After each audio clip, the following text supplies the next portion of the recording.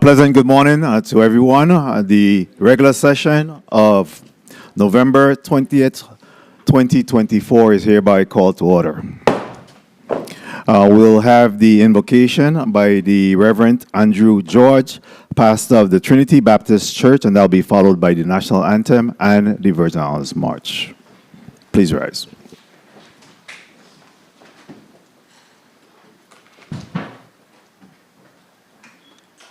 Let us pray. Our Heavenly Father, our gracious and loving Father, we are so grateful, O God, to give us such an opportunity to come in your presence. You're a good God. You're a mighty God, creator of heaven and earth. Lord, we pray for each and every one of the senators that you'll be with them as they deliberate, as they look at whatever they'll be looking at today. Lord, I pray for success. I pray, Lord, that you'll be honored and the people of the Virgin Islands will receive what is supposed to receive from this. So, Lord, thank you so much. Thank you again for being so good to us and allowing us this privilege. In Christ's name I pray. Amen.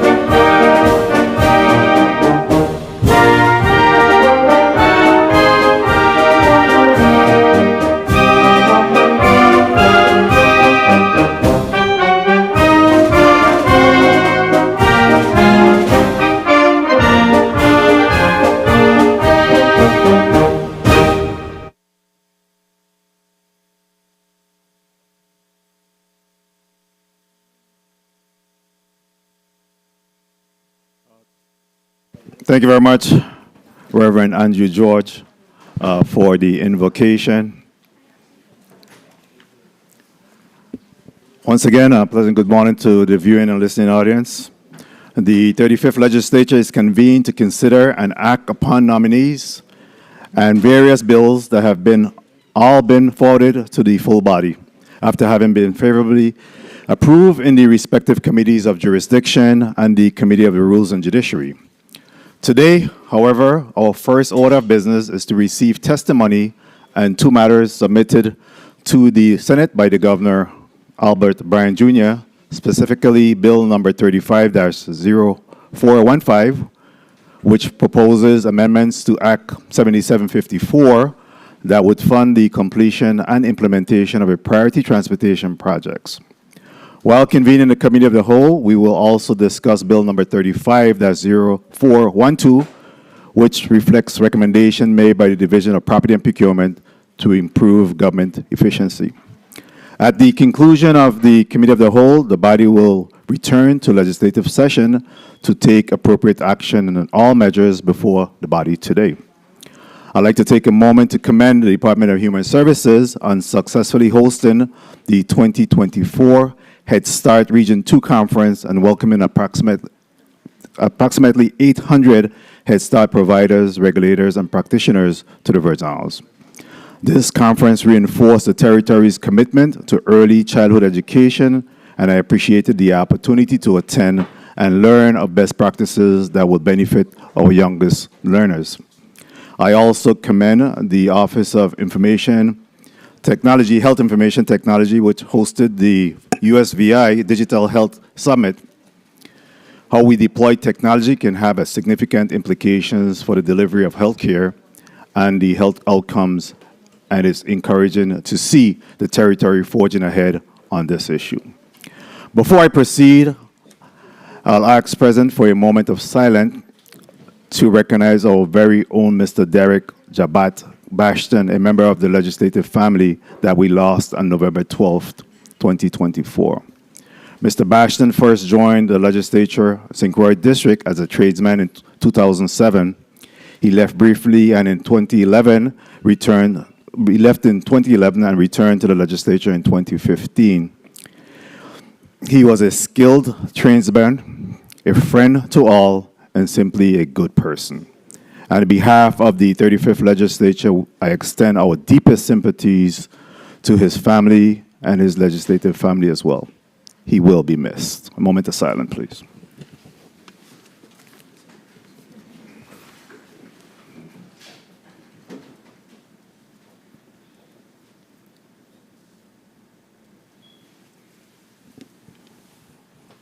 Thank you. May his soul rest in eternal peace. At this time, I'd like to remind all those in the audience to please turn your cell phones off or turn them on mute, as not to interrupt today's proceedings. Madam Secretary, can we have the roll call? Pleasant good morning. Certainly, Mr. President. Senator Marvin A. Blyden. Senator Blyden, present. Senator Angel L. Bolquez Jr. Senator Bolquez, present. Senator Diane T. Capehart. Senator Capehart, present. Senator Samuel Carrion. Senator Carrion, present. Senator Dwayne M. DeGraff. Here. Senator DeGraff, present. Senator Ray Fonseca. Senator Fonseca, absent. Senator Novell E. Francis Jr. I'm here. Senator Francis, present. Senator Alma Francis Heiliger. Present. Senator Francis Heiliger, present. Senator Donna A. Fred Gregory. Senator Fred Gregory, present. Senator Kenneth L. Gittins. Senator Gittins, absent. Senator Maurice C. James. Senator James, present. Senator Javon E. James, Sr. Senator James, Sr., present. Senator Franklin D. Johnson. Senator Johnson, present. Senator Carla J. Joseph, present. Senator Joseph, present. Senator Milton E. Potter. Senator Potter, present. Mr. President, we have 13 members present and 2 members absent. Please record Senator Gittens as being present. Mr. President, the tally now reads 14 members present, 1 member absent. Thank you very much, Madam Secretary. We do have a quorum and prepared to proceed. At this time, Madam Clerk, any correspondence to be read into the record? No, Mr. President. Please proceed with reading of today's agenda into the record. The 35th Legislature will dissolve from legislative session and convene into the Committee of the Whole to discuss the following.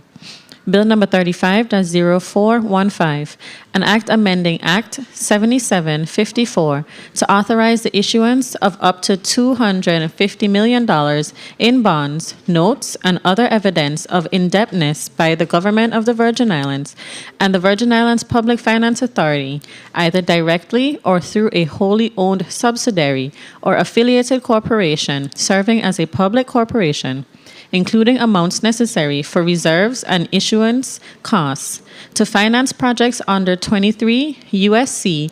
subsection 122, including the payment or refunding of the 2015 bonds, the current phase of the Veterans Drive project, the ferry project, roads projects on St. Croix approved by the Department of Public Works and the Federal Highway Administration, and other federally approved road projects, authorizing the government of the Virgin Islands and the Public Finance Authority to execute agreements, pledge federal highway grant revenues and other revenues as collateral, issue limited special obligation loan notes, and take necessary action to effectuate the provisions of this act.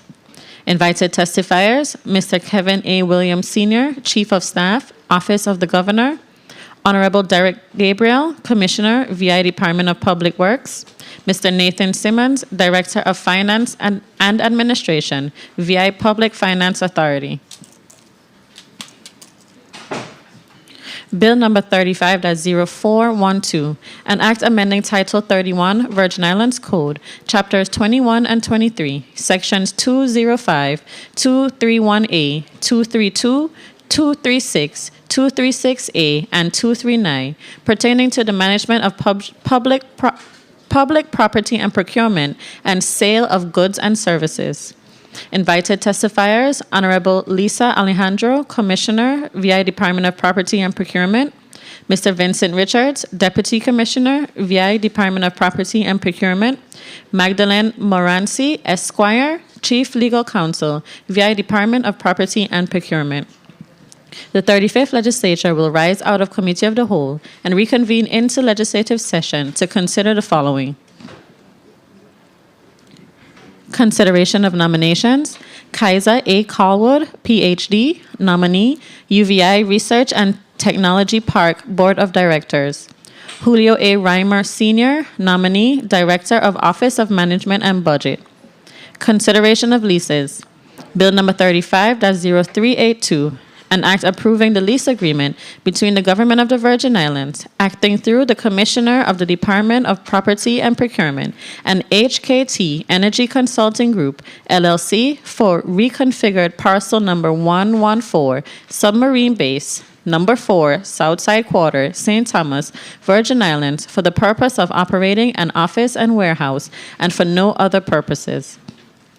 Bill number 35-0385, an act approving a multi-year lease agreement between the Government of the Virgin Islands, acting through its Commissioner of the Department of Property and Procurement, and USVI Soccer Federation, Inc., for parcel number N-1-remainder of Tract 1 Estate Nazareth, number 1 Red Hook Quarter, St. Thomas, Virgin Islands, for a soccer field stadium with concessions and other soccer-related activities.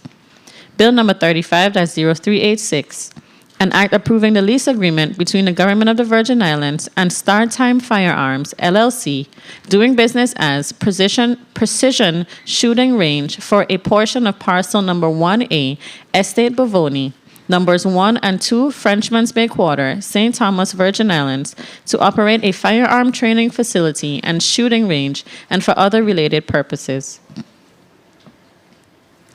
Bill number 35-0387, an act approving the multi-year lease agreement between the United States of America by and through the Department of Transportation, Federal Aviation Administration, and the Government of the Virgin Islands, acting through its Commissioner of the Department of Property and Procurement for plot number 10, Estate White Lady, West End Quarter, St. Croix, Virgin Islands, to be used for the continued operation of a locator outer marker and Federal Aviation Administration activities in support of the National Airspace System and for other related purposes. Consideration of bills. Bill number 35-0253, an act honoring and commending police officers for the service they provide to the community and to recognize fallen law enforcement officers posthumously. Bill number 35-0271, an act amending Title 20, Virgin Islands Code, Chapter 43, Subchapter 1, by adding a Section 494B, establishing school speed zones, signage, and enforcement measures to promote student and pedestrian safety near schools. Bill number 35-0316, an act honoring and commending Mrs. Jewel Turnbull Reimer Malloy for years of dedicated service and numerous contributions to the people of the Virgin Islands. Bill number 35-0403, an act amending Title 20, Virgin Islands Code, Part 2, by repealing and reenacting with amendments Chapter 49 relating to abandoned and derelict motor vehicles. Bill number 34-0412, an act amending Title 31, Virgin Islands Code, Chapter 21 and 23, Sections 205, 231A, 232, 236, 236A, and 239, pertaining to the management of public property and procurement and sale of goods and services. And Bill number 35-0415, an act amending Act 7454 to authorize the issuance of up to $250 million in bonds, notes, and other evidence of indebtedness by the Government of the Virgin Islands and the Virgin Islands Public Finance Authority, either directly or through a wholly owned subsidiary or affiliated corporation serving as a public corporation, including amounts necessary for reserves and issuance costs, to finance projects under 23 U.S.C. subsection 122, including the payment or refunding of the 2015 bonds. The current phase of the Veterans Drive project, the ferry project, road projects on St. Croix approved by the Department of Public Works and the Federal Highway Administration, and other federally approved road projects, authorizing the Government of the Virgin Islands and the Public Finance Authority to execute agreements, pledge federal highway grant revenues and other revenues as collateral, issue limited special obligation loan notes, and take necessary action to effectuate the provisions of this act. This concludes the reading of today's agenda, Mr. President. Thank you very much, Madam Clerk. I know that was a mouthful. Sergeant at Arms, please get some water. Before we dissolve into the Committee of the Whole, let me recognize our legislative page for today. Please come forward. And today we have Leila Carter. She attends the Charlotte Amalie High School. And she's in the 12th grade. Her school activities, member of the marching band, jazz band, Junior State of America, president of the Student Council, president of the Band Student Board, secretary of Interact Club, and National Honor Society member. Her favorite subject is English. Her hobbies are reading, writing, and playing music. Her extracurricular activities is, of course, the marching band and jazz band. And her career goal is to become an investment banker and actuary. Civics in action. Please join me in and today's a great day for you to be here. Miss Layla Carter, thank you. And again, please assist my colleagues and I work hard, and we'll give you a little stipend at the end and provide you with a nice, decent lunch. At this time, the session will dissolve into the Committee of the Whole. And we'll take a brief recess where we bring forward our testifiers. Session stands in recess for 3 minutes.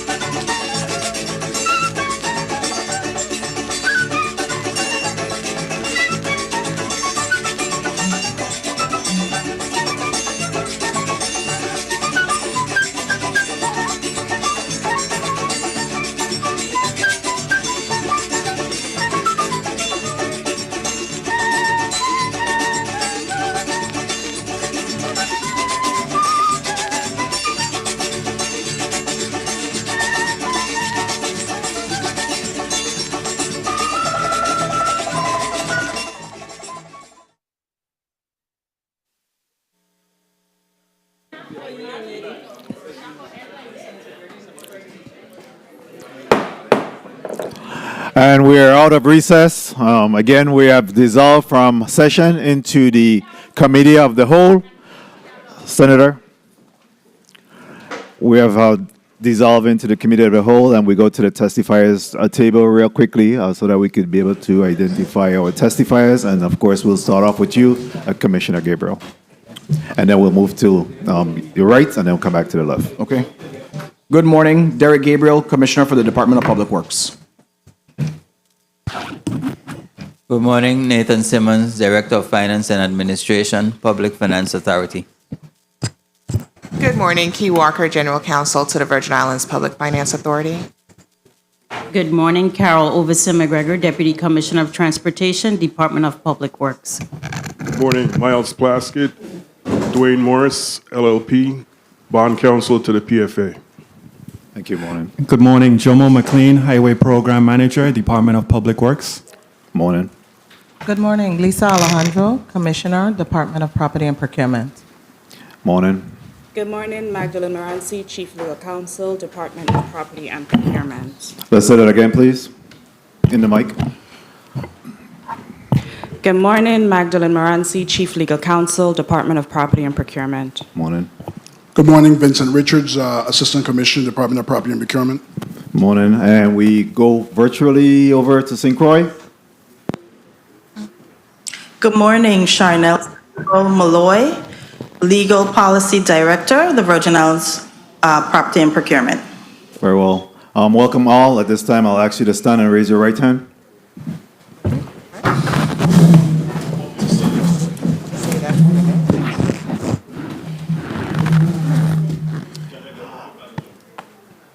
Do you solemnly affirm under penalty of perjury that the information you be given before this committee of the whole will be the truth to the best of your knowledge and belief?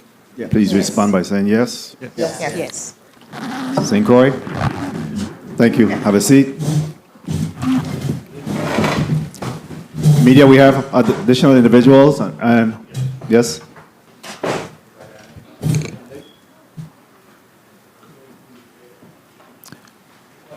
Please identify yourself. Good morning, Adam Lobert, Ramirez and Company. Let's get our name again, please.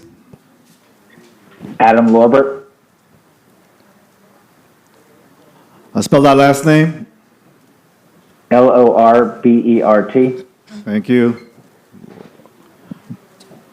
Good morning, Sherry Wallace Cole, Bond Proceeds Manager, Public Finance Authority. Morning, Sherry. Good morning. Good morning. My name is David Paul with Fiscal Strategies Group. We're the financial advisor to the Public Finance Authority. Very well. I'll ask Mr. Lobert, Ms. Wallace, and Mr. David Paul also to raise your right hand. Do you solemnly affirm under penalty of perjury that the information you be given to the committee of the whole will be the truth to the best of your knowledge and belief? I do. Yeah. Please let the record reflect that all have responded in the affirmative. At this time, Commissioner Gabriel, you're recognized for your testimony. Thank you. Good morning, Senate President Novell Francis, Chairman of the Committee of the Whole, committee members, all other senators in attendance today, all those seated in the Senate chambers, and those in the listening and viewing audience. I am Derek Gabriel, the Commissioner of the Virgin Islands Department of Public Works. With me today are DPW Federal Highway Program Manager Jomo McLean, DPW Deputy Commissioner of Transportation, and DPW Deputy Commissioner of Transportation Carol Overson McGregor. I am also joined by Nathan Simmons, Director of Finance and Administration for the Virgin Islands Public Finance Authority, Attorney Key Walker of the Walker Legal Group, General Counsel to the Authority, Attorney Miles Plaskett, and Attorney Nathan Abramowitz with the Dwayne Morris LLP, who's serving as bond counsel for this transaction. We also have appearing virtually Attorney Lorelei Farrington, Staff Counsel, and Sherry Wallace Cole, Bond Proceeds Manager with the Authority. David Paul, President of Fiscal Strategies, who serves as Financial Advisor to the Authority, and Adam Lobert of Ramirez and Company, serving as Senior Underwriter on this transaction. Thank you for the opportunity to provide an overview of the proposed allocation of the upcoming $156 million Garvey bond issuance. My testimony will highlight the projects we are proposing for the issuance, the benefits and anticipated economic impact supported by these funds, and proposed repayment details for the issuance. Before we dive into the specifics, I believe it is essential to discuss the truly transformational nature of the transportation package being presented today. As Governor Bryan said in his transmittal letter, this package will probably be this decade's most significant economic initiative undertaken by the U.S. Virgin Islands. Outside of the direct economic stimulus, it will provide through jobs, material sales, taxes, and indirect economic multipliers. These projects, particularly Veterans Drive Phase 2A and the St. Croix-St. Thomas Ferry, will positively change the territory for the foreseeable future. Both projects are highlighted in DPW's 2040 USVI Transportation Master Plan and the Territorial Transportation Improvement Plan. They have also been identified as foundational pieces of our shift toward a truly multimodal transportation system. Speaking plainly, our actions today will spark the change we have all discussed that we want to see for future generations. Understanding Garvey bonds.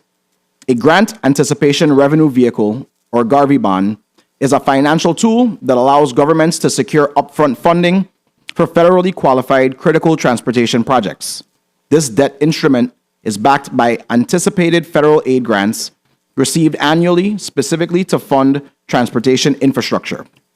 Garvey bonds enable the expedited development of essential projects by leveraging future federal grants, ensuring that projects can begin immediately rather than waiting for yearly funding allotments. In 2015, a Garvey issuance provided $91 million, which funded a series of transportation improvement projects across the U.S. Virgin Islands. The projects included $40 million for Veterans Drive Route 30 on St. Thomas, $8.5 million for Cyan Valley Road on St. Croix, $16 million for the Melvin Evans Highway on St. Croix, $12.5 million for Ethel McIntosh Drive, otherwise known as Mahogany Road, on St. Croix, $3 million for Christiansted Roads on St. Croix, $6 million for Frederickstead Roads on St. Croix, and $5 million for the Spring Gut Road, also on St. Croix. These projects significantly improved transportation infrastructure, enhanced safety, accessibility, and traffic flow within our territory. The new $156 million Garvey issuance proposal will cover critical infrastructure and public transportation projects. The funds are allocated as follows: $54 million to refinance the existing Garvey bonds to realize present value savings, $20 million for the fabrication of a St. Croix-St. Thomas ferry, providing a crucial link between the islands and addressing inter-island connectivity needs, $48 million for Veterans Drive Phase 2A to continue improvements and expand the current roadway and pedestrian infrastructure, $28 million in additional federal aid-eligible road improvement projects on St. Croix, and $6 million as a deposit to debt service reserve fund and issuance costs. The St. Croix-St. Thomas Ferry project description. The proposed ferry is being developed conceptually as a high-speed 202-passenger ferry capable of carrying 12 to 16 passenger vehicles along Route 753M. The fast ferry is conceptually designed to complete the journey in 90 minutes or less per federal regulations to be classified as public transportation. A joint agency task force, including the Virgin Islands Port Authority, Office of the Governor, DPW, and other key stakeholders, will decide whether to amend the route or add infrastructure to accommodate a rear-loading ferry. Since 2021, DPW has made significant strides in developing our ferry boat program, including acquiring U.S. DOT approval for our ferry boat plan, hiring dedicated staff, engaging with and involving key stakeholders such as the Virgin Islands Port Authority, and executing operating and stipulation agreements with Varlac Ventures and Transportation Services, and providing ridership data. Between local and federal subsidies, ferry operators under the franchise agreements are now eligible to receive almost $1 million. The growth of DPW's overall ferry boat program was evidenced when 2 FTA grant awards provided the funding needed for a third, larger ferry for the Cruise Bay Red Hook route. The Spirit of 1733 is currently being fabricated and anticipated to be in service in the first quarter of 2025. Now is a perfect time to seize this opportunity to continue to invest in the program in an unprecedented way. It is essential to note previous efforts to secure alternative federal funding for a St. Croix-St. Thomas ferry have all been denied, including Tiger grant applications in 2015 and 2016, a Build grant application in 2018, and multiple Raise grant applications in 2021, 2022, and 2023. Therefore, this $156 million Garvey issuance is critical and possibly the only way forward to make Route 753 a viable part of the public transportation system. Since 2021, I have personally spoken to various program and department representatives from the U.S. Department of Transportation who have unilaterally stated funding for this ferry is highly unlikely as most ferry operations nationally are privately owned and operated. Most competitive grants offered by the Department of Transportation have a high cost-benefit ratio skewed towards surface transportation, bridges, highways, roads, and railroads, making it virtually impossible to secure federal funds for a ferry for this route. The proposed ferry project between St. Croix and St. Thomas, as well as other infrastructure improvements, will have broad economic and social impacts. Employment opportunities. Project development will create jobs, support the local workforce, and further economic stability. Affordable and sustainable transportation. The inter-island ferry will offer residents an affordable travel alternative. Community and tourism development. Enhanced transportation infrastructure will facilitate interscholastic travel, support tourism, and improve local commerce and mobility. And ADA accessibility benefits. The ferry will meet all current ADA standards. Upon the successful issuance of the bonds, the vessel can be delivered to the territory within 14 to 18 months of contract execution. Veterans Drive Improvements Project Phase 2A. Part of the larger Charlotte-Amalie Waterfront Revitalization Project, this Veterans Drive Improvements Project phase will feature a series of transportation infrastructure and pedestrian improvements along St. Thomas's primary east to west corridor, Veterans Drive, Route 30. It will increase automobile, pedestrian, and cyclist capacity, reduce congestion, enhance the pedestrian experience with new safety and aesthetic features, and strengthen the resiliency of this critical transportation route with contemporary construction techniques and drainage features. Currently, Veterans Drive dissects the area between Fort Christian and this legislature building. The proposed improvements will transform this area into a single and homogeneous area, creating a walkable space between the two historically significant buildings. The realignment will also reduce damage to Fort Christian by reducing vibration from vehicles traveling close to the fort. The project includes widening the two-lane sections and creating a new four-lane section around the legislature peninsula. The lane widths it will increase to AASHTO standards and improve safety by separating auto traffic from pedestrians.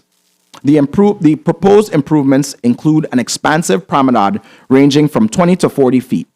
The promenade will hug the harbor, providing a full view of the ocean and access to the pocket parks.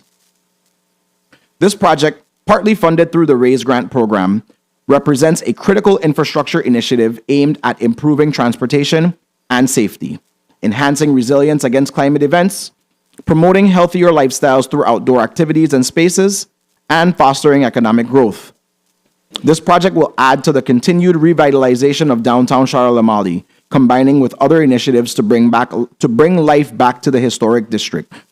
In August of 2022, the United States Department of Transportation awarded a $25 million RAISE grant funding for this project, contingent upon matching funds from the Virgin Islands government. Failing to secure these matching funds will result in the reallocation of the RAISE grant to other projects elsewhere in the United States. Also, with the sheer number of recent storm-related damages on the East Coast, industry analysts are predicting exponential increases in construction costs moving forward. Delaying this project any further will undoubtedly negatively impact its price. The Veterans Drive Improvements Project will deliver numerous benefits for the territory, including increased resiliency of the roadways to flooding and storm surges, enhanced evacuation capacity and expedited recovery efforts in emergencies, improved vehicular and pedestrian mobility and safety, especially for those without access to private vehicles, reduced greenhouse gas emissions, environmental pollutants, and urban heat through shade trees along promenades and sidewalks. Additional economic and social benefits, including improved access for tourists and residents, increased ADA accessibility, and reduced environmental impact. Enhancements to pedestrian areas will reduce emissions and the urban heat island effect, improving the quality of life for all residents. Continuing our push towards a multimodal transportation system and complete streets compliance. This project has short and long-term milestones to meet to ensure that funding is used efficiently and the project is completed on time. The raised grant funding obligated. The raised grant funds were officially obligated as of September of 2024. This obligates the Virgin Islands to utilize these funds in a timely and effective manner according to federal guidelines. In alignment with this timeline, we aim to commence construction in 2025. Beginning at this time will allow for a manageable work schedule, providing room for adjustments if unforeseen delays or challenges arise. The Veterans Drive Improvements Project Phase 2A is scheduled to be completed by September of 2027. And according to the grant requirements, all raised grant funds must be expended by 2031. This deadline provides a timeline for financial planning and ensures accountability in using federal funds. With this body's approval, the department, in conjunction with the Eastern Federal Lands Highway Division, which will be managing the project, will be able to meet its goal of putting this project out to bid by December 2024. Meeting that deadline will ensure we can meet other dependent project milestones. The goal is to maintain a transparent, proactive approach to meeting these targets, maximizing the benefits of federal support, and ensuring that the Veterans Drive Improvement Project Phase 2A advances as a timely, impactful investment in the future of the Virgin Islands. To address infrastructure needs equitably across the territory, the proposed $28 million in additional federal highway infrastructure projects has been allocated specifically for the District of St. Croix. This funding ensures parity and allows for the continued improvement of the island's roadways and related infrastructure. While we leave it to the legislature to identify and prioritize the remaining projects for St. Croix, we would like to propose the following areas. Completion of the East Scenic Drive from Claremont to Frangipani Road, the surfacing of Sydney Lee Road, otherwise known as North Shore Road, to La Valley, resurfacing of South Shore Road and creation of a bike path, and Montbijou Road from the Candido Guadalupe Housing Community intersection to Cane Bay Beach. Avoiding duplication of benefits. As the legislature considers additional projects to be included in this allocation, we urge you to review the FEMA-funded federal road projects carefully. FEMA funding already addresses most of the remaining federal routes through the Unified Paving Initiative, and avoiding duplication will ensure that this $28 million is directed to unmet needs and maximizes the impact of the investment. This approach will allow for a comprehensive and coordinated effort to improve St. Croix's transportation infrastructure. The financial strategy for this Garvey issuance aligns with responsible debt management practices, including a refinancing component that will realize present value savings. The total funding package amounts to $156 million, including $146 million in bond par amount and $10 million in original issue premium.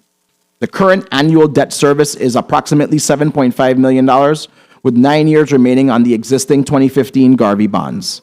The new issuance is expected to carry on an approximate annual debt service of $12 million for the next 18 years.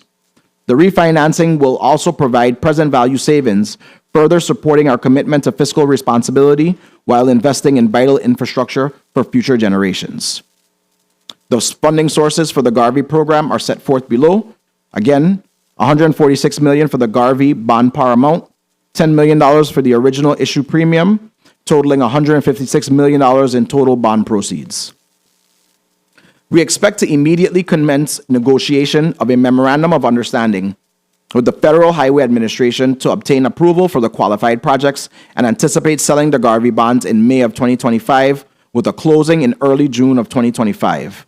The June 2025 closing is timed to coincide with the first call date of the Series 2015 Garvey bonds. In conclusion, the proposed $156 million Garvey bond issuance gives us a chance to jumpstart the generational infrastructure projects discussed today and demonstrate local investment in the continued growth of the ferry boat program.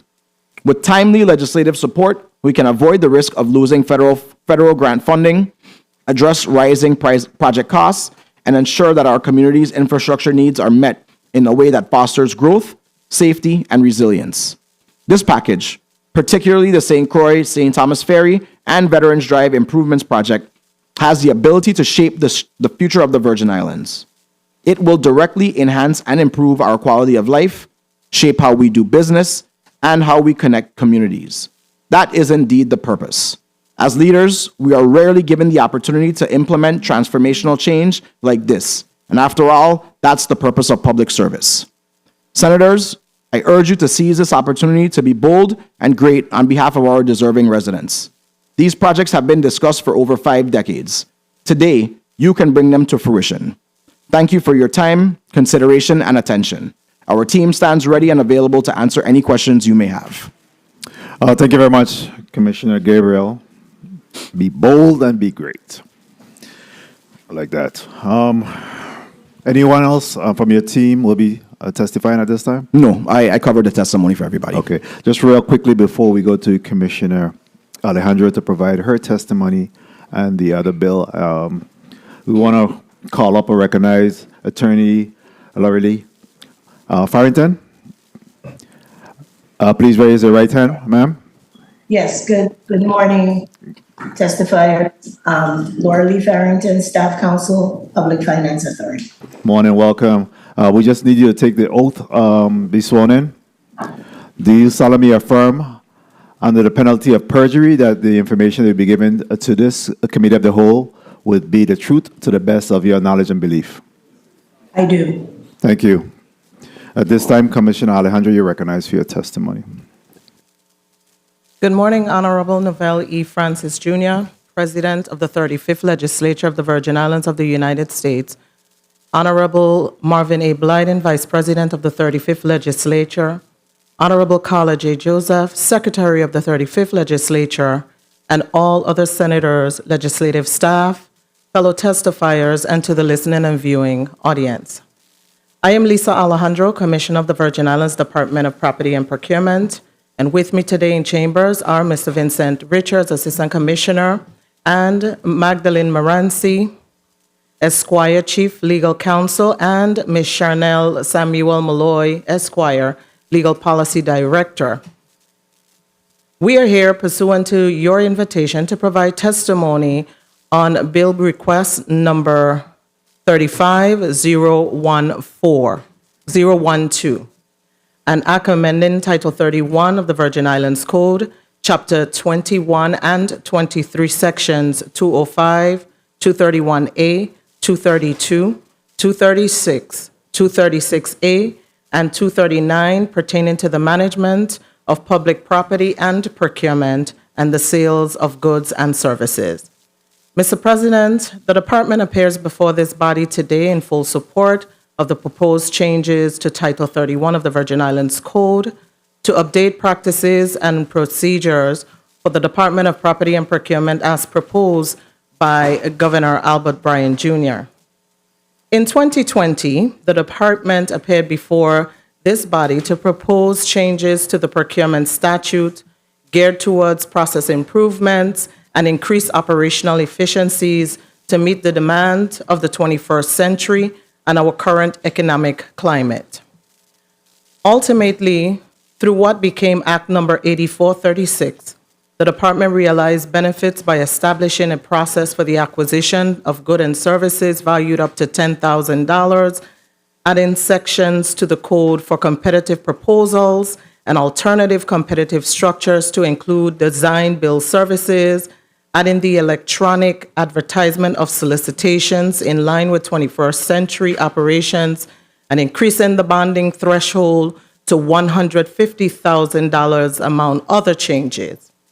As the department continues its focus on improved operational efficiencies, the evaluation of our operational statute and our current operations remain ever present.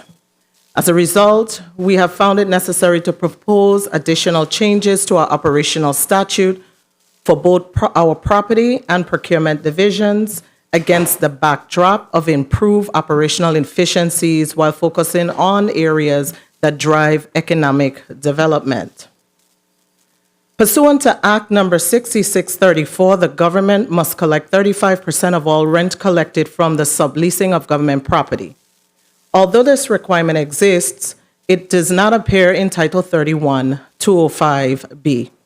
Therefore, as a remedy, we propose that we designate the existing language in Title 31, Section 2025B as paragraph 1. In addition, we are proposing to add paragraphs 2 and 3 to provide for the inclusion of the required subleasing fee of 35% as passed in Act 6634, and to give the department the option to negotiate lower subleasing fees with lessees who will invest at least $500,000 in the leased premises. The addition of paragraphs 2 and 3 is recommended for two reasons. First, Act Number 6634, Section 15, incorrectly indicates it amended Title 29, Section 205, and we seek to correct that error. Secondly, through negotiations and more complex leases, the department recognizes that a subleasing fee as high as 35% is cost prohibitive and a hindrance to attracting viable commercial tenants when the value of the investment is high. Notwithstanding the existence of Act Number 6634, large-scale development leases have included negotiated terms that deviate from Act Number 6634 and has been approved. Currently, all leases with a term exceeding 1 year requires a legislative approval. We are proposing to amend Title 31, 205C to be amended to increase the minimum term for legislative approval on the business and commercial leases from exceeding 1 year to 5 years to make corresponding changes on the term limits for leases and permits, which the Finance Committee can approve to 10 years. Our desire to make this change is aligned with the need to deliver possession to the lessees timelier, which allows for them to begin permitting improvements, as well as allow for revenue generation. In addition, we are seeking to add language to Title 31, Section 205C, to exempt easements from legislative approval. We have seen that the interpretation of whether legislative approval is required on easement varies from one administration to the next. Thus, the proposed change will clarify the requirement through legislation by exempting easements from the legislative approval. We are faced with several instances where landlocked property was sold under the Homestead Program in the 1960s, and the property owners access their properties over surrounding government property, but have no instrument that gives them an interest in the access. As the property owners need financing for improvements in the portion of property creating the access or in attempting to sell property, transitions are stymied because an easement is necessary. The department recommends that Title 31, Section 231A be amended to 1, reduce the number of required appraisals from 3 to 2, and 2, change the residency requirement for appraisers to a license requirement, as we rely on the appraisers being duly licensed in the appropriate category by the Department of Licensing and Consumer Affairs. 3, outline a process for the department to utilize when acquiring property by exchange. And 4, provide that 2 approvals are required for each property in an acquisition by exchange, and outline a process for the department to use when acquiring property by exchange. Over the years, the use of 3 appraisals has not been beneficial in acquisition. In fact, it slows down the process due to the small pool of appraisers and create an additional cost. In Title 31, Section 231AB, the department recommends that we delete payment in quote, for transportation expenses and a reasonable per diem allowance when actually employed, end of quote, and replacing it with, in quote, the services provided, end of quote. The department uses commercial appraisers who bill a fee for the services provided. We are not compensating appraisers for transportation costs and per diem charges. This change will align the statute with current business practices.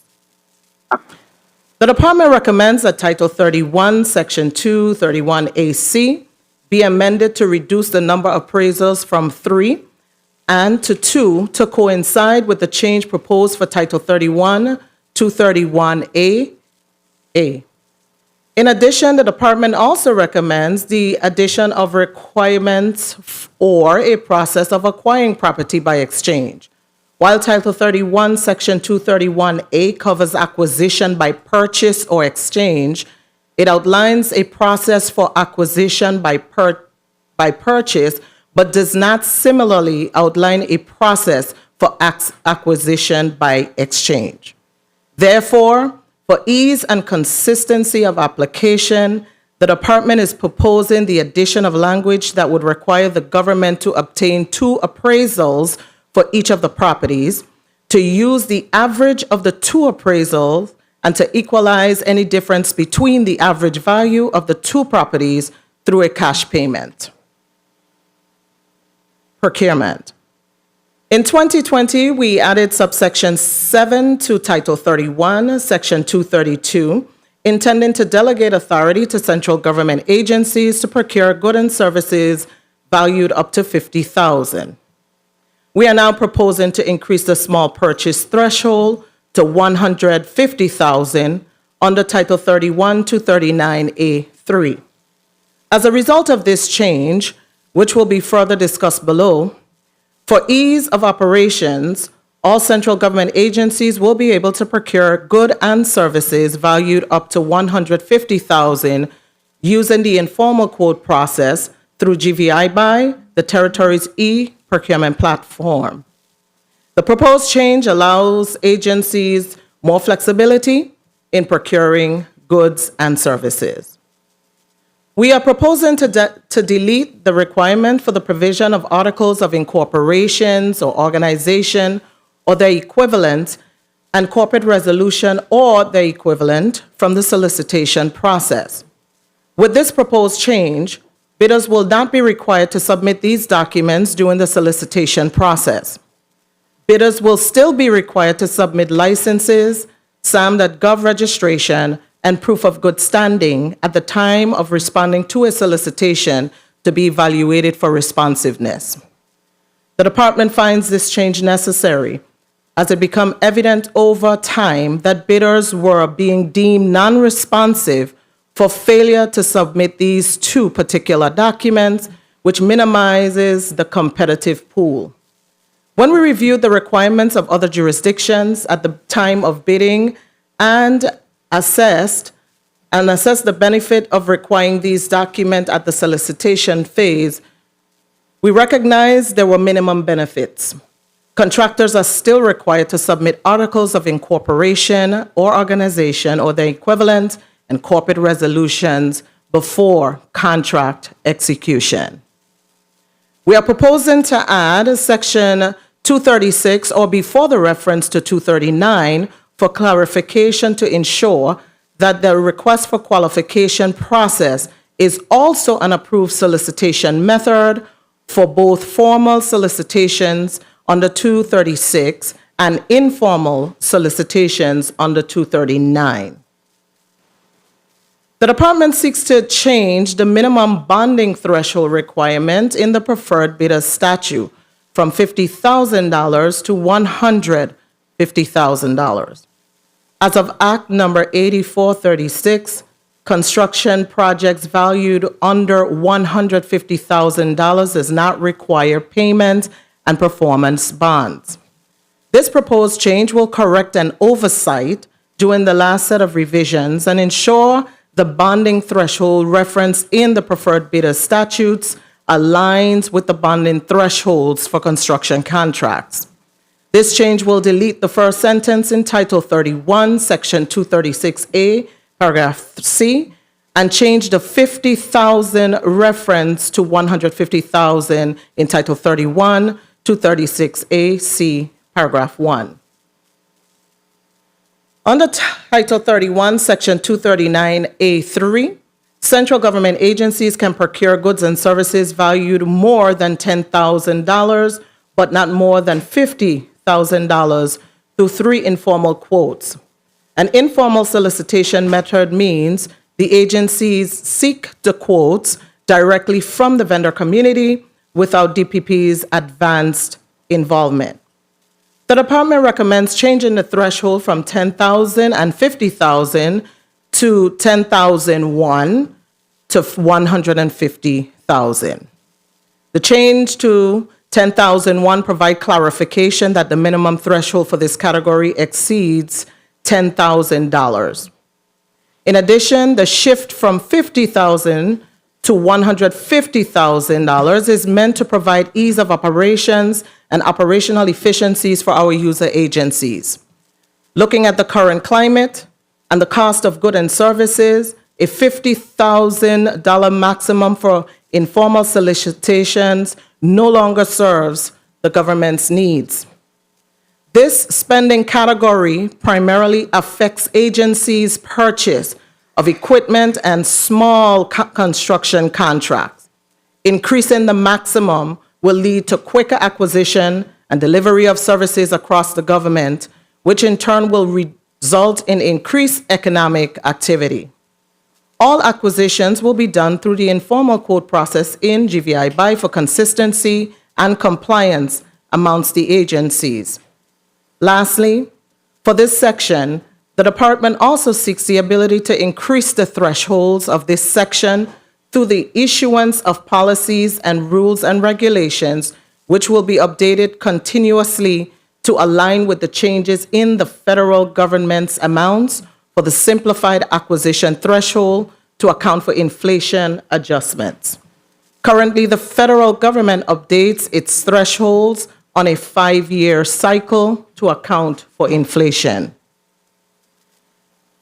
This section allows central government agencies to procure services valued at less than $10,000 through one informal quote.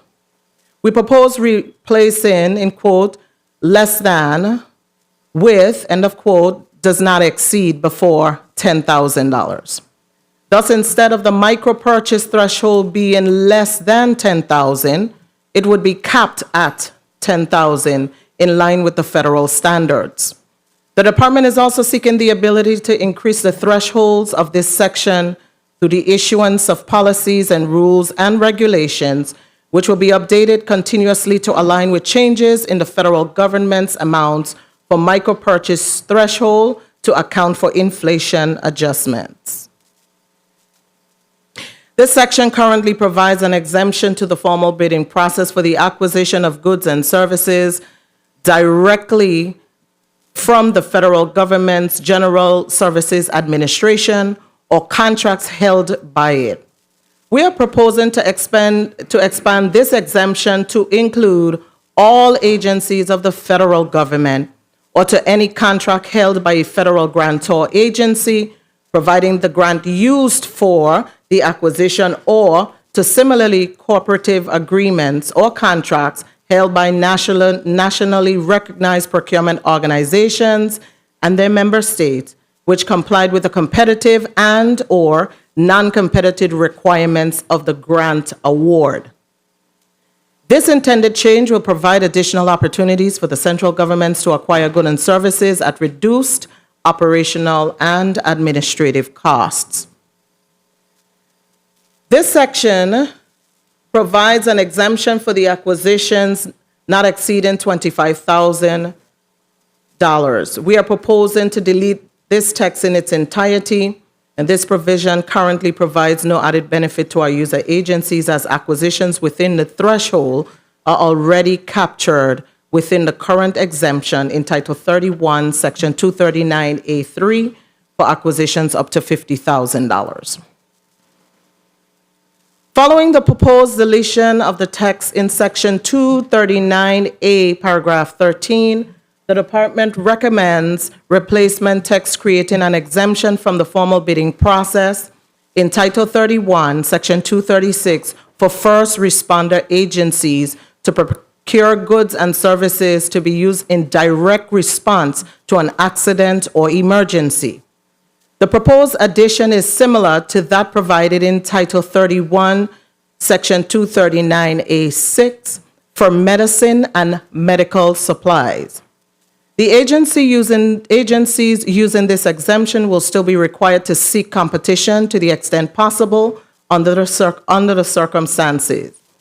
While we recognize that Title 31, Section 239A1 and 2 already provides exemption under a declared state of public emergency or a public exigency, subject to the governor's approval, not every accident or emergency meets the definition of Section 239A1 and 2.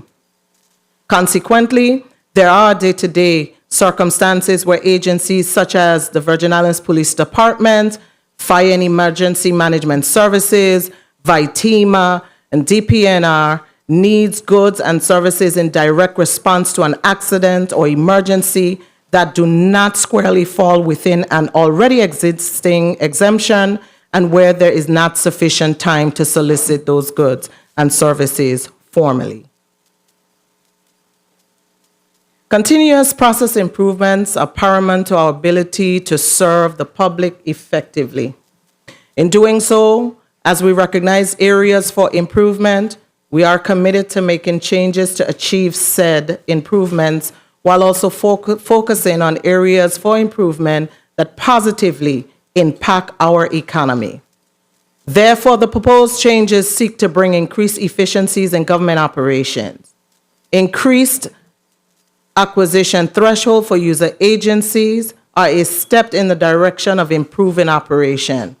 With the implementation of GVI BUY and the fact that all requisitions will be done through the platform, both formal and informal, the department believes sufficient controls are in place to increase the thresholds for formal and informal solicitations, to bring a bit more ease of operations to the user agencies, while improving the timeline for the delivery of services. Similarly, with our renewed focus on revenue generation and improving the value of the government's real estate portfolio, the changes seek to create a more efficient process in our property operations. Mr. President, this concludes my prepared testimony. Thank you again for the invitation and the opportunity to be a part of today's discussion. We remain available to answer any questions the committee may have. Thank you very much, Commissioner Alejandro. Before I open up to my colleagues for a round, I want to indicate to you that, in fact, Title 31, Section 205C, which seeks to exempt the legislature from the approval process of the easement, have already been vetted by this body and determined that we want to remain within the authority to be able to exempt, to be able to act upon those. So that matter was removed from the bill previously said. So at this time, colleagues, I'm sorry? I'm sorry, Mr. President. We have something that I'd like to show, just some pictures of the ferry, if I can, before you start, if you don't mind. Good, sure. All right. Media? So yeah, Mr. President, I just wanted to share so that not only the members of this body, but also the public can see, this is the conceptual design that we have for the ferry that's being proposed for St. Thomas St. Croix. So you'll see it, it has the ability to carry, like I said, up to 202 passengers, between 12 and 16 passenger vehicles. As well as it does have provision. It is ADA accessible. It does have restrooms, and there are provisions as well for a small concession as well as a store. And if we could show the next slide, which I think is the view of Veterans Drive, showing the portion that goes around this peninsula. I'm not sure if media has that. They should. Not the video, just the, I think we could just show the still.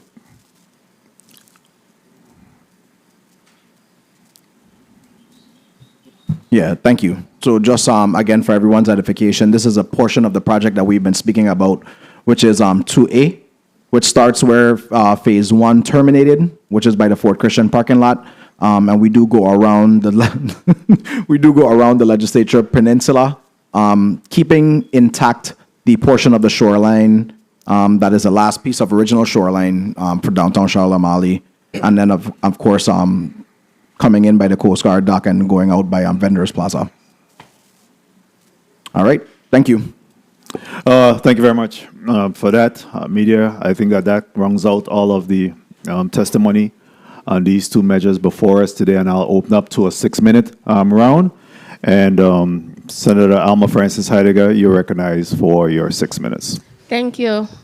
Good day to my colleagues. Good day to the people of the territory. Good day to the Please recognize the mic of Senator Alma Francis Heidegger. testifiers. Good day. Yes. Good day to my colleagues, to the people of the territory. Good day to the testifiers and staff. I just want, before I continue to follow up on what the Senate President said, during the last session, we did have a robust discussion in regards to easements, and we did determine that while the legislature already does zonings and all these other things to do with land and property, we wanted to clear up any vague issues that might be in the code, and I will be offering the amendment to give that authority to the legislature today. Thank you, Senator. You're welcome. My first set of question has to do with the Garvey bonds. I know initially back in 2015, when 7754 was drafted, what exactly, just for not only my knowledge and public audience knowledge, what is the total amount that you guys intend to borrow to potentially pay off, as well as for these additional projects and the continuation of these projects?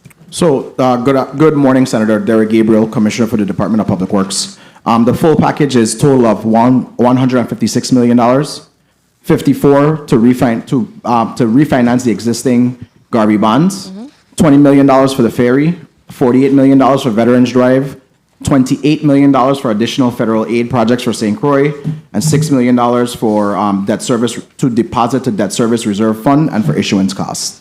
One of the things I wanted to get some clarity on, $28 million is a big chunk for us to just say here and leave it open-ended.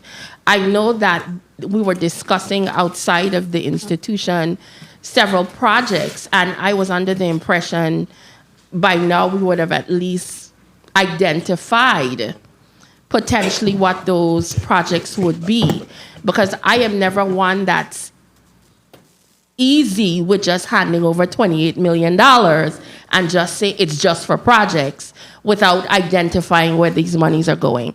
So how are we getting with that?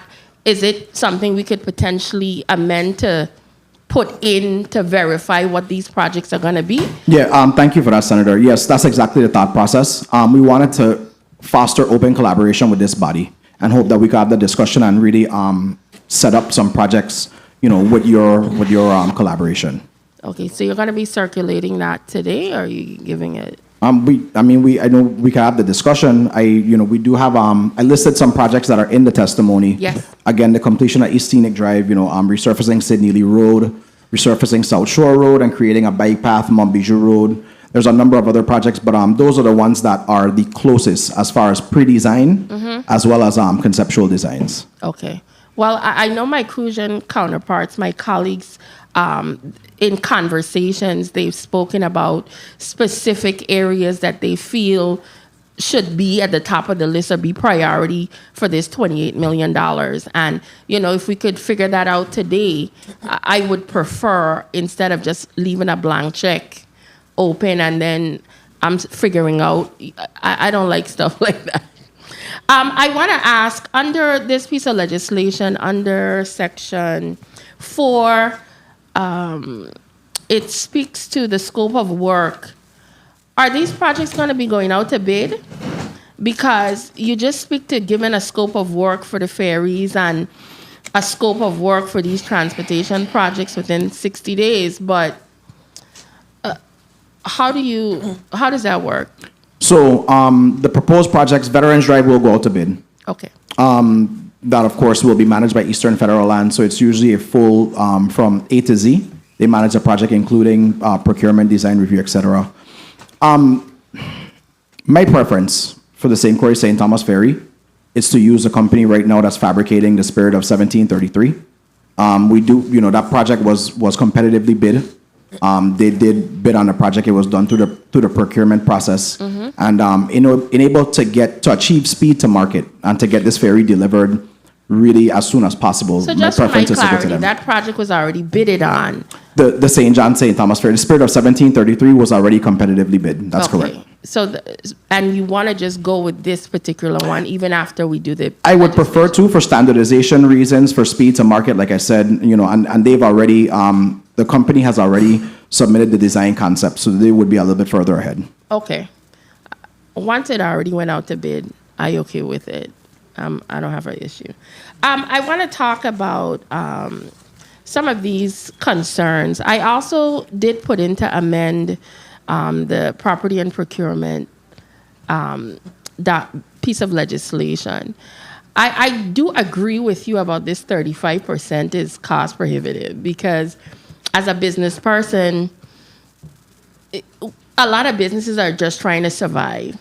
And at times when you have to potentially reach out to get additional tenants or support just to make sure the business thrives, to have to give up 35% is a huge chunk.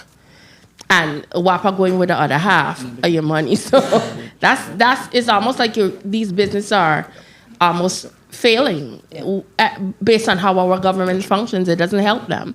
So I do support us making amendments to that section and giving you guys a little bit more leeway for negotiations. For me, I probably would have reduced the 35%. That's me personally, and give you guys negotiation abilities. But that's up to all of us in here. We'll make that decision. But I definitely I saw some other things that, could I just, couple seconds.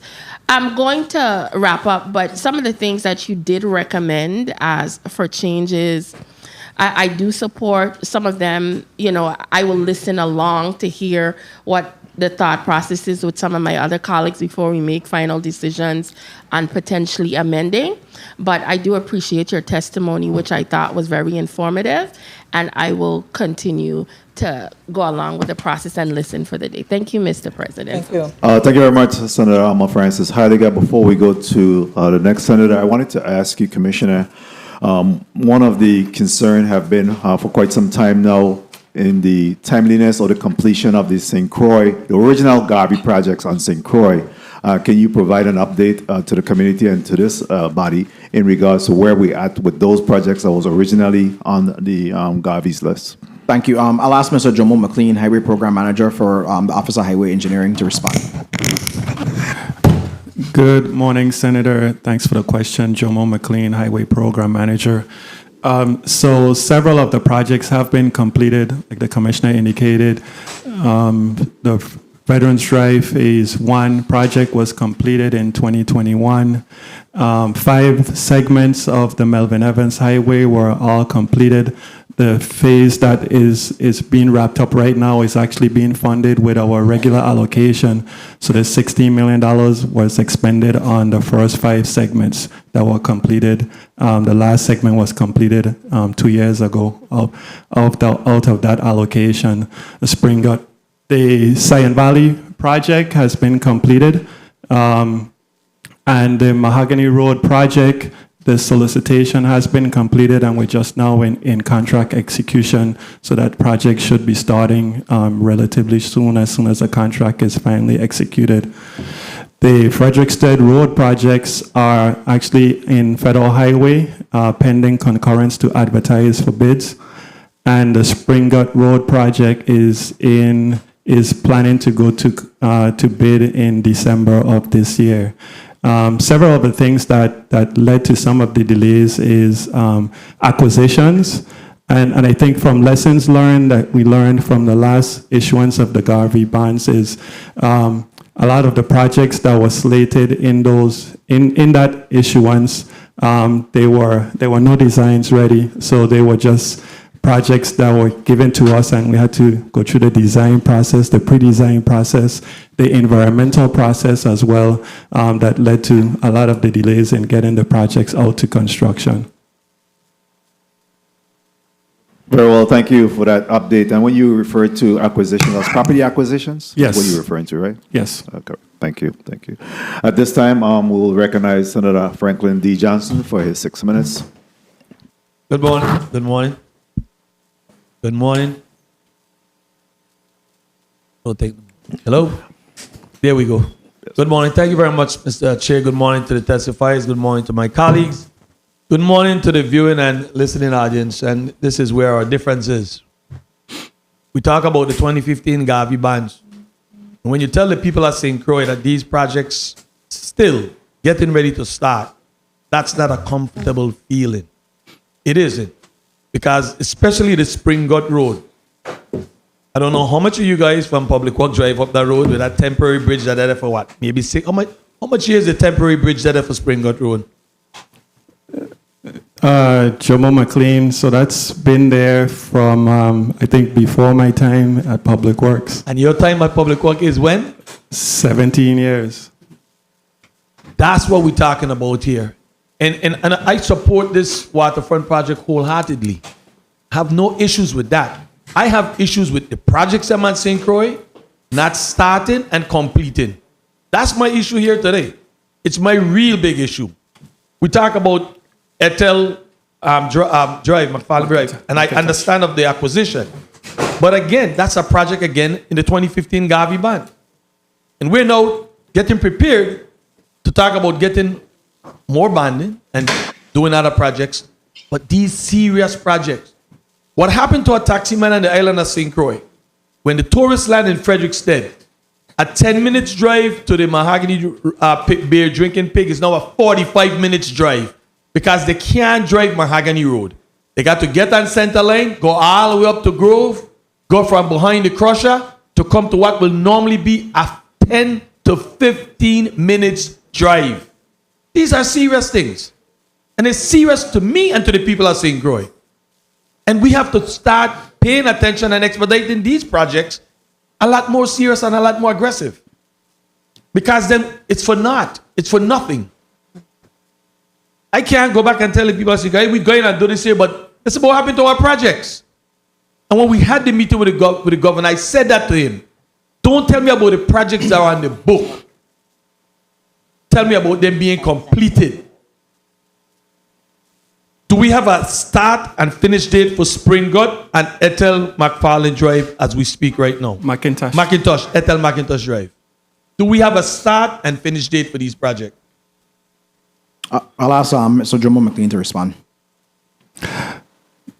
Jomo McLean, Highway Program Manager. So Ethel McIntosh Drive, like I indicated, we're waiting for the contract to be executed. So once the contract is executed, the project duration is for 300 calendar days. Spring Gut Road project is slated for I believe it's 270 calendar days once the contract is executed. So let me explain to the people in layman terms. The answer is no. You don't have a start or finish date. Is it fair for me to say that? I would say that, once we get the contract executed. Is it fair for me to say that as we speak here today, let's be real with the people. So, again, to Mr. McLean's point, right now the project is in procurement, so we do not have a start date. Thank you. Thank you very much. Thank you very much. And this is the issues that I have. And nothing personal. I always remember this gentleman. When I come here, I come to represent the people and the projects on the island of St. Croix. And at the end of the day, I still have to represent and vote on projects for St. Thomas. We have no fight with this waterfront project, so let's not make it any. It's about my projects them on the island of St. Croix being completed. and we need to sit down and discuss. And I so agree with my colleague here. This additional $28 million, you're asking me to sign off on something without specific roads that we're going to address. And sometimes your testimony could be a little misleading. And when we read this testimony, it says, these projects 1 minute, 30 seconds. significantly improved transportation, infrastructure, enhancement, safety, accessibility, and traffic flow within our territory. They would be if they was complete. Because the roads in Frederick said incomplete, and the roads in Christian said incomplete. So, based on your testimony, it will make me believe that these projects have been completed. And the major roads in the towns is in very bad condition. And then we want to bring tourists here and we want to bring them through our towns, and this is what they have to see. And I keep saying to you guys and everybody that come here, signage is so important. Excuse for our parents. We are renovating, we are doing this. There's no place in Frederickstead town that let people know, hey, this is what's going to be happening. This is what it's going to be looking like. And we keep doing this to ourselves, and we need to do better. We need to do better if we want to compete in this tourist industry. So when people come and they say these projects, they could say, well, coming back here next year going to be beautiful. Tourists got to, trust me, don't drive Mahogany Road. But there are families that have to drive it. They don't have a choice. So please, let's get serious about this business. And then to property and procurement, I need for you to help me a bit with this, the bonding capability. We're talking about going from 50 to 150. Wouldn't that make it even more difficult for a small business to be able to get bonding capacity? What is it we're talking about here? Help me with it, please. Certainly. Lisa Alejandro.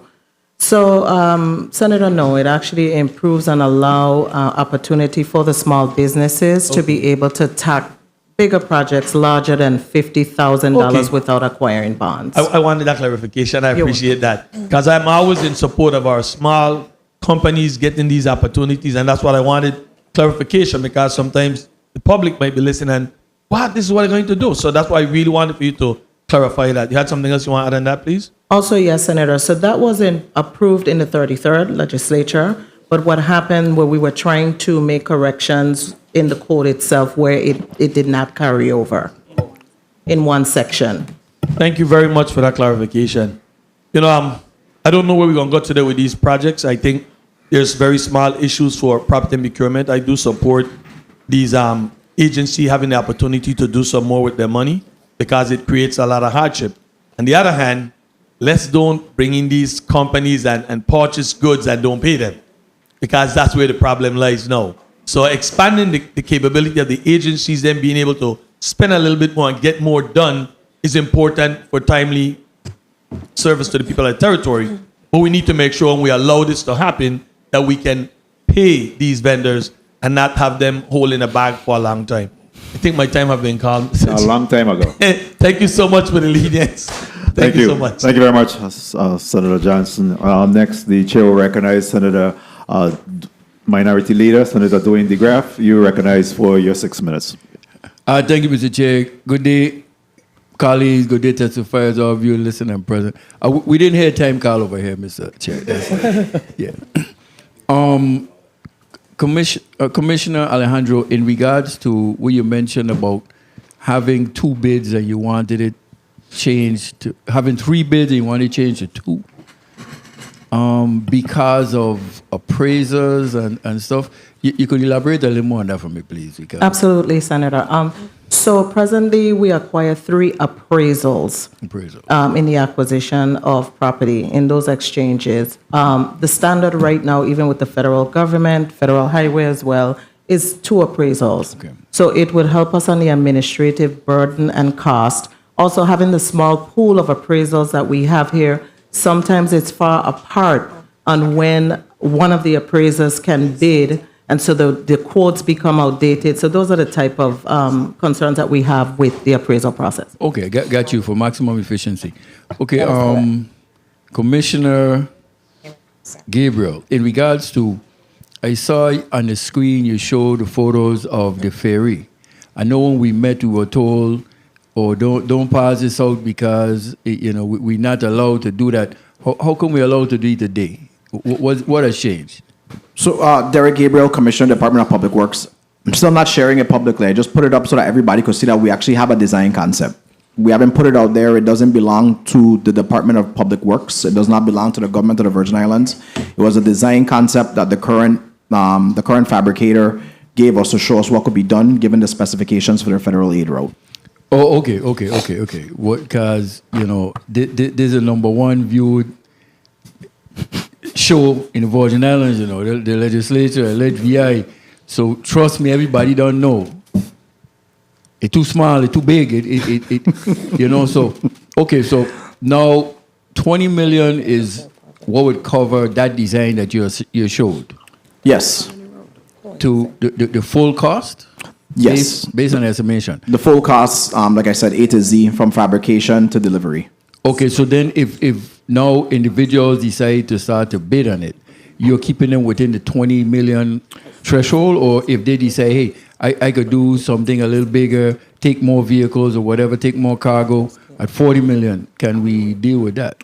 So right now, the estimate that I gave you is based on the design that we have from the company that's currently fabricating the Spirit of 1733. If those specifications were to change, so if we said we wanted to include more passengers, more vehicles, then of course the cost would increase because then you would need a bigger ferry. But keep in mind, a lot of what we did was to be able to also accommodate the 90 minutes or less, which is required for the federal aid route. So now with two bidders, the government bidding one, we just need one more bid. I'm sorry? With two bidders for appraisals, we get one more, we going. Okay, so now with the bond, we're looking to refinance the bond. How much money is left on the original bond currently? And what time frame we have to make this transaction before the time runs out? I'll pass it over to the PFA team. Okay. Good morning. Good morning, sir. Nathan Simmons, Director of Finance and Administration, Public Finance Authority.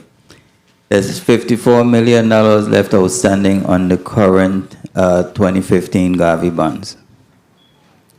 Okay, so 54 million currently left because 156 total million is what we're looking to get in the bond? That would be the total amount of the issuance, yes. Okay, and we have already guesstimated that for the next, there will be a 12 million for the next 18 years at the 156? The debt service is estimated right now at about $12 million annually for the next 18 years. That would be... Mr. Simmons, can you pull on your screen a little bit so that the public can see that handsome that face? would be on the that would be on the new bond. And yes. Okay, so we currently doing 7.5 1 minute, million 30 annually seconds. now. But we would be paying off or refunding the current bond, so it would be one debt service, one issue outstanding. We won't have two issues outstanding. Okay, so we paid the 54 million up front, cut off the 7.5 million. So the debt service will increase from 7.5 to about 12. To 12. And the years will extend out to how much? To 18. To 18 years. Okay, okay. And now I know it was mentioned about the Tiger grants that we applied for and we were unsuccessful in getting them. What were some of the issues that caused that? That's a great question, and I'll also ask Ms. McGregor to chime in. But like I said, the benefit cost analysis ratio for those projects is really skewed towards surface transportation. And remember, we're competing against, you're competing against the states. You're competing against states with millions of people in some cases. And it's not 30 seconds. It's not. It doesn't fit for water transportation, for a ferry. It really, like I said, when you go up against railroads, bridges, highways, the benefit cost analysis for those projects really outweighs a project like the ferry. It was highly recommended, Senator, which is why, we kept going back year after year, right. But it just at some point, and we've had the conversations even with the Secretary's office for the Department of Transportation, and we just couldn't get over that last hurdle. Okay, and in closing, for the record, what would be the outcome if we don't get this bill passed? What are we looking at? Like I said, this bill represents not just investment in our in our transportation infrastructure, but also economic stimulus, right? Well, every time the financial team comes down here and we discuss things like shortfalls with not getting capital projects moving, this is something to really jumpstart that arena with a almost an immediate injection and investment. Not only that, but then again, we risk not having the rest of the funding for Veterans Drive. We risk not being able to provide a ferry to have inter-island transportation, inter-district transportation, which is something that we discuss every time I come before this body. And then finally, I think, and we've said it, I understand there is no one in this body that understands the conditions of our roads more than I do. I just want to say that. I recognize what it is that we're dealing with. I recognize that, especially in the District of St. Croix, our projects have lagged. But this gives us a chance to really get some projects that we've talked about for decades moving. I can't tell you how many times I've spoken to people about projects like a bike path on St. Croix, the creation of a bike path on St. Croix. I can't tell you the amount of times I've spoken to several members of this body about the condition of the roads in Montbijou. It's road after road, area after area that needs to be addressed. And this shows not just the public, not just Congress, but it really shows the incoming administration that we're willing to put our money where our mouth is to get these projects moving. And I heard my time call, and thank you for the time, Mr. Chair. But the $25 million, when is the expiration for that? The $25 million? I think in regards the raise grant. The raise the grant. raise grant, correct. Thank you. So we have to be able to show, like I said, the local portion to fund the project. A requirement of us winning the raise grant, being awarded, was we have to be able to show the funding for the entire project. So while it has been obligated, we're still at risk. It's been obligated based on the condition that we're going to be able to match it with the local, on the local side to be able to finish the project. So when they expire?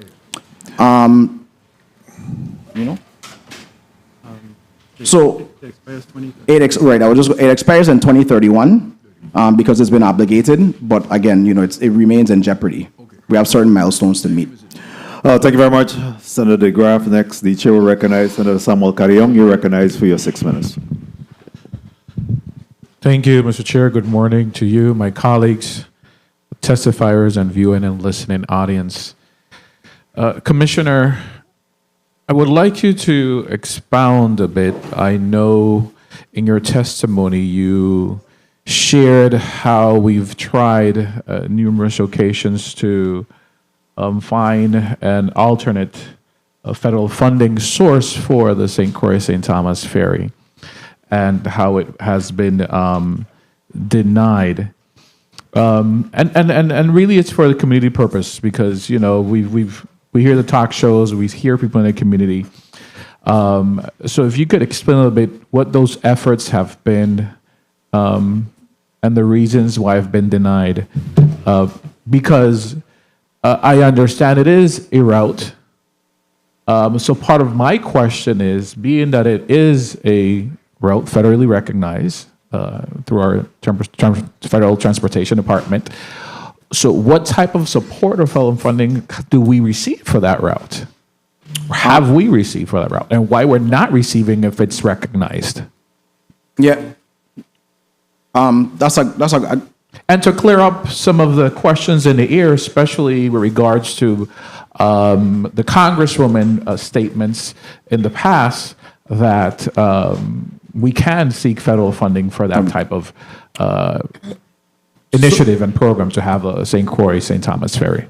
So, and I'll just run them down real quick. So we were denied for Tiger grant applications in 2015 and 2016, Bill grant application in 2018, and raise grant applications in 2021, 2022, and 2023.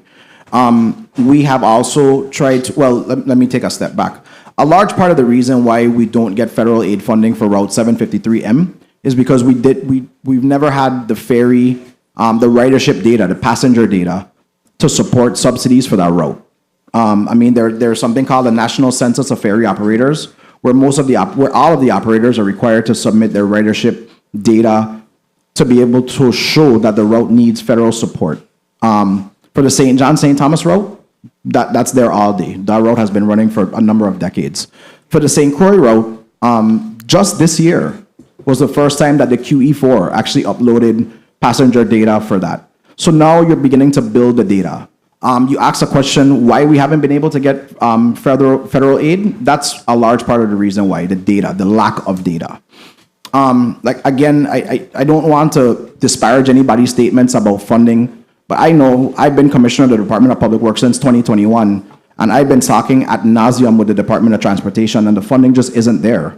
No matter whether it's the federal highway side, the Federal Transit Administration side, or any other division under the U.S. Department of Transportation umbrella. And I mean, again, these ferries, the estimated cost for this ferry is significantly higher, almost 3 times higher, or more than 3 times higher, the cost for the St. John ferry.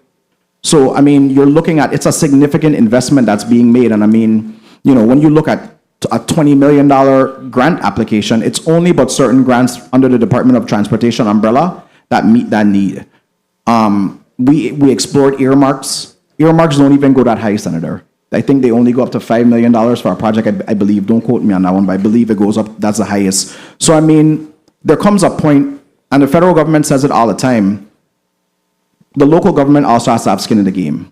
And we have to be able to show the investment, and they'll match. St. John route, we've shown the investment several times over, and it's paid dividends. That's how we were able to get now 3 ferries. And I think, I strongly believe if we, as a territory, as a community, were able to get this ferry, it would lead to more monies for that Route 753N. Have we ever received any funding for that route? I'll ask Deputy Commissioner McGregor to respond. Good day, Carol Overson McGregor. What was your question, Senator? Have we ever received any funding for that route?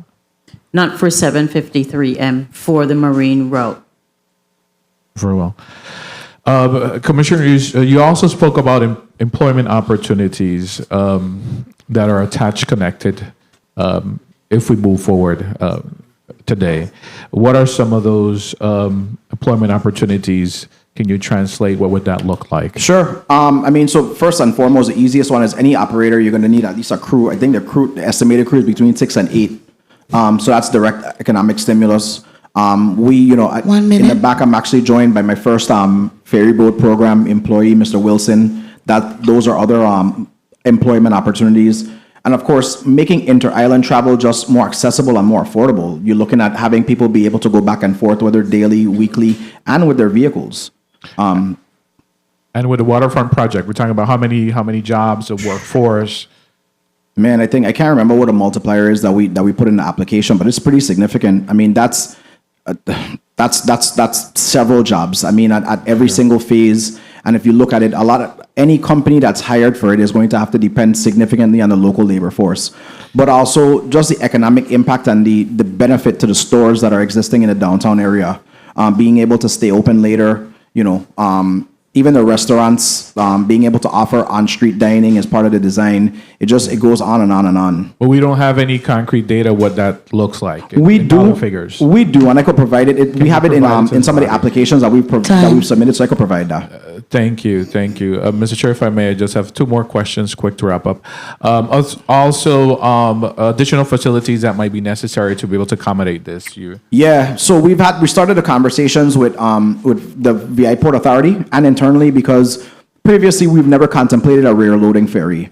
So of course now we need to make sure that the facilities are accommodating, or we can look at, like I mentioned, we can look at actually amending the route, whether it's, you know, changing it to another location or adding another leg. So there are some options there for us.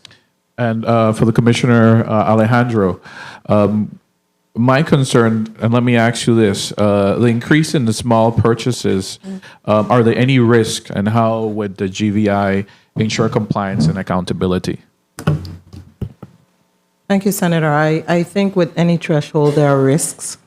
But if we are looking at improving best practices, you know, it's necessary that we align with what the standards are. And particularly here in the territory, I can tell you as soon as a bid comes in, based on our economic, you know, our climate here, immediately we're getting increases because of inflation costs and those things. So bid prices are being changes when the market changes. So considering that and comparing our economy to other economies, you know, it is our proposal to stay at least at the federal maximum, which is right now 150,000.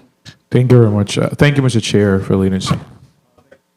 Thank you very much, Senator Carrion. Next, we'll recognize Senator Javon E. James, Sr. You're recognized for your 6 minutes. Greetings to the people of the U.S. Virgin Islands. Thank you, Mr. President, for the time. I'm not sure who will be able to answer this. I think it's Public Works. Page 6 of Bill number 35-415, if I'm not mistaken, regarding the Garvey bonds. Section 4 speaks to the scope of work. Unfortunately, an individual like myself will no longer be a member of this institution within the next 60 days. I'm hoping and praying. Is there any way we can get it sooner? I want to know by at least within my term, I vote for something I can actually see the scope of work. If not, it rolls over to the 36th legislature. Yeah, Derek Gabriel, Commissioner, Department of Public Works. So, I mean, we could easily provide you the scope of work for Veterans Drive. I could easily provide you the scope of work for the ferry. I think, and then we would be able to provide you like preliminary scopes for the other projects that we decide for St. Croix. But a lot of it is because we also need to get federal highway approval. Remember that, and there's concurrence that's needed. So it would be like, a highly recommended scope of work, but it wouldn't be an actually finished scope of work, if you understand what I'm saying. Something is better than nothing.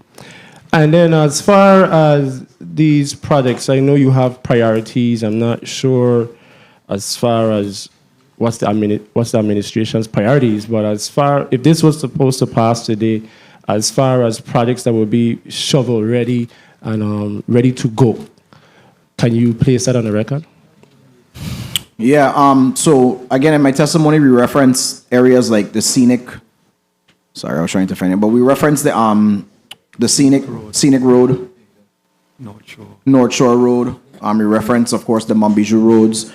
One of my recommendations would also be taking a look at Spring Gut, because I think there's opportunities there to even improve on the current scope that we have. There's a number of, I've said before this body, we need to start considering going back and beginning Melvin Evans again, because there's maintenance that needs to be there.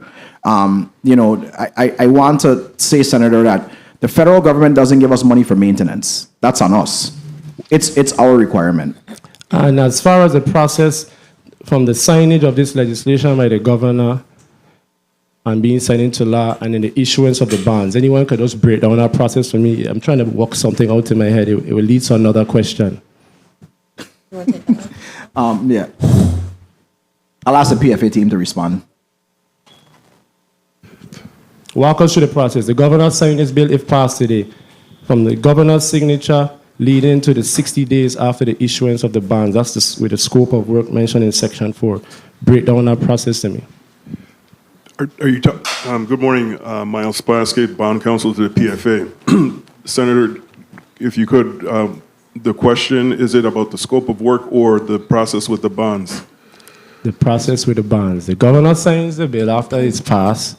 Once you reach the governor's desk, break down that process leading to the 60 days after the issuance of the bonds. The reason why I'm trying to picture a date in my head, so give me that idea of that process, please. Well, there will be negotiations, as previously stated, about the memorandum of understanding with Department of Transportation. How long does that take? Just a window, a projected? About 60 days, usually about 60 days. So that's 60 days. Go ahead, speak. Right. Then we will start looking at the documents. We, as indicated also, we aren't going to take this out to market until in May of 2025. So, we don't expect that it would take more than a month as far as the bond documents, for in May, and then a closing in early June. All right. So by next year budget hearings, my colleagues will have a better idea of what they will be expecting when it comes to this legislation. And that's all I want to know, just to have an idea of the dates and the timelines. So when I vote here today, I can know for sure, okay, all right, it's not going to happen right away, Because some of the times when we vote for these things, individuals want to know, okay, all right, it passed, what's the process, the timelines, and I think most of the time when we put out these press releases, it do sound exciting, but people just need to know timelines, and I think that's the biggest problem here in the Virgin Islands, But as far as input from the public, any form of objection ever since this was made to the public? Have there been any objections? Or have you been able to rectify any of those issues brought to your attention? No, not really. I think a lot of people have been curious. A lot of people have been asking about the ferry. That's probably elicited the most questions. What were some of those concerns? Just like in some of the things that some of your colleagues have mentioned, like timeline, accessibility, how often do we plan to run it? Kind of operational questions. And I think the biggest one was again the cost, if we could get a second one, inquiring about that. Veterans Drive, I think, Senator has gone through multiple vetting instances. So we haven't really gotten many questions on Veterans Drive. And then the other one is just asking, which projects that we would do about on St. Croix. So I think the collaboration is important. And I would just end by saying this. The Melvin Evans Highway is named after our last appointed and first elected governor. Make us feel proud in my district. Because the current state of the road, is very horrible, and we don't want no pitchy-patchy walk. So when I drive down the Melvin Evans Highway, I want to make sure that I voted for something that made sense. Otherwise, I'll be one of those disgruntled individuals. So thank you, Mr. President, for the time. Thank you very much, Senator James Sr. Before we go on to the next senator, I wanted to ask you, Commissioner Gabriel, in regards to the Garvey, is there any federal reporting requirements, and is Public Works in compliance with those requirements? Yeah, thank you, Senator. I'll ask Mr. McLean to respond. Yes, Senator, we are in compliance with all requirements with the Federal Highway Administration. To include timeliness? Yes. Thank you. We'll go a little bit deeper. At this time, the chair will recognize Senator Angel Bocas. Jr., you're recognized for your 6 minutes. Thank you, Mr. Chair. Good afternoon, Mr. Chair. Good afternoon, colleagues, and good afternoon to the testifying panel for bill numbers 35-0415 and 35-0412. Before I ask a question, I noticed that there's infrastructure projects for St. Thomas. There are infrastructure projects for St. Croix. But Commissioner, you're very intelligent. You also put a ferry in there and call it the Spirit of 1733. But it did not hit the mark, Commissioner. We have no projects for the island of St. John. Noted. We need to do something with Fish Fry Road on the island of St. John, Commissioner. So, I think on a serious note, we've invested a lot of local funds and we have several projects. We made a statement yesterday, I don't know if you saw it, but we do have plans to rehabilitate Fish Fry Drive while the HMGP design is going through. We actually have some ARPA dollars to do that. So we're going to continue our investment in St. John. St. John was actually one of the first island to get a FEMA road project. So I think you should be proud of that also. Okay. All right, very well. I know that 1733, Spirit of 1733 was the icing on the cake, but we still want to get a road project for Fish Fry Road. Okay? Understood. All right. I noticed that the amendment in the bill removed $4 million, an allocation of $4 million for the St. Croix ferry system. Is that accurate? Yeah. That $4 million that was removed, where did that go? I'll ask Attorney Walker to respond. It's an updating of the numbers. It's revised in this new proposal. So it was still utilized for another project and couldn't have went to Fish Fry Road? No, it's included in what we're submitting today. It's included. Right, so the numbers are updated, and so you had to eliminate the old number to allow for this new figure. Okay. I was curious about what happened with that $4 million. Thank you for the clarification. My pleasure. The increase in the annual debt service will likely go from 7.5 to about 12 million? Yes, that is correct. And it is going to be for the approximate time frame of about 18 years? That is correct. Now, how does that additional financial burden impact our long-term fiscal health? That's a great question. We don't really anticipate any negative adverse impacts. It really gives us a chance to, like I said, jumpstart projects. The allotment averages about like between 19 and 20 million dollars. And again, that's not enough given present day construction dollars to get any one of these projects moving immediately. So the Garvey gives us an opportunity to leverage that allocation, that federal allotment, to be able to jumpstart these projects in the immediate future. Okay, and in the eventuality, or what is the contingency plan, basically, if your federal funding is delayed, what is the contingency plan? I mean, so I'm the eternal optimist, and we have a great relationship with the Department of Transportation. I would caution, because we know there's an incoming administration, and a lot of those relationships begin to change. All right. So I think, we need to really take advantage of what we have, given the attention that we've been getting from the current administration. Right, and we don't necessarily know what the posture will be that is of correct. the incoming administration. So we must be hopeful. I agree with you on that. I wanted to shift over to property and procurement. And how are you doing, Commissioner? I am well, Senator. Okay, excellent. My questions for you, with reducing the required amount of appraisers from 3 to 2, I'm just curious to know if that is going to improve the efficiency, or do you believe it will impact property values? Are they going to be assessed accurately?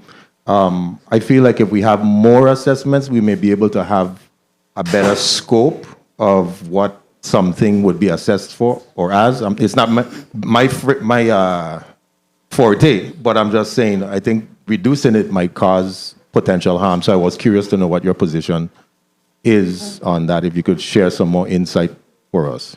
Absolutely. I'll let Assistant Commissioner Richards speak to it.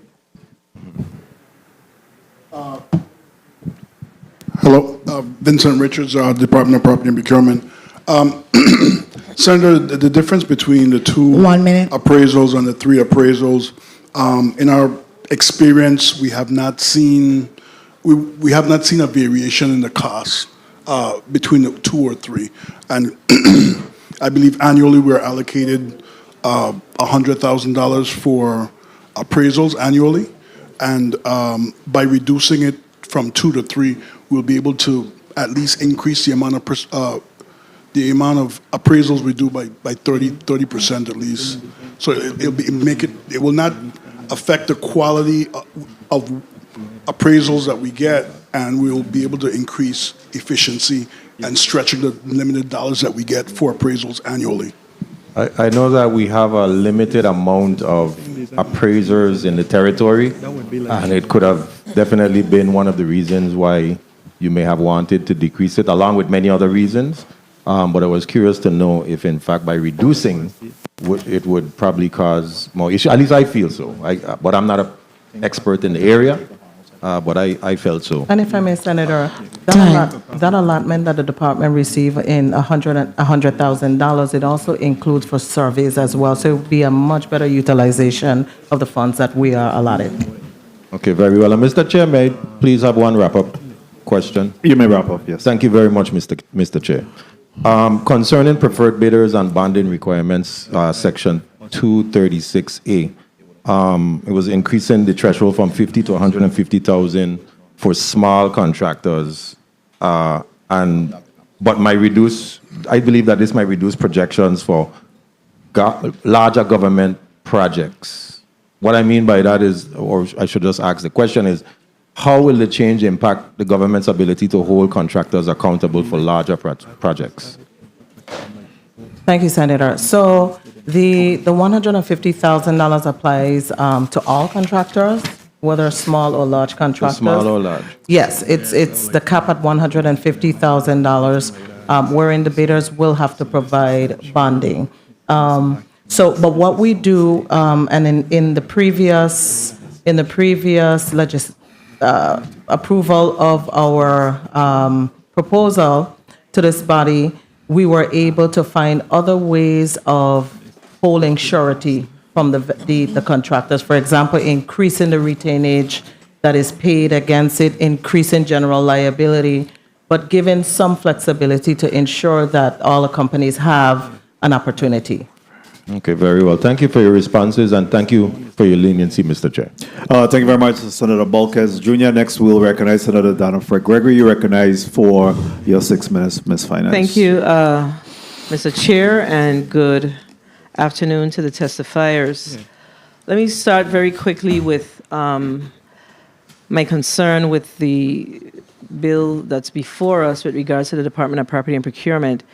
Based on what's being proposed, it appears, and it is actually, that the department is, the proposal that's in front of us is actually taking away the legislature's authority to, in fact, approve leases. The authority will now become renewals of leases, because you're saying instead of 1 year, 5 years. So let me get clarification on that. I need to be clear on that. It says right now it's 1 year, and you're proposing 5 years, that you can enter into an agreement for 5 years before they come down to the legislature for approval. Is that accurate?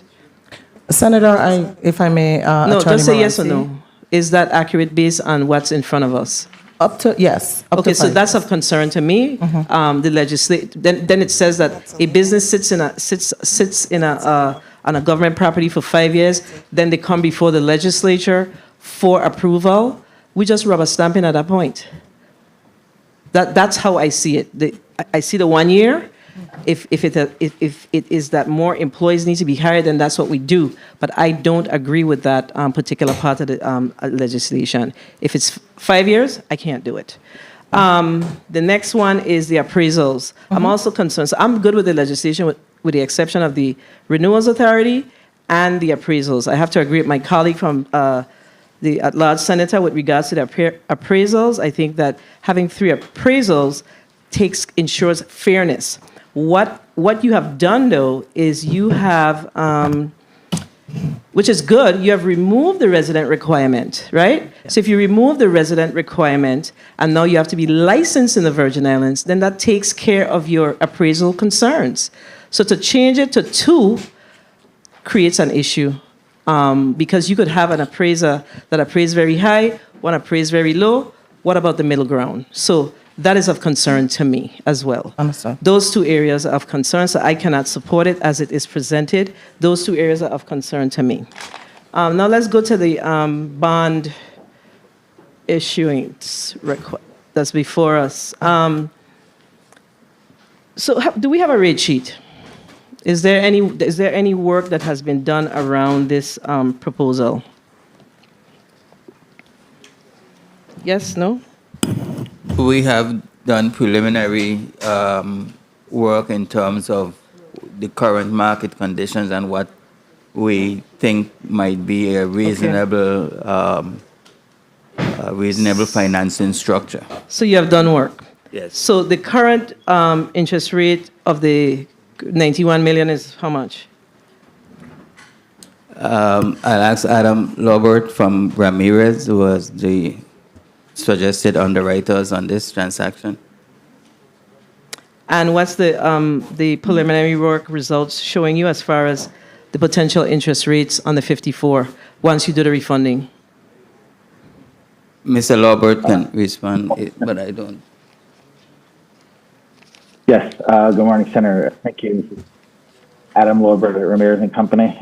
Just have to state for the record that we're here in the capacity as an underwriter, not a financial advisor. To answer your question, the coupon on the existing bonds is a 5% coupon, and the expected rates for that refunding portion will be in somewhere in the 4s, we estimate, in the low 4s, based on current markets. Okay, so you're looking at somewhere about in the low 4%. Okay, so it benefits us. Now, let me ask you, Commissioner Gabriel, did you share with us that how much of the highway funds that you currently receive that you're utilizing for the debt service? You mean the current Garvey issuance? Correct. So right now, I think this year we're at approximately $19 million for our allocation, and I think we're using 7.5 for the current Garvey issuance. And you're proposing, with this proposal, how much more would you be using? We would be going to $12 million. So 12 million. So Right. that would leave us with Approximately $7 million left over. $7 million for highway projects. Yes. And we do have an opportunity to do another refunding, another refunding or another bonding opportunity if we see that we are able to look at additional roads. Right, at the appropriate time, that's correct. Okay, yes. good. And this will take us to how many years? 18 years. 18 years. And the current maturity for the bonds that's before us 1 minute. is how much? 9. So you have 9 more So years, this yeah. is going to double it. Yes. Okay, all right. I think that what's in front of us is something that I can support. My only concern is, and we have to make the necessary amendments at the appropriate time, is that the projects for St. Croix must be included in this as you do the refunding of this particular bond. I don't have any other questions. I don't believe. You have a rate sheet, so I'm going to ask you, the chair. You have a preliminary rate sheet. Yes, we've run some preliminary numbers. Okay, well, through the chair, it's important that we at least see the numbers so we could have a perspective. That's my only concern. Thank you for the time, Mr. Chair. Thank you very much. Can we get that for Gregory? Yes, today, please? If you could have that email to my office, Mr. Simmons, then I could circulate it to my colleagues. Time.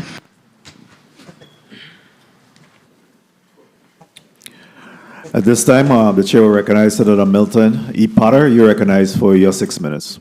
Thank you very much, Mr. Chair. Good afternoon, colleagues, and a special good afternoon to the testifiers from the executive branch. The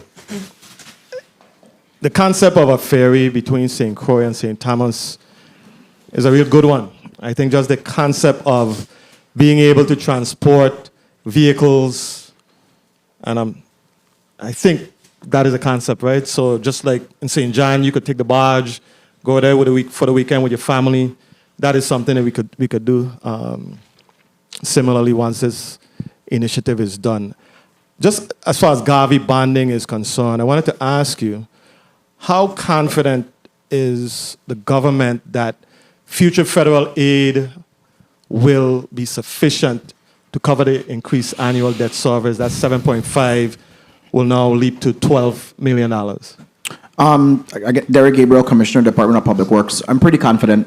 I mean, we've seen, again, I think a lot of the proof is in the pudding, right? And once the agency sees that we're using our allotment to the fullest capable extent, I think we'll be funded to that the high hill. So is there any need for any sort of contingency plans that we should have? It's built in already. Yeah, that's built. Yeah. Okay. Given the timeline of the Veterans Drive project completion, and we're projecting that it'll be completed in 2027, September 2027, which is really a remarkable date.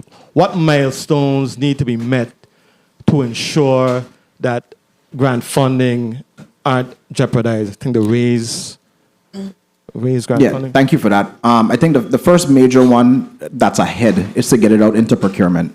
There are a number of things that kind of fall under there, like there are certain agreements that we are already working on with Federal Highway so that they are able to, it's a reimbursable agreement. The great thing about this is if we're able to use, if this body does pass this measure, the Garvey funds are already funds that are given to us by, through transportation. So it's a great exchange with Eastern Federal Lands to keep that project going. A lot of them, the milestones really begin to collapse into one another. But the biggest one, next one is procurement, of course, agreement execution, contract execution, and then construction start.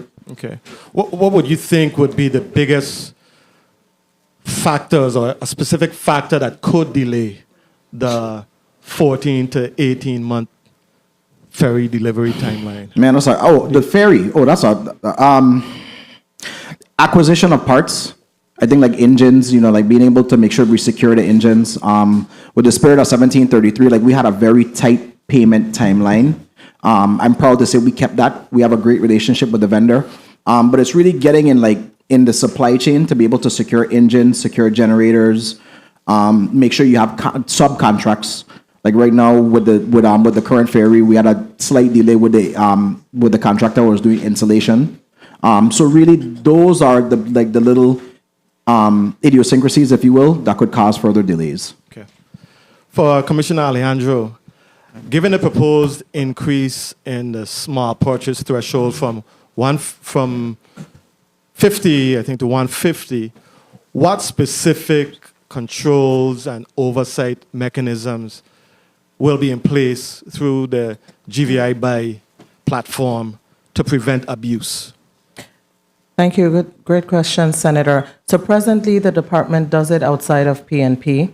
With the authority going into place, it will be done in the secure system of GVI Buy, where there's transparency and competitiveness for all bidders. So the system in and of itself would allow every agency to do that procurement within the system. Of course, having access to the commodity codes for each of the bidders within the industry.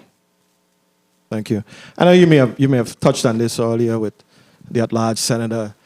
How did PMP determine that reducing the number of required appraisals from 3 to 2 would still provide adequate protection for the government interest while improving efficiency? Yes, thank you, Senator. And I believe Assistant Commissioner spoke about it a little bit. Based on the appraisals that we get in, they're usually all within the same range. And then we're able to establish that medium. And of course, going off of as well as our requirements when we're doing the federal projects that go to the federal offices for concurrence, the requirement is 2 appraisals. So it was looking at what is best practice as well and being able to maximize our spend. And as noted earlier, the allotment that we have for appraisals is $100,000. So when you consider $100,000 for appraisals as well as surveys, it stymies our ability to do more.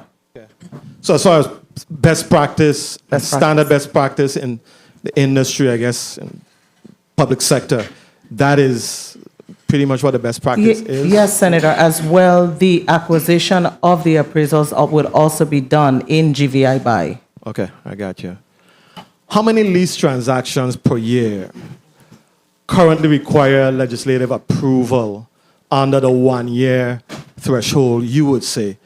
And how many would still require approval under the proposed 5-year threshold? We did some numbers for the 20, I'm sorry, Senator. We did some numbers for 2024 with the 1 year, and I think they were close to between 13 or 20. But if I may, I can turn it over for 1 year to Assistant Commissioner Richards. Senator, we conducted 13 one-year agreements in the last fiscal year, and the majority of them, the majority of them eventually came to the legislature for long-term multi-year leases, but it was a tool that we used to basically give them access to the property immediately and to start to make the investment in the property. Thank you for that.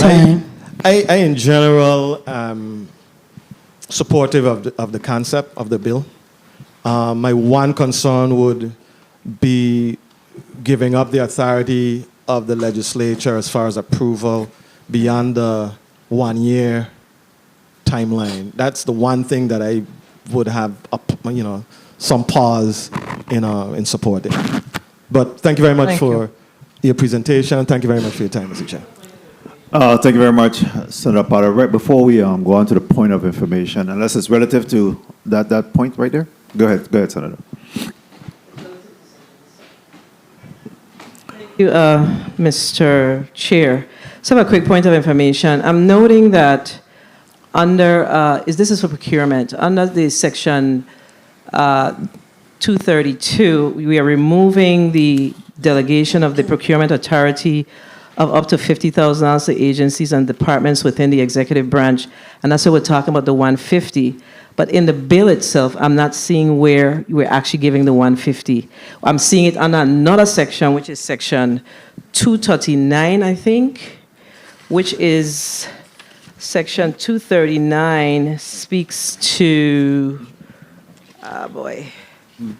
it speaks to, give me a second. I'm actually looking at my notes. Section 239 speaks to open market purchases, and then it goes down to talk about, but there's an authority component, the open market purchase, but we have to give back the authority to the departments and agencies. So you remove it in its entirety, while you place it in the open market section, you still have to give them back the authority. So you took it away. So we have to make that amendment. Okay? Do you understand what I'm saying, Commissioner? Yes, I do. Yes. Okay. Senator. Thank you. Thank you, Mr. Chair. Thank you. Thank you very much, Senator Fred. And going back to the 1 year lease compared to the 5 year, what is the rationale behind of issuing a 1 year lease versus a 3 or 5 year lease? How often, I heard you spoke to the 13 times that you have issued 1 year lease, but it almost takes between 6 months and 1 year anyway to be able to execute that lease. So what is the rationale behind of issuing a 1 year lease? Can you clarify your question, the last part of your question? You heard it. You heard the question exactly how I asked. No, at the end, you said it takes 1 year to ratify a... It takes almost 6 months to 1 year to even get the lease in the first place. I'm saying, what is the logic behind of a 1 year lease? So, good question, Senator.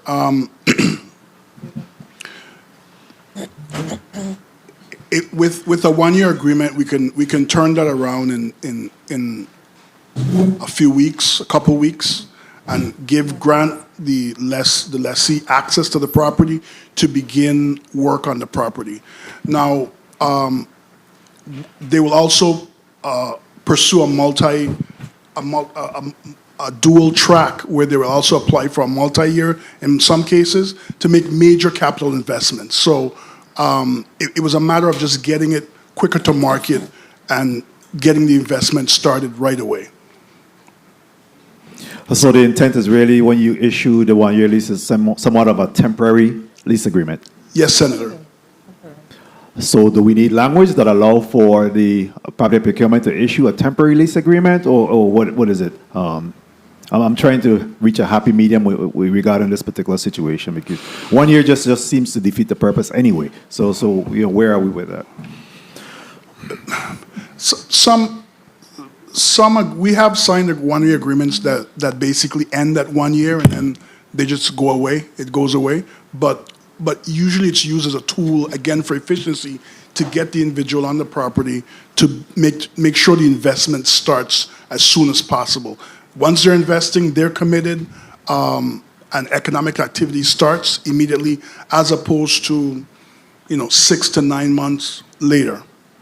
So you're saying that a person that have already, again, put in equity for into a property then will abandon that property within that 1 year? No. No, I'm not saying that. All right. The chair will recognize Senator Maurice C. James, Esquire, at this time. Thank you. Thank you, Mr. Chair. I was actually going to go down that same vein that you just did. I'm interested, first of all, good afternoon to everyone. Good afternoon, Virgin Islands. Good afternoon, testifiers. Good afternoon, everyone in and outside the room. I wanted to explore the Ethel McIntosh Drive, okay? From this perspective, there's a 2015 Garvey bond issuance. That's 9 years ago. One of the reasons or the benefits of Garvey is that you start projects sooner than you would, correct? The benefit is Yes. Okay. So then explain to me why, what happened with this. In addition to that, the 12.5 million, is that still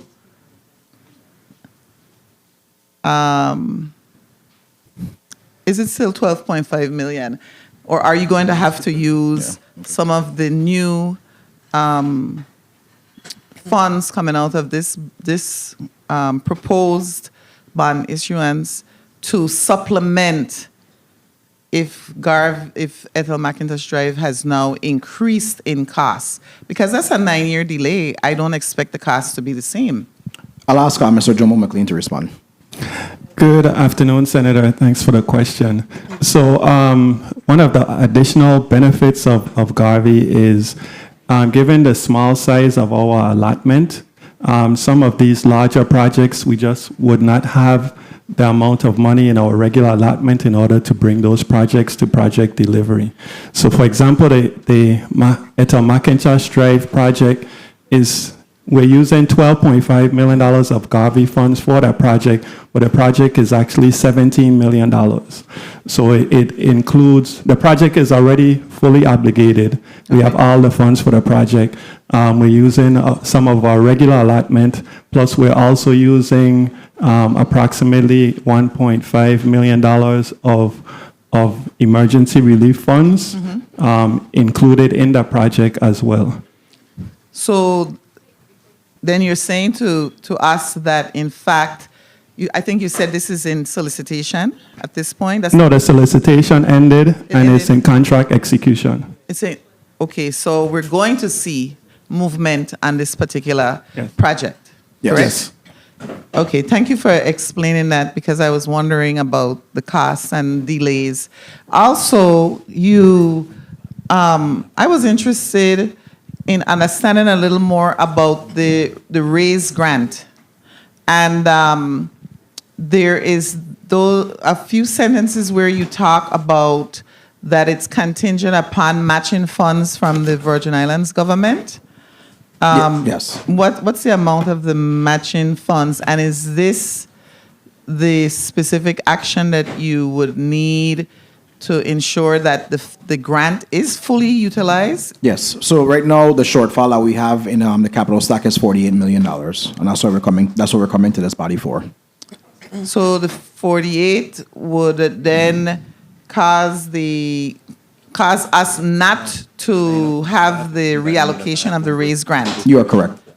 Okay. It wouldn't be in jeopardy, right? Yeah. It's in jeopardy right now. So is there a deadline for us to get this done? Yeah. Again, like I said in the testimony, our goal is to get this project out to bid in December of 2024, next month. So we do have, in order to meet that threshold, of course, our federal partners want to see some action on this. We've been talking to them. Mr. McLean has been meeting with them weekly to apprise them of what it is that we're doing. Okay. Yeah, because that's my concern, that we're jeopardizing those funds, the RAISE grant funds, right, are in jeopardy. So I want to make. If I could just add one more thing, and the project also was selected by this current administration, the Biden-Harris administration, for expedited project delivery. So there are certain designations that we really don't want to lose, and that's why you see us keep making this press to get these funds secured. Okay, thank you. And when it comes to the 28 million for it says additional federal aid eligible road improvement projects on St. Croix. For someone like me, I don't know what would constitute a federal aid eligible road improvement. So I need to make an informed decision. 1 minute. Right? Is it possible for you to provide me with what is federal aid eligible road improvements on St. Croix, so that people don't think any road can in fact be done? Yeah. Yeah, I appreciate that question. I'll ask Mr. McLean to respond, but yeah, we can provide that list. Like the airport road, is that federal aid eligible? Yes, the airport road is a federal aid route, but the airport road is a project that already went out to bid and it's in contract execution. So any of the roads that have a route number are federal aid eligible, but we have a number of projects. That's why we mentioned in the testimony about the Unified Paving Initiative, because the whole north central area of St. Croix has just went out for solicitation for Unified Paving Initiative for Bundle 4 as a part of the Rebuild USVI. So that's going to include sewer line, electrical undergrounding, and water line replacement, and repaving. So those roads wouldn't be eligible for this issuance because they are in solicitation right now. Okay, Mr. Chair, just a follow up on that. So does that then decrease the number of road improvement projects on St. Croix with respect to the utilization of the 28 million? Or can I find one project what I'm asking is how many projects do I get out of this 28 million then also? Yeah, so it varies. I mean, we made some recommendations of some routes in the testimony. We recommended like four roads. I think that if we go more than 5 routes, it wouldn't be able to deliver all effectively. Okay, yeah, that was my concern. So thank you very much. Thank you, Mr. Chair. I had a question. Well, you go ahead, Senator, if you have a follow-up actually, question. it was quick for property and procurement. And this goes back to the easements because that's on my mind. With respect to easements, I don't know this. Historically, does the government charge for the easements? Do we negotiate a price where the person who is requesting the easement is then pays for the easement? Vincent Richards, Property and Procurement. The easements that we've done, no, we have not. Oh, you've never made any money on easements? No, Senator. Okay, thank you.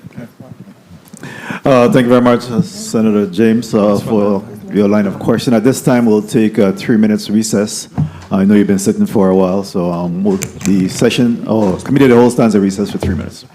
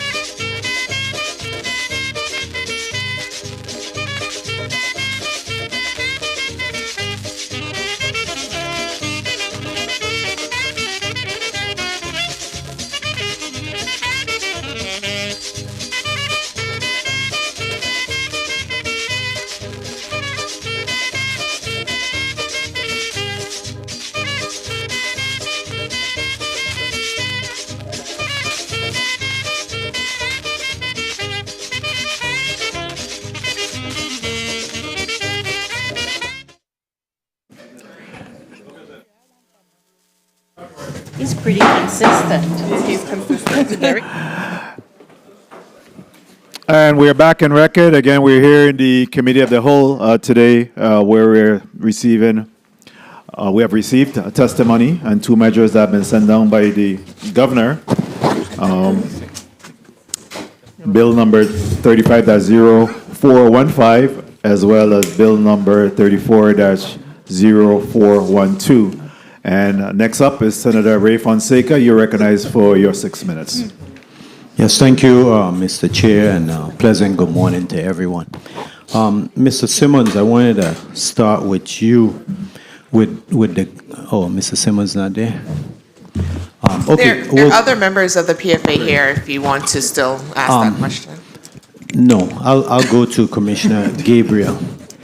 Okay, so with the St. Croix Ferry, I want to have a quick discussion with you because, you know, the reason why we use downtown Charlotte, Amalia, St. Thomas is because back in the 40s, 50s, nobody was living out in the country.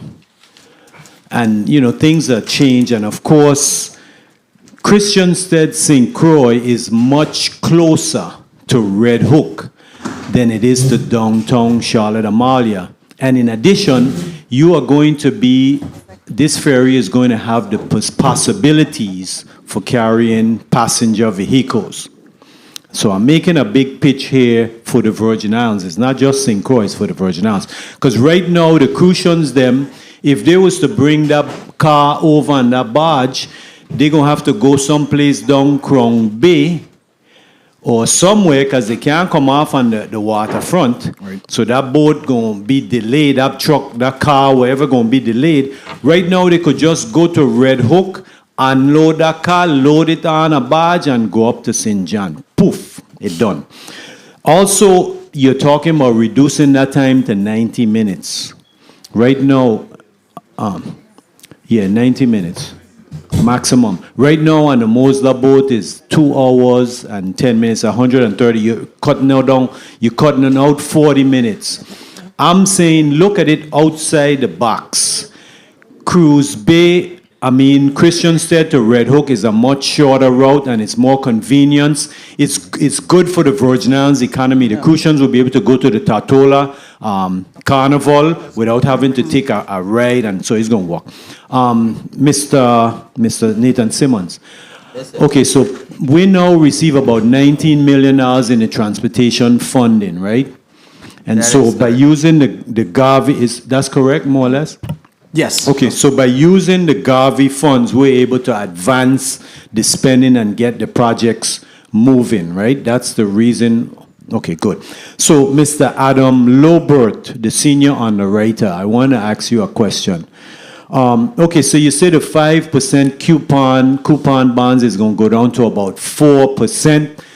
Now, in light of us, having a structural deficit spending and all our audits are not up to date, what's the reason why it's going down?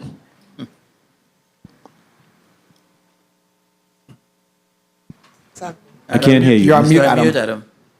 Mr. Chair, can you hold my time? I can't hear him. Hold the Senator's time. Media, Mr. Lobert. Okay, let me You're on just... mute, sir. You might have to take it off. We're not hearing you.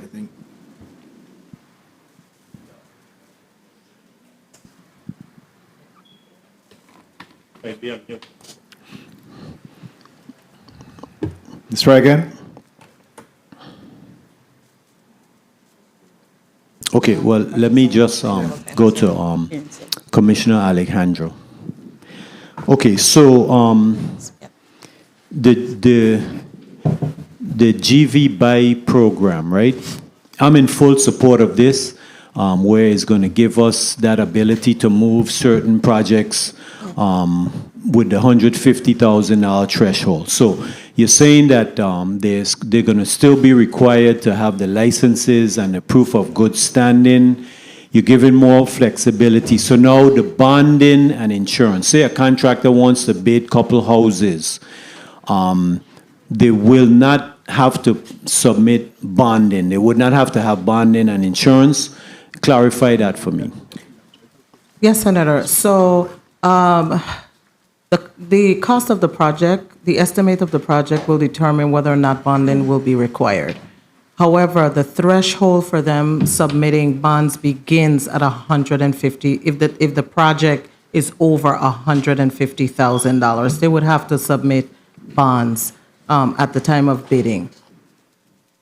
Okay, so, I see that because a lot of times things are held up in the government because of these details. And being that we have billions of dollars to move, federal dollars, I think this would, this will be good. So now just tell me why you believe sufficient controls are in place so that we don't have issues where someone is picking a favorite vendor and giving them the contract and bypassing the normal process. Tell me what those controls are. Yeah, so the system GVI buy is exclusive control because it's an electronic procurement system. It does not allow my team or even the administrator of the system to see the bids. It's electronically generated. So once those bids are going to the system, it is time to a time clock within the system to do so. And at the time when the bids are to be collected, everyone has access to see those bids, including the bidders themselves. So that is one way of controlling it. The other way of controlling it is to have a repository where all the contractors submit their documents. We have a vendor management team that follows up to ensure the documents are up to date. So that is one thing that had really helped the department to curtail the time as well. Okay, thank you. Mr. Adam Lobert, are you there now? Can you hear me? Hello? Yes, Adam, can you hear me now?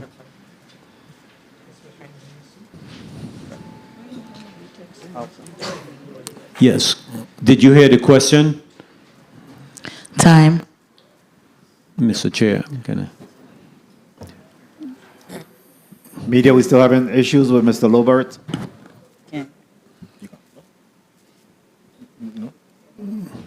Did you hear the question? You could answer on the chairman's time, but I want to make sure you understand the question. Did you understand the question? You want me to repeat the question? Go ahead and repeat the question, Senator. Okay. Okay. The question was, right, you indicated that the bonds, the coupons were at 5%, and you're expecting it'll go down to 4%. And I wanted to know, in light of the issues with the government where we have that structural deficit spending and all our audits are not up to date, why do you anticipate that the amortization interest rate is going to go down? Perhaps I could respond. Yes. This is David Paul with Fiscal Strategies Group. The fundamental answer is, while interest rates vary on every day and during the day, the fundamental answer is that these bonds we expect to be rated in the A category, which is far higher than the government rating, because the investors are being repaid from the flow of federal funds. So they don't view it as a governmental credit primarily. Okay, excellent. And I keep saying that's the advantage of the Virgin Islands. We get certain funding sources from the federal government, especially our RUM cover over. We need to continue to use that funding source, because it improves our bond ratings. Thank you, Mr. Chair, for the time. Thank you very much, Senator Fonseca. Next, the chair will recognize Senator Diane T. Capehart. You're recognized for your 6 minutes. Good afternoon, colleagues. Good afternoon, testifiers. Good afternoon to the people of the Virgin Islands. And I just want to say that we have had an increase of rainfall recently impacting our roads, infrastructure, and resources. And as we are talking about spending all this or getting all this millions of dollars, as we've had $91 million in 2015, I'm very concerned about the quality of work that we get when we do these major infrastructure projects. And I want to talk about the quality of the asphalt. I want to talk about the series of testings that are conducted in laboratories to test the quality of asphalt that we use. So can you tell this body that this is tested based on the, to make sure that the density, the stability, the durability, and resistance, that there would be no cracking, there would be no deformation of our roads? Because right now, we have big infrastructure problems on our roads in the territory. I can't say for St. Thomas because I haven't been here since the heavy rain events, but it's bad on St. Croix. So as we are talking about this, tell us how you plan to have these measures in place to evaluate that we're going to have good quality work and that you're going to inspect. You're going to do this in phases, phase 1, phase 2, phase 3, to make sure that we get what we need for all this money that we're going to spend. So thank you for the question, Senator. Derek Gabriel, Commissioner, Department of Public Works. So any federal aid project is required to have materials testing done, whether it's on the concrete, whether it's on the sub-base, whether it's on the asphalt. So any project that is a federal aid sponsored project is required to do testing. Similarly, on the Mahogany Road project, a part of... Hold up a second. When you say it's tested, where is it tested? So, You yeah. have a laboratory? No, You so they- send the results to the states, or help me out with that, because I only got 6 minutes. Sure. Yeah, so they're independent testers. It's contract tested. So not the contractor, but an independent contractor does the testing, and we provided the test results to us. And so the contractor doesn't get paid for that material until it's accepted and the test results comply with the specifications that are part of the contract. Okay. I just want to add one more thing really quickly. So as part of the Ethel McIntosh Drive project, we do have in there also to establish our materials testing lab. That is part of phase 1 of that project. The contractor is required to stand up that laboratory for us. Are you also required to have like a compactor, the wheel tracking test that actually will test the asphalt, the ability to actually withstand traffic loads? Are you required to do those testing also? So so you're talking, I'm not sure exactly which one you're talking about, but so there's intelligent compacting testing, and that's an innovative type of testing that you can use to get real-time data as you drive the roller. The specifications, the federal highway specifications call for compaction testing, and the compaction test results are provided to us for verification. And so that's the type of testing that we do on all segments of the roadway and the sub-base as well. So that's like the aggregate base before the asphalt goes down. The compaction test must be a certain level before it's accepted and before the contractor can even lay asphalt. So, this body approves the Garvey funding when it comes before us, right? And you mentioned earlier that you are in compliance with the highway reporting requirements.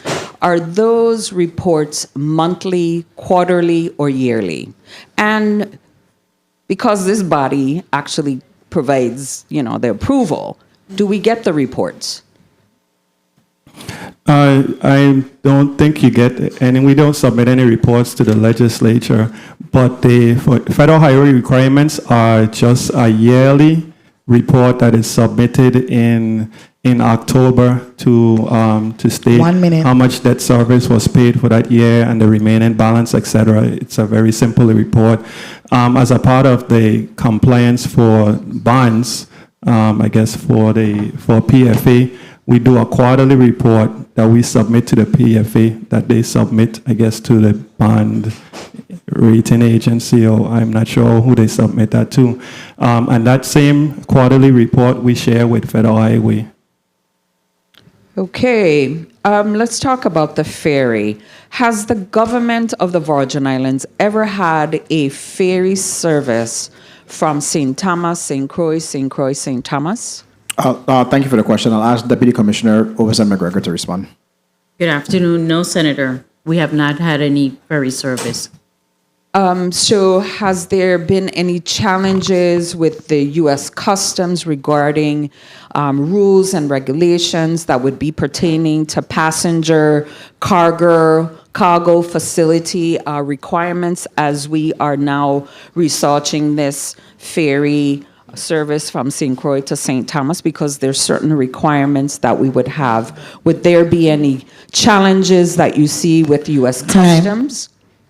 I don't foresee any challenges, even though it's a new ferry boat that we're bringing to the Virgin Islands to include passengers and passenger vehicles. I don't foresee any major challenges. We've gone through this process with the other ferries that we own.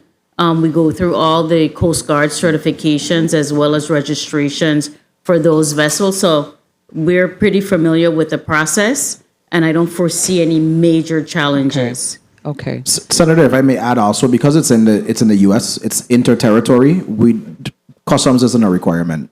Oh, okay.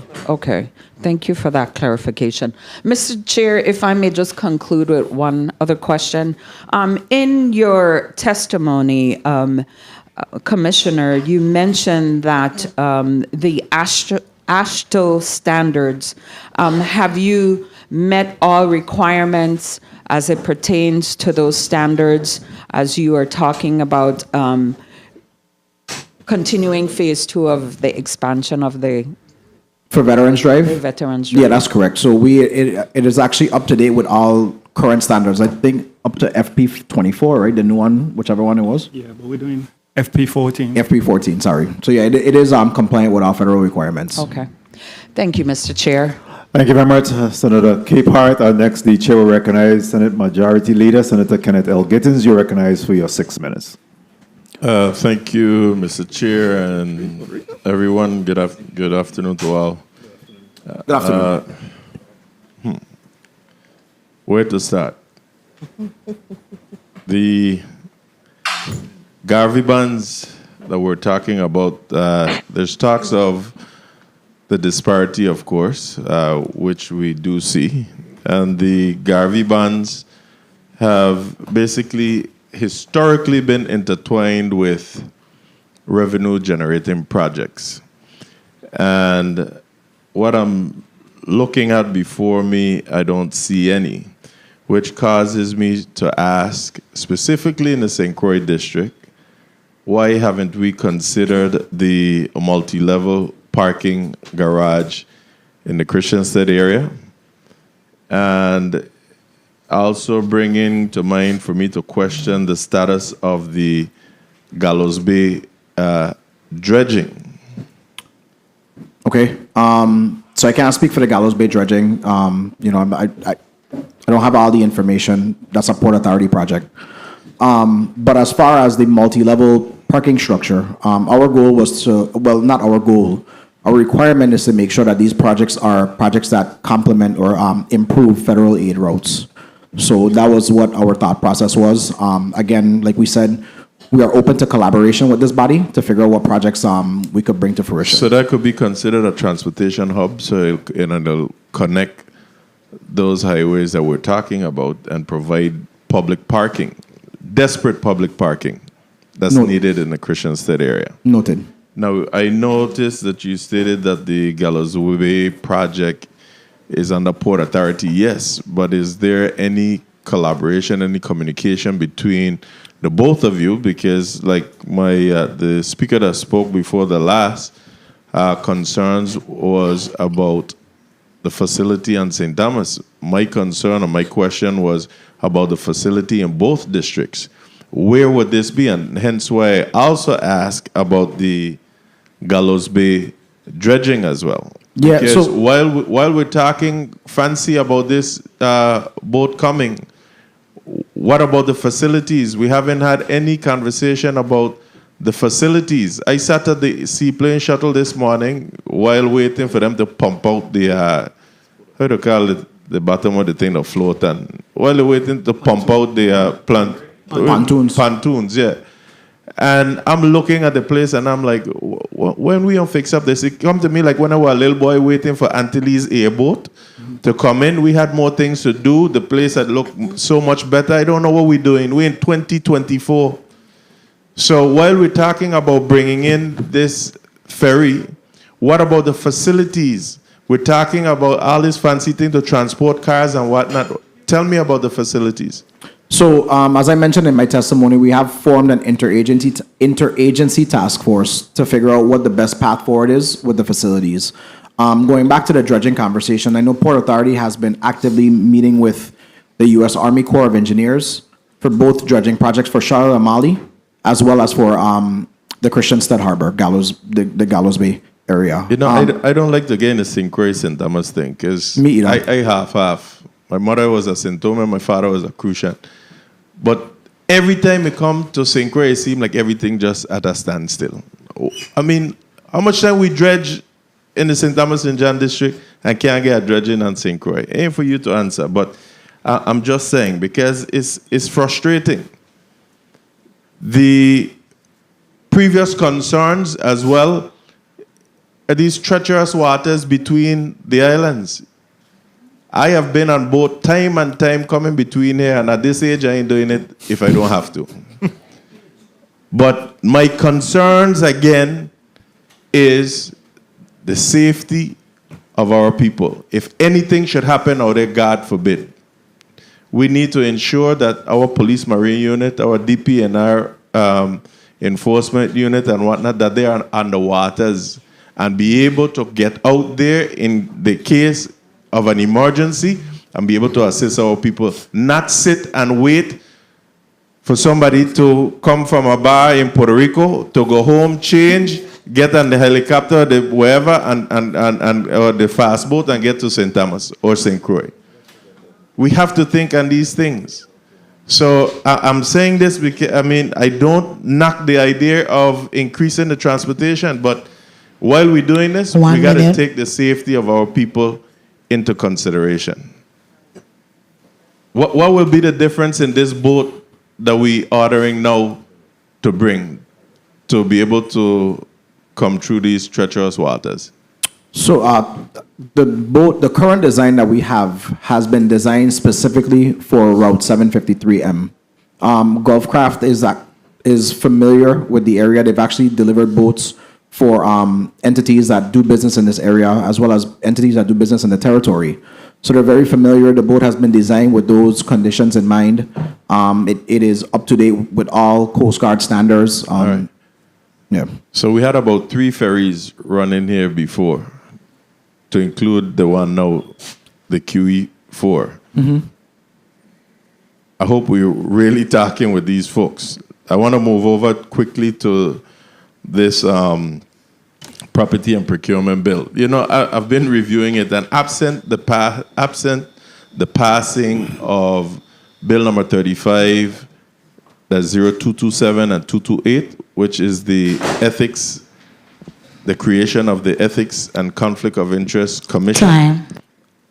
May I, Mr. Chair? Yeah, I'm like pausing and hesitant to support this as I look at some of the areas, and my colleagues have touched on it. So basically, we're asking the legislature to forego its oversight and accountability. The current language in the is in the public's interest right now, and without this timely oversight, there's a risk for poor or corrupt decisions to take place. And I can't do this. Decisions being made without sufficient scrutiny is a no-no. This body must protect the public's interest. We must increase transparency, we're always talking about that, and maintain the public's confidence. So these increases from the year to 5 years and 5 years to 10 years, there's no way that I can support that. Also, I'm looking at the part with the government acquisition of real property and these appraisals. We got to ensure fair market value as well. And we, the legislature, has a responsibility. Checks and balances, oversight. Everybody need to understand that. And us taking a closer look at these and deliberating what we pass before passing it doesn't mean that we don't support it. But every time the administration comes here, you all act as if we intentionally holding up things. We have a job, and it's to scrutinize. We have to deliberate these things so that we can know what we're doing. And with more appraisals involved, we reduce the risk of underestimating or even overestimating, which helps make a better informed decision on behalf of our people. And keeping 3 appraisals reduces, in my estimation, biases, and we must protect taxpayers' interests. I hope you all understand this. And my thing is to also minimize any possible litigations. So at the appropriate time when this measure comes with these things in here, I really can't support this as is. There's some things in there that we can move forward with, but those 2 key areas, that's a no-no for me with the absence of having that ethics and conflict of interest commission. They're going to keep us out of trouble and they're going to keep us out of jail. Thank you, Mr. Chair. Thank you very much, Senator Gittins, Majority Leader. Next, we'll recognize Senator Potter for his point of information. Thank you very much, Mr. Chair. Just to kind of piggyback off of what the Majority Leader just mentioned, I wanted to ask Commissioner Alejandro, I know when we spoke about raising the threshold from 50,000 to 150 and how we would safeguard and if there were specific controls and oversight mechanisms. You mentioned GVI buy and the utilization, I think, of GVI buy. I wanted to get a sense, and I know this is something that you've been working on for a while. Where are we with GVI buy? Is it fully implemented? Are vendors and departments and agencies fully utilizing it? So right now, Senator, with GVI buy, all solicitation, all procurements are done. The contracts are executed through GVI buy. Okay. In regards to the oversight and your concern with the $150,000, that still goes through the requisition process, which again requires PMP to approve or disapprove the procurements of those goods and services from 0 to infinite. Okay. Thank you, Commissioner. Thank you, Mr. Chair. Thank you, Senator Potter. Senator Fred Gregory, you recognize your point of information? Thank you, Mr. Chair. So just for clarification, so this 150 is specifically tied to requisitions? Well, the requisitions happen because every purchase requires a requisition. Right, so, but yes. you have contracts. So I want to be clear. Contracts, so requisitions. other services and charges categories. Everything. 150. So what is the? So I think you shared it in your testimony, but just for further clarification, the 150 recommendation is based upon. Where did we get that number from? I think you spoke. The federal standard, CFR 200. Okay, so we talk about the federal standards. So you're trying to move in line with the federal standards, and I think our concern is while we're looking to move in line with the federal standards, we also have to ensure that the policies and the safeguards, et cetera, that we have on the ground here are in fact in line with the federal standards. Absolutely. And those are, Senator, when we raised it through this body to 50,000, we did the very same thing. We provided the cheat sheets, the trainings, all of the policies and our procedures. We just updated our procurement. So I'm going to ask you one last question that's tied to that. So based on your approval of transactions going through the system, how many of those transactions, what percentage of those transactions are you seeing that don't meet the three-way match as far as we moving from 50 to 150 and departments and agencies not actually doing what they're supposed to do. So- what's the percentage of? Senator, if I were to give a percentage, I would say our departments have significantly increased it. It's probably up to 80-something% in terms of what is correct within the system, 85%. And we get that because for the year FY25, we did about 27,000 requisitions. And at the end of the day, we were able to convert about close to 25,000, which tells us that the agencies are doing much better in acquisition and for services through quotes. All right, thank you. Thank you for your response. Thank you, Senator Gregory. And instances where there is a deficiency in those requests, requisitions, contract, or otherwise, then it's red flagged, it's stopped, and then sent back for corrective action. Is that correct? That is correct, Senator. So the process, I mean, they're still being reviewed, determination is made, and I think that's what's sometimes account for the length of time for these processes. But in instances where what happens once it's rejected, can you speak to what transpired once a request, requisition, contract, or otherwise is rejected or not meeting the standards that have been established by property procurement? Correct, Senator. They are rejected, flagged in the system, and thus the variance between what is requisition versus what is approved in a purchase order. Well, thank you. At this time, the chair will recognize the Madam Secretary, Senator Carla J. Joseph. You're recognized for your 6 minutes. Thank you so kindly, Mr. Chairman. A pleasant good afternoon to everyone. I want to just pivot a little back to the Garvey bond funding and just ask a series of questions relative to that area. I wanted to understand clearly if there are any requirements, possible requirements from the bondholder or from the federal side, because we are going to use federal monies to repay this bond issuance. Is our Federal Highway Administration requiring any type of guarantee or assurances from us? So outside of the normal agreements that we have to sign with them, which any assurances are covered in those agreements, that's it. That there are no additional requirements. Is there any anticipated assurances from the bondholders' side requiring how this money is going to be repaid?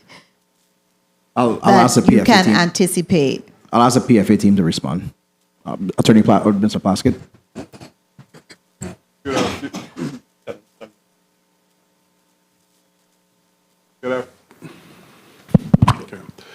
Good afternoon, Madam Secretary, Miles Plaskett, Bond Counsel to the PFA. No, there are no additional requirements other than, the standard payment requirements that are in the bond documents. There aren't any guarantees that are required from the government or anything like that.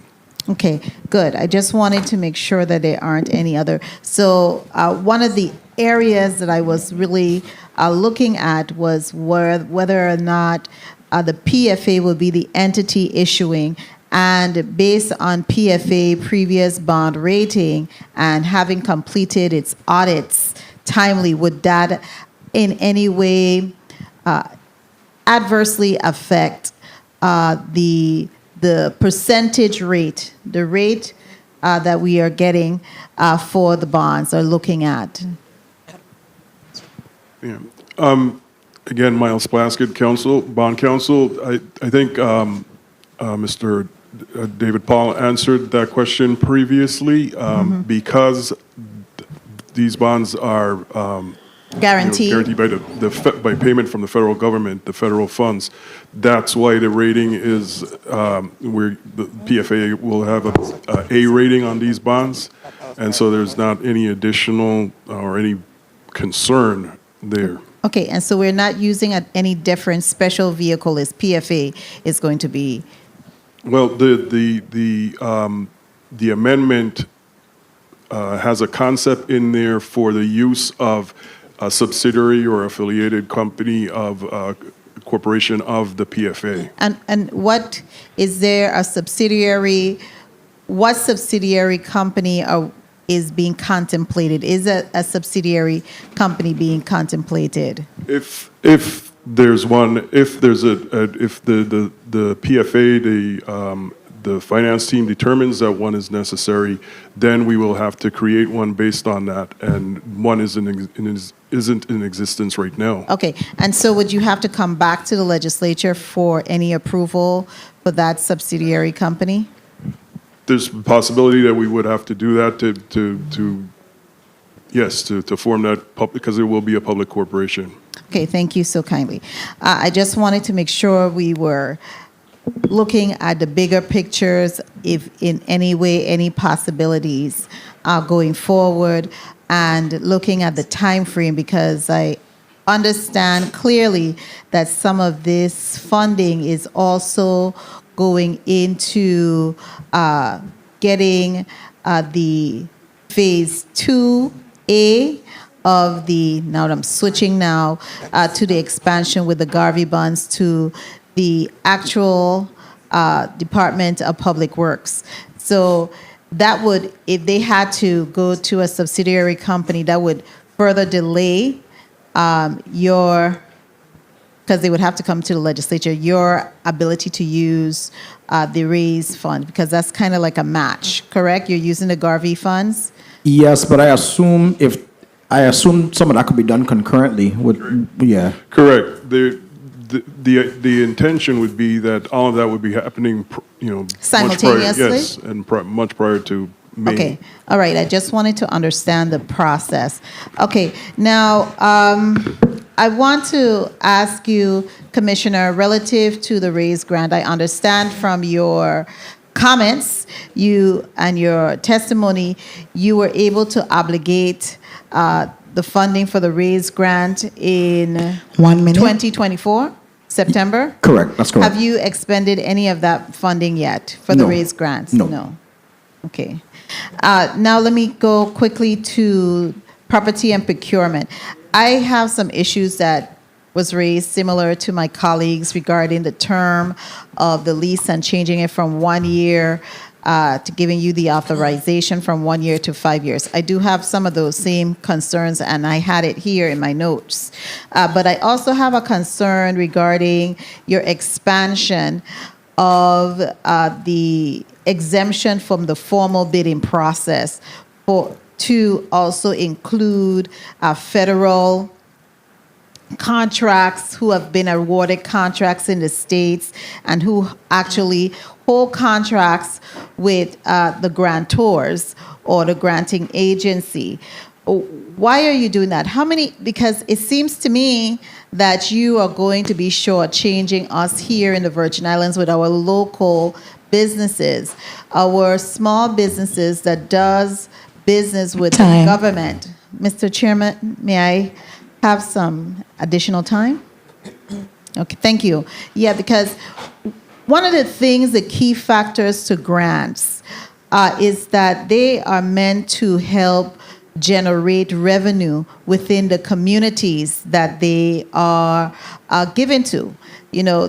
So if you are bringing in contractors external out of the Virgin Islands for when you purchase goods and services, how is that going to affect our little man here in the Virgin Islands who utilize the government as one of its primary providers, primary clients? That's my concern with this, because it should have some level of preference for you before you go out to the federal government. Commissioner. Thank you, Senator. So the law, as you know, currently exists that it is allowable for the government to do that. And I would say most of our services that we're talking about is huge services. For example, we have with the Department of Education, the milk program, those type of things that we do not have here in the territory. We have the Cigna types with the larger agencies, just professional services that we do not have the capacity here in the territory. Sometimes it's requirement by some agencies, by the cognizant agency or grantor, that they have to get on board with certain assessment parties that could provide various type of services that we don't have here in the territory. So for the most part, we can share that professional services with you. It's just, and then the off-island with some of our clients here, our personnel here in the territory, with BOC, as you know, Department of Human Services, those type of services that we're talking, huge services that we don't have. I appreciate the examples that you brought, but this piece of legislation is a little too broad for me. It has to be specific to certain services that cannot be found here in the Virgin Islands. I don't want to squeeze our small businesses out, because big business or other businesses could come in and ship it here, and it could be a lower cost or competitive. But with this, how it's written and how I'm understanding it, it looks too broad, and it could definitely squeeze our already fragile small business community. So that's my other concern. Thank you so much, Mr. Chairman, for the time. Thank you very much, Senator Joseph, for your line of questions. Next, we'll come to Senator Maurice James for her point of information. Thank you. Thank you, Mr. Chair. This is for the Bond Council. How is the maturity period determined? Is that based on revenue? Well, let me ask that first, and then I'll ask the second question. The maturity is determined by the bond. In this case, the program. That's how long the bonds are going to be set for.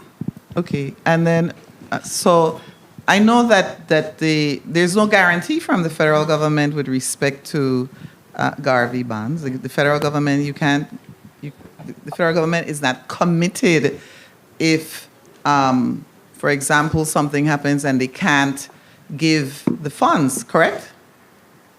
That's correct, right? You know what I'm saying? There's no federal guarantee. There's no federal commitment. You can't obligate the federal government. Correct. Right. So when this is just to get my understanding, how do you make sure that the projections with respect to the amount of the highway funds that are coming in is realistic or conservative, I guess, to repay the bonds? How is that determined? You understand where my question is? I think I do, and I'd ask, our the underwriters and financial advisor to clarify that. Okay, and can somebody explain that to me? It's from my knowledge, if no one else is. I was just interested in finding out if we're realistic and conservative. Senator, Mr. President, there are numerous types of financings in the credit markets that are short of guarantees, but are built around the reasonable expectations of the investor universe. Okay. So in the case of these bonds, the 18 years, and Adam can correct me on this, it really reflects 3 cycles of 6-year federal funding. Mm-hmm. And the transportation funding has always been renewed. It's been renewed on a bipartisan basis, as one can understand as an elected official. There are few elected officials in the country that don't have an ongoing interest in transportation projects being funded in their communities, and so you have that. You have an entire financing structure, which is what the Garvey structure is, which has been done by communities all over the country, that is built around the investor world understanding that this is an ongoing program. If it were guaranteed by the federal government, it would be rated AAA. The rating of single A reflects, the variety of contingencies such as you're suggesting. But it is something that's based upon the reasonable expectation on the part of investors that these funds will be forthcoming as they have been for decades. Yeah, that they are there. Really, the strength of the federal government in terms of providing the highway funds, as you say, to states and the territories. Thank you. And correct. Thank you. And I think in addition to that, historically, we have seen an increase in that as well. I think when we first came in, it was at $12 million. When we actually did the first 2015, but it was $16 million, and now we're talking about it being up to $19 million. So not just that it's available, but we also have seen increase over a period of time. Senator Fonseca, you recognize your point of information. Thank you, Mr. Chair. Real quickly, Commissioner Gabriel, the whole community, Commissioner Gabriel guaranteed us that flooding by Department of Labor and by Hala Hala area would be over. And you know what? With all the hard rains we have, no flooding was in that area. So congratulations. Thank you. That's a big improvement.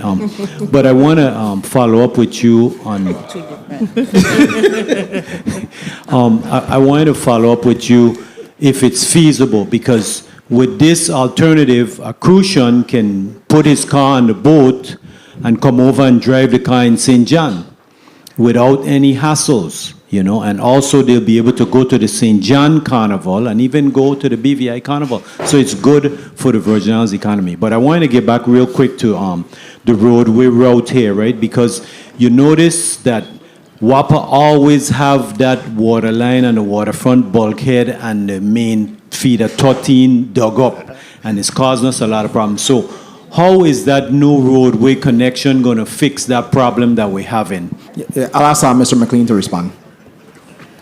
Good afternoon, Senator. So as a part of this Veterans Drive project, we're actually installing a new water main on behalf of the Water and Power Authority. So those frequent ruptures will be a thing of the past. Okay, that's awesome. How about the electrical line that comes up? So we're not, as a part of this project, we're not replacing any electrical conduits for WAPA, but I think that they have a project to replace the conductors, the actual cables, and upgrade those in one of their FEMA projects. Okay, for my information, the feeder 13 runs to the waterfront and it goes under where? Where does it go under? It goes under the roadway now, or it goes in by the Emancipation Park? Where does that line go? I am not too sure. I think it comes, I want to believe it might run through between the fort and this facility and this building, and then it continues up till it gets to the Hatchet substation. Okay, and then it goes over Belgian Road. We'll have to follow up on that. Thank you, Mr. Chair, for the time. Thank you. Thank you very much, Senator Fonseca. And you keep talking about St. Croix individuals bringing over the vehicles on this barge and coming to Red Hook. Be careful you don't have an influx of people leaving St. Thomas and coming over to St. Croix to buy land and move over there where it's all right, so again, be careful what you ask for. I will recognize the Senate Vice President, Senator Blyden, you recognize for your 6 minutes. Thank you so much, Mr. Chen. That's a good thing. Nothing is wrong with that. Good afternoon. Good afternoon to my colleagues, viewing, listening audiences, staff, Central Staff. Good afternoon to the testifier, and thank you so much for your testimony. Good afternoon. Let me ask, in respect to Mr. Simmons, Director Simmons, the 56-2015 bond, the debt service, what's the amount of the debt service in respect to that $56 million that we borrowed? With respect to what, Senator? The 2015 bond, the $91 million. It's approximately 7.5 million. 7.5? Yeah. Okay, thank you for that. I know earlier I heard of there's not a timeline for the completion of the projects, but I know we had a Bureau of Economic Research, and have there been any impact analysis to demonstrate the revenue generating potential of these projects? Yeah, we have. So we have a multiplier, a typical industry standard multiplier that we use. And of course, it's rated for, whichever area, whichever district, and that's there. I don't have the exact number, but I could get that for you. You could send it through the chair. Okay. Thank you for that. And also, in that respect, the ferry project, once completed, and the waterfront project phase 2, construction phase, how many jobs are we speaking to? Again, I don't have an exact number. What I could give you is I can provide the estimated number that we did for our grant application narratives and the calculations that we did. I can forward that to you through the chair. And also for the subsidies moving forward, once the ferry is in operation, how many, in terms of the federal transit route, once established, how many subsidies can we anticipate as a result of the ferry going back and forth? We will qualify once we start getting the ridership data. We will qualify for federal highway subsidies. I don't know, Carol. I'm sorry, Deputy Commissioner McGregor. Would we also qualify on the federal transit side? Yes, we would. On the Federal Transit Administration side, yes. Okay, very well. Let me ask Commissioner Alejandro, Property and Procurement. Good afternoon. Good afternoon, sir. The first thing is, I know earlier I heard about appraisers, 2. I don't agree with that. We need at least 3. We need some type of balance. I understand we have challenges with appraisers, but at the same time, it's important that we have a balance. You also want to have 2, a high and low price. You want something in between. That's just my recommendation. And also, from 1 to 5 years, I believe this body still needs to be part of the process. And let me say why. Right now, on the little island of St. John, Love City, it has come to my attention, and many of my colleagues' attention in respect to 4 vendors who all have been leasing from the government for 20 plus years, all of them. And they received a letter, and one individual apparently has a month-to-month lease for these individuals moving forward. And we cannot displace individuals just like that. We're talking about several local market individual. We're talking about a car rental and fast food restaurant. And I believe it is, in my opinion, not right to displace individuals like that.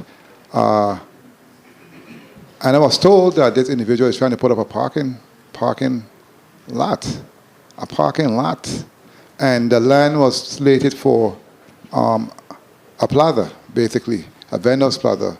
So I would have to have some offline discussions in respect to that situation, because that's unacceptable in my opinion. We can't have that happening in our territory. Cannot. Public Works, let me ask you a quick question, because I know with all the rains that has been coming through here, you're hearing a lot of complaints in respect to, I know by the food center and by Bolongo and other areas, with the amount of holes, and some of those roads were just done. I know in the past, when we did Cookie Point Road, we did Zinky Smith, etc., in concrete, what the plan moving forward for those type of roads where the water just sits there and there's so much water, and it's a waste of investments. What the plan moving forward, and do you have the funding to deal with those situations moving forward? I really appreciate that question, Senator Blyden. First and foremost, for the 2 areas that you referenced, we do have upcoming projects for those areas, and actually to restore those areas in concrete as opposed to asphalt. 1 minute. Of course, we know those areas are low-lying areas. They typically have a lot of flooding. So we are putting those back in concrete, which is more resilient. Just to take it a step further, a lot of what we've been doing, which has added to cost escalation for our projects, is putting in proper drainage, right? Right now, as a previous senator mentioned, we're investing a lot in the drainage in our downtown area, and we're seeing it pay dividends. Right now, we are finishing up the second phase of our downtown project at Crystal Gata. We have a lot of paving coming up for the St. Thomas, St. John district, and those areas will be put back in concrete, and then we're further assessing low-lying areas to make sure we have low water crossing, drainage, etc. I appreciate what you said and what was done by Department of Labor. But let me ask you about another situation that's still ongoing, Vendors Plaza area. What can be done or what needs to be done in order to mitigate that situation? Because that's a real bad one. It's a bad look for all of us. Yeah, Veterans Drive. Yeah, it's a part of Phase 2A. I mean, if you ask what could be done, let's pass this legislation today. It really addresses not just the sediment that comes off. It addresses all of it because a lot of it is done by tidal action as well. So that will be addressed in Phase 2A. But with that being said, definitely I am supporting and definitely I will be supporting. Thank you so much, Mr. Chair, for the time, and thank you for your responses. Thank you very much, Senator Blyden, Vice President, Vice Chair. Timekeeper, if you could put 6 minutes on the clock for me real quick, I'll try to get through this. I too want to commend the work that has been done in the Gallows Bay area, that Gallows Bay Road work. I mean, with those heavy rains, we have seen much improvement there. So I believe there's a number of complaints that come in about our road, and rightfully so. But I see some tremendous work being done. The interconnect between Lorraine as well as going over to the Melvin Evans Highway, that's a project too that will help to alleviate some of the issues that we're seeing here. I wanted to know on the Garvey funds, the unused funding for the Garvey project, where is that housed? I'll ask Mr. Simmons to respond. The funds with the Mellon Bank? PFA trustee. Okay, and that's the Mellon Bank? Oh. Yes, Bank of New York Mellon. Okay, and any interest being realized on that money? Yes, most of those funds are invested. And how is the interest used? It is added to the debt service account. Yes.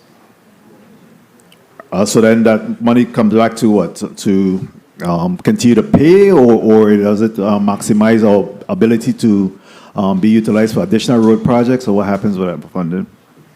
Well, the funds would be sitting in the account until and unless, for instance, in this case, since we would be utilizing the balance in the debt service fund as part of this refunding transaction, those monies will be utilized. So it's in the account. You can't use it for road projects unless it is specifically approved to do so. How much interest have we realized thus far on this funding since 2015? I don't know that offhand. We'd have to see that. Can we get that amount? It's part of our total investment portfolio. It would take some time to break out how much is the Garveys and how much is the other investment products, but we can take a look at that. No problem. Do that. And I know traditionally we see where Garvey funds that's used elsewhere is for revenue generators. I mean, tolls and bridges and those type of things. Right. What would we say in terms of locally? How we kind of maximize the use of the Garvey fund for us to be able to not just the revenue generators, but also for expansion of projects that's been pending for a long period of time. Yeah, so I think for us a lot of what we looked at is projects that would give direct and indirect economic stimulus, right? And that's why two of the marquee projects that we keep listing are Veterans Drive and the ferry boat bit for the district. The Department of Transportation has really been encouraging us to use different avenues to get these projects going, particularly the territories, because of course, we don't have a voter base for the president. We have to show progress with our projects. As recently as this year, they really have been encouraging all of the territories to utilize Garvey to get their projects going. Okay. And on the Veterans Drive project, how are we addressing the WAPA electrical undergrounding? Is there any opportunities for us to be able to address that? I'll ask Jomo McLean to respond. WAPA has a separate project to address. It's really, I guess the conduits are okay. It's just the capacity of the conductors in the conduits that they need to just pull and replace. So I believe they have a project already slated to do that. And then we're addressing the water. So there's no collaboration that's occurring between DPW and WAPA? There is coordination. Okay. There is coordination. All right. And of course, we can't have the conversation about road projects without addressing some of the funding that this body have provided for other local road projects. For example, the $1.5 million that I provided recently for road projects. Where are we with that? Because I'm getting texts as we talk about road projects, where individuals within those communities are asking, when our roads going to be fixed. Yeah, so we have requested those draws from the Office of Management and Budget. We're trying to, one of the things I think that you can appreciate and we're trying to be sensitive of is I try not to have contractors do work unless we know that we have the money to make sure they get paid. We have made those draws. We are working with the Office of Management and Budget, but I think we all know it's a balance of waiting until we get the proper revenues. But it is on our radar, Senator. And one of the hindrances that you've often spoke about is the roadway designs. How are you ramping up the conversation, or how are you hiring up to be able to address that? 1 minute. Issue? Great question. So we've done a number of things. This body has given us some opportunities to engage task order contracts for design, and we've utilized those, and we've seen how that's helped us out tremendously. Also, as recently as this week, we had a new civil engineer starting in this district. We have built out. We are continuing to build out our CIP, the Capital Improvement Projects Division as well. So there are a number of things that we're doing to make sure that we can increase our bandwidth, internal and external, to address the incoming projects. Okay. And in terms of conversation about transportation, is there anything on the horizon in terms of the transportation center on St. Croix, Vitran, or are we expanding the possibility of with Vitran? I'm excited about it, but I'll let Ms. McGregor, I'll let her respond. Senator, we're currently in design for our Sunny Barnes, Lorraine terminal. We also have, still in the construction phase, the St. Croix Vitran operations and maintenance facility. And we're under contract for new buses as well. Very well, thank you. And then we're also expanding to proper signage and time when these Vitran bus will arrive and those type of things that's occurring, and kind of modernize this whole technology that we keep talking about. That project is in the Department of Property and Procurement. Okay, very well. Thank you. My time have expired. I think all time have expired thus far. Any point of information, Senator Gittins? Somebody to do like the bus. Thank you, on time. Mr. Chair. Earlier, as I was listening to my colleagues, the Rules Chair spoke to the integrity of the road work in the territory, which in my estimation is poor. And sadly, as I sit here, I remember talking to four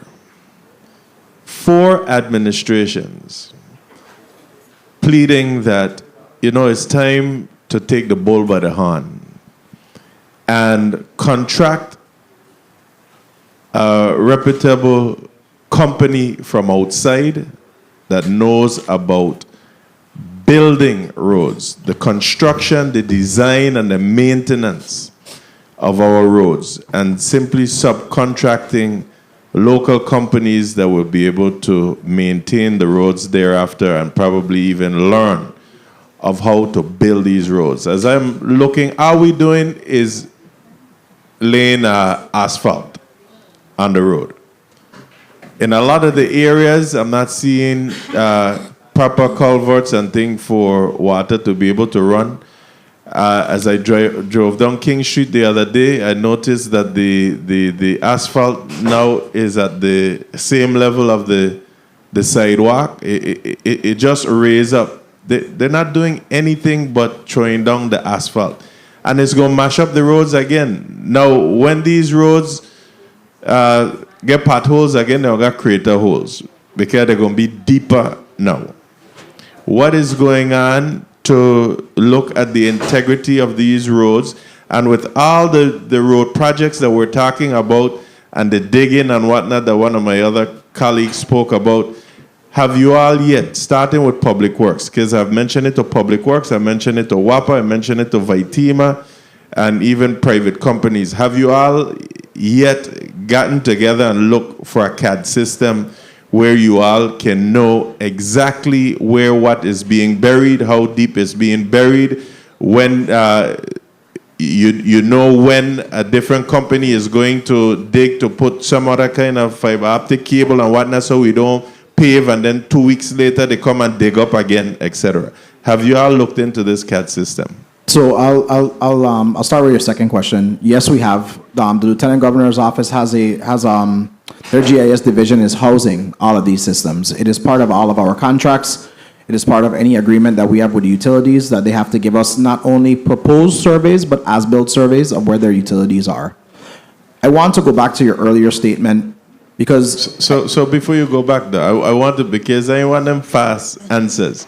The thing is, so you're saying that you have the CAD system in place? We do. The Lieutenant Governor's office has a system that houses all of the CAD. So we have the system that housing it, but is it operational? Because we still have... You say yes, but I'm telling you that roads are still being dug up. In Camporico the other day, you pave the road so nicely and then come right back a couple months later to dig it up again. So I need to get on my soapbox for this one. We really need to realize that the territory has a crumbling infrastructure. And every time we go in and we do road work, in some instances, it causes damage to other conduits, whether it's pipes, whether it's electrical. It is crumbling. It is why we are here today for this Garvey issuance, because we have to begin to invest in our infrastructure. It is why right now we have a horizontal bundle out to bid. Our infrastructure is literally crumbling. Right now in the Charlotte-Amali district, waste management is dealing with crumbling pipes. WAPA is dealing with crumbling water pipes. That is a fact. I don't like to pave areas and then see a utility come back and dig it up either. I can't stand it. Give me a second. I also have to accept the fact that our infrastructure is aging. It is happening across America. And I understand all of that, but I'm still saying that is why we have to have that check and balance. And if the left hand know what the right hand doing, then we should have prior planning prevents poor performance. I continue to say that. And while you're saying that you do have the system sitting in the Lieutenant Governor's office, I am not seeing where it's working. Understood. So, Mr. President, if I may, I think also I want to go back to one other thing, because our contractors, especially in the St. Croix district, we've really been doing when we can and when we have the money, and this body has been really good over the past few years with providing us funds to do projects with drainage. But if we don't have the money to address it, we can't do drainage. Drainage is the most important part of a project, and it doesn't bring the aesthetics like the paving does. When we redid Bugby Hole, we went down and we used a process called reclamation to really make the sub-base more resilient. We reclaimed, we added concrete to the aggregate base, and it made the roadways more resilient. When you see Bugby Hole, when you see St. George's, when you see some of these areas in St. Croix that were done, you cannot tell me that those aren't resilient roadways with proper drainage and swales and culverts. And we have a team in the Department of Public Works that really goes out there every single day and tries to do the best that we can to inspect these projects and make sure that we are living up to the specifications that the contractors bid on. I don't want to prolong it, but I'll give you that one in Bugby Hole. Thank you. Thank you very much. A point of information, Senator DeGraff.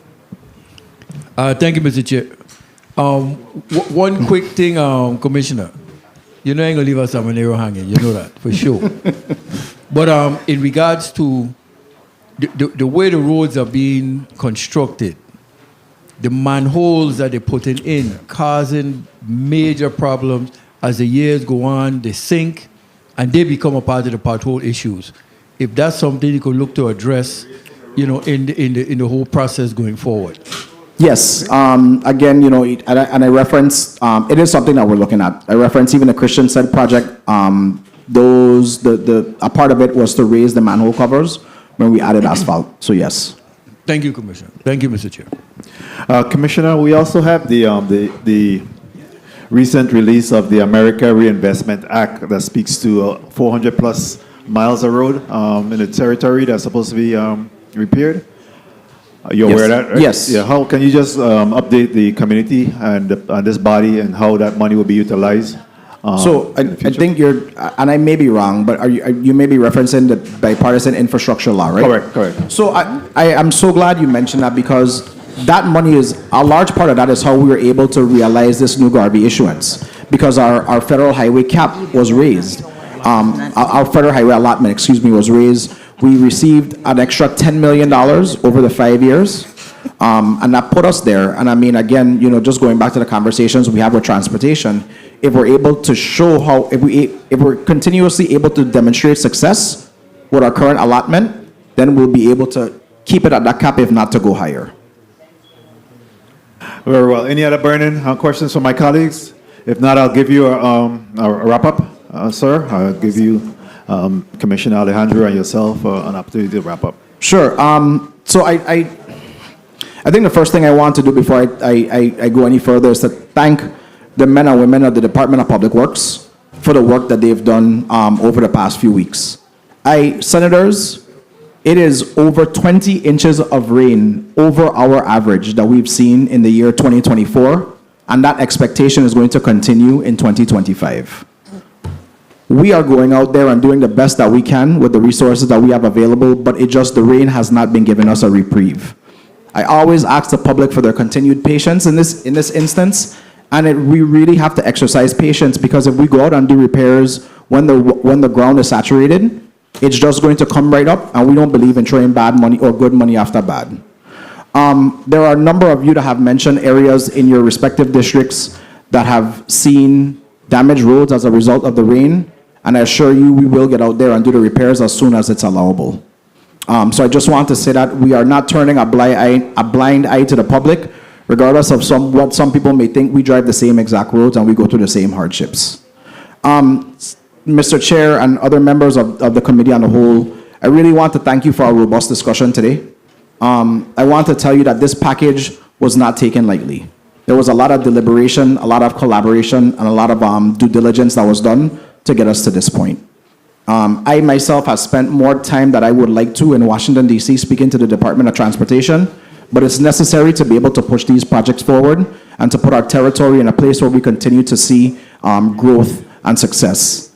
I want to really urge the members of this body to continue the collaboration with the Department of Public Works and the Brian Roach administration, and to really and to ask you for your utmost consideration in approving this measure. I thank you and look forward to the continued collaboration. Thank you very much. I know that we spoke about the Spring Dutch Road, that connector road as well. Can you just say what was the status on that again, please? Yeah, I'll ask John McLean to respond. That's going out to bid next month in December. Thank you. Commissioner Alejandro?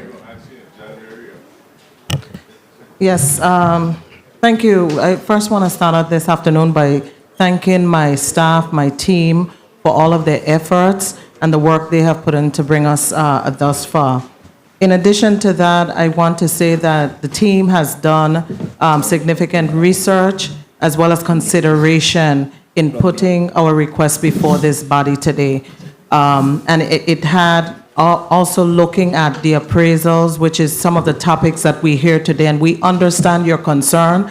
And I want to say that our decision to do this is driven by my anti-fraud posture. Looking at the statistics, looking at the appraisals that has coming over the last 3 years, what are the variants of those appraisals? So that's from number one, that standpoint. In addition to that, we've also looked at the leasing process. And so like you, like this body, we are also postured to provide economic opportunities to our small businesses in this territory. This is one of their concerns in starting up a first-year lease, the difficulties, the challenges was going through the various agencies of government and getting it established towards actually putting forth a profitable investment in this territory. So we have done the work. I do understand the concerns, and we share those as well, and we'll continue to build efficiencies within our department, looking at what the best standards are, the best practices are, as we continue to grow, not just these processes, but our people as well. So again, I thank the body. I thank you for your consideration, and we are very, very happy to be here today and to indulge in these discussions. Thank you very much. Thank you. Again, thank you to all of the testifiers for being before us today and answering the probative and sometimes provocative questions to be able to make informed decision on these measures that have been sent down for consideration. So, thank you very much, and certainly we'll be taking these matters under deliberation. At this time, I will stand in recess for until 2:45, and then we'll resume and rise back into session.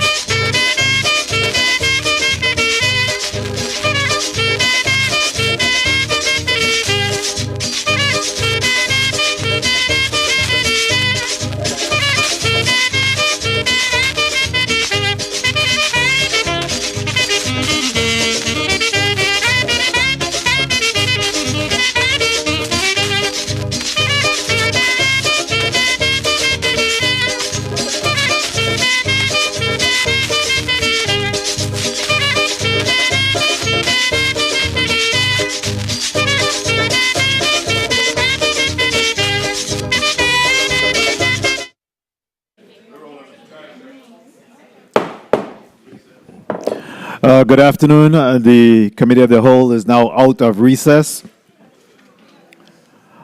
Madam Secretary, quorum call. Thank you kindly, Mr. President. Senator Marvin A. Blyden.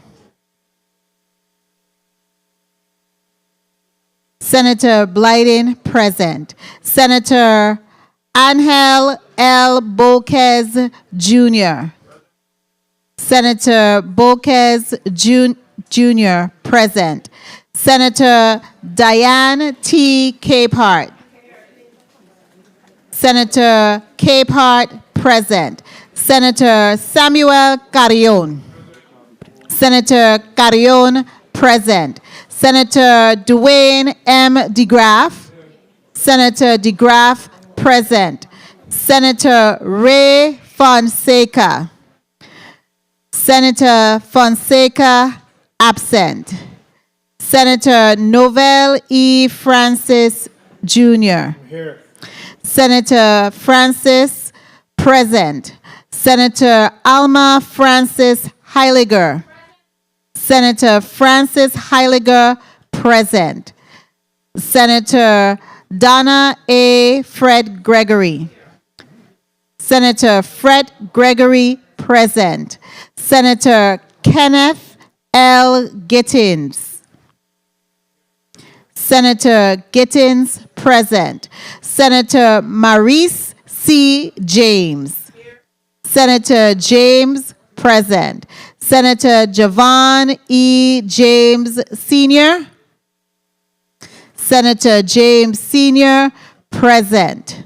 Senator Franklin D. Johnson. Senator Johnson, present. Senator Carla J. Joseph, present. Senator Joseph, present. Senator Milton E. Potter. Senator Potter, present. Mr. President. Madam Secretary, please record Senator Ray Fonseca as being present. Mr. President, we have 15 members present. Thank you very much, Madam Secretary. We do have a quorum. At this time, we have completed our round of the Committee of the Whole, and we'll be rising back into session.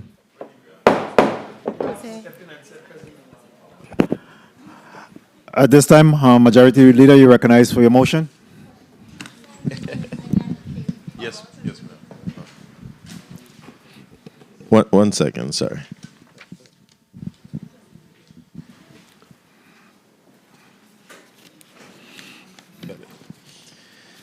Thank you, Mr. President, and good afternoon to all. Mr. President and colleagues, I move to reorder today's session agenda to the following blocks and time allotments, and to also waive the reading of the committee reports and have the reports simply made a part of the permanent part of the electronic file. Block 1 as follows.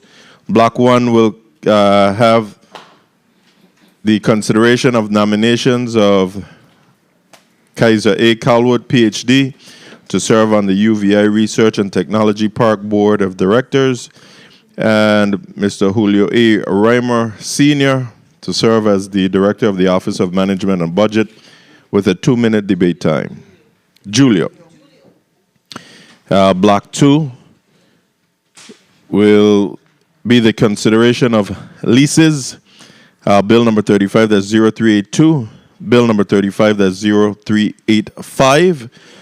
Bill number 35, that's 0386. And Bill number 35, that's 0387, with a 2-minute debate time. Block 3 will be the consideration of bills. Bill number 35, that's 0253. Bill number 35, that's 0271. Bill number 35, that's 0316.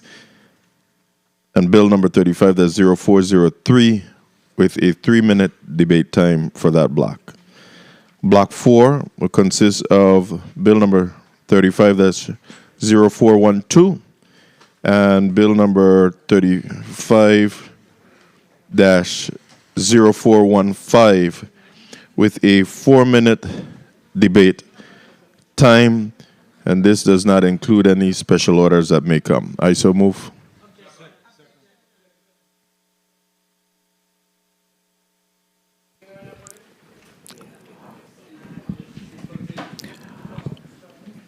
Motion made by Senator Gittins, second by Senator Fonseca, objected to by Senator Fred Gregory. Senator Dwayne DeGraff. Roll call.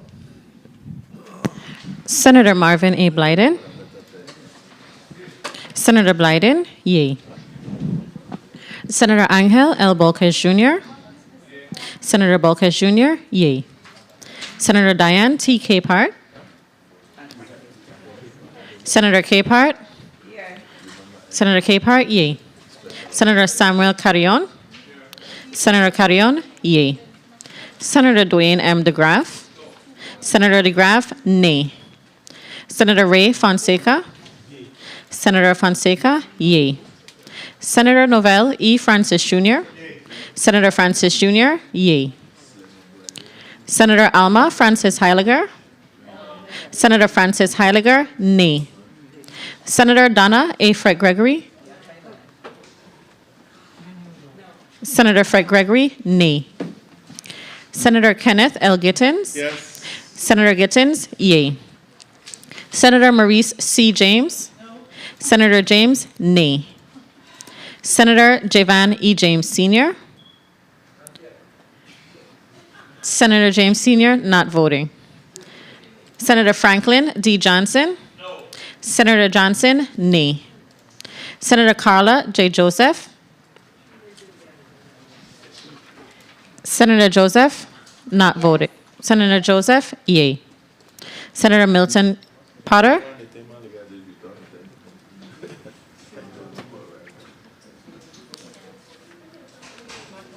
Senator Potter, nay. Mr. President, we have 8 yeas, 6 nays, 1 not voting. Thank you, Madam Clerk. Motion carries. That is, in block 1, there is 4 blocks. And remaining on today's agenda, you have 4 blocks. In block 1, 2 minutes debate time. Block 2, 2 minutes debate time. Block 3, 3 minutes debate time. Block 4, 4 minutes debate time. Madam Clerk, at this time, please call up the items in block number 1.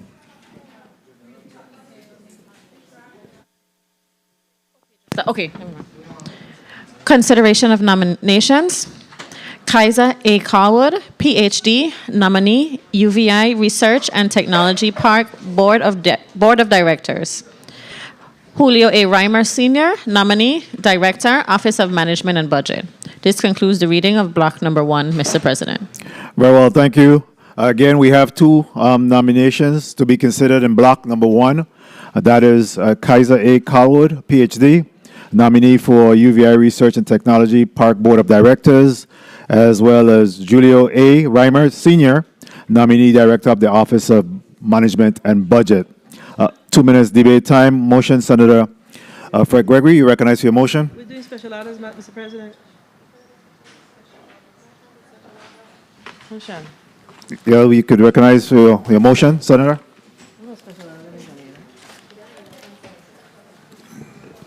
Put it again. Put it again. Oh. Thank you, Mr.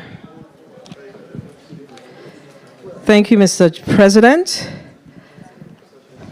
I move to waive Rule 403, 404, and 405, and 509B. Let me restate it.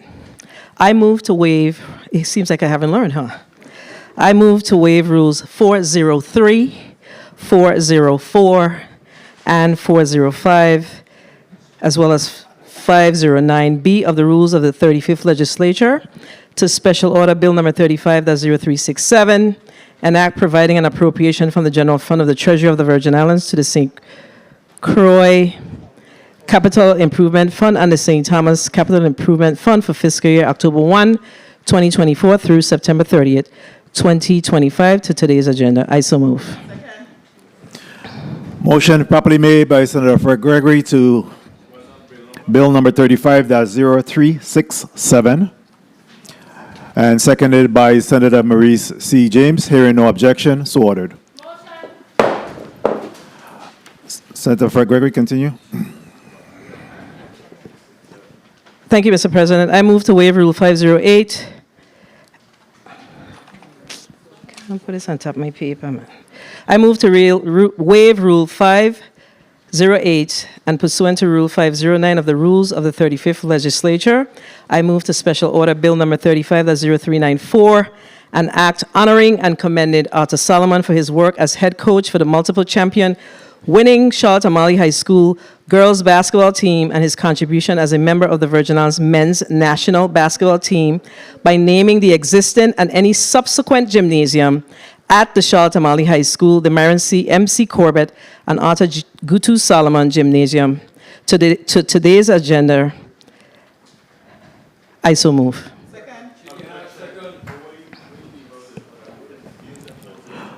Because it was heard before. Motion properly made by Senator Fred Gregory, seconded by Senator Maurice James, Senator Dwayne DeGraff, objected to by Senator Gittins. Motion. No. Okay, so hearing no objection, so ordered. Motion, Mr. Senator Fred President, Gregory. I move to waive Rule 508 and pursuant to 509 of the Rules of the 35th Legislature, I move to Special Order Bill number 35-0027, an act honoring and commending Mr. Myron Corbett posthumously for his many contributions to the youth of the territory, renaming the basketball court located in the Anna's Retreat, St. Thomas, Virgin Islands as the Myron Corbett Basketball Court, making an appropriation to erect signage at the basketball court and for other related purposes to today's agenda. I so move. Motion.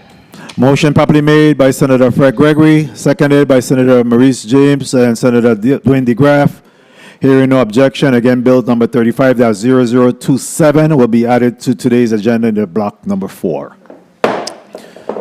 Motion. Motion, Senator Fred Gregory. I move to waive Rules 508 and pursuant to Rule 509 of the Rules of the 35th Legislature to Special Order Bill number 35-0298, an act honoring and commending Darrell A. George Sr., colloquially known as Mousy, posthumously for his contributions to the people of the Virgin Islands as a firefighter, first responder, mentor, and as director of the Virgin Islands Fire Emergency Medical Services, renaming the Tango Company Fire Station the Darrell A. Mousy George Sr. Fire Station in his honor, and appropriating $10,000 from the Business and Commercial Properties Revolving Fund to the Department of Public Works to erect the proper signage to today's agenda.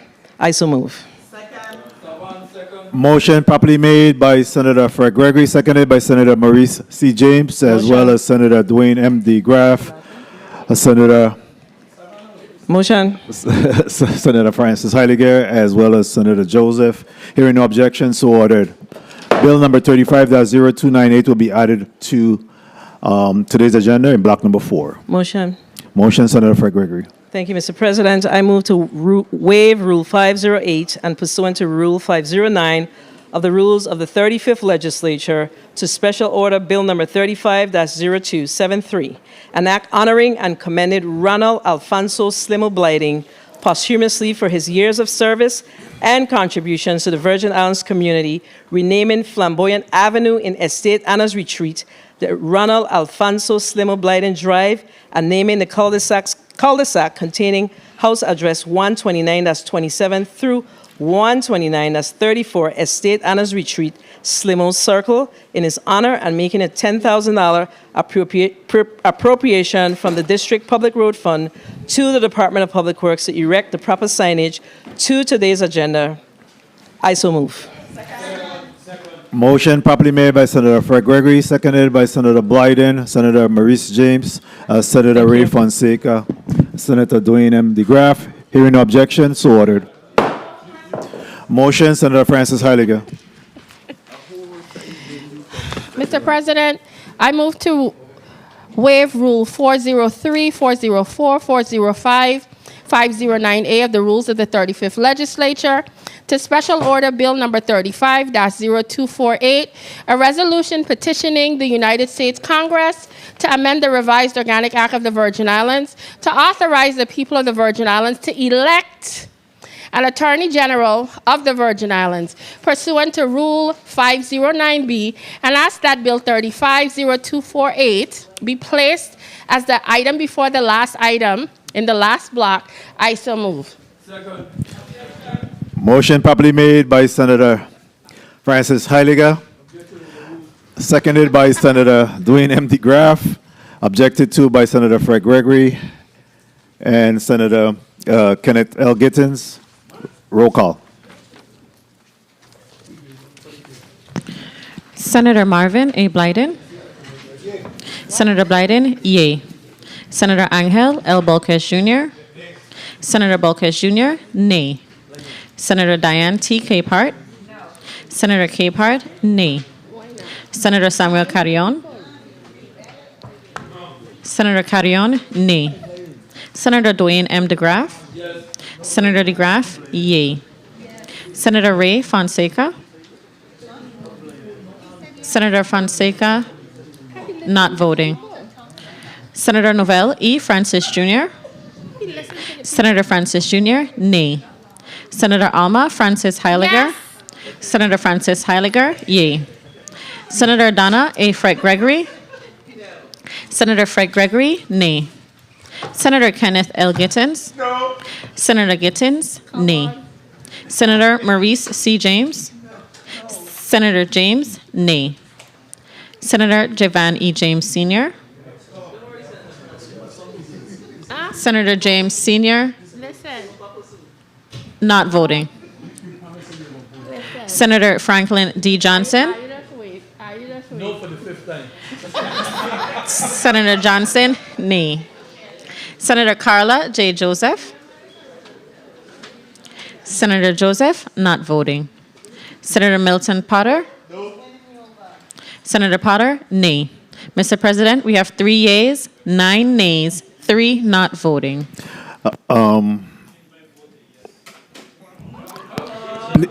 Please record Senator Fonseca vote as yes. And tally, please. Senator Fonseca, yay. Mr. President, we have 4 yeas, 9 nays, 2 not voting.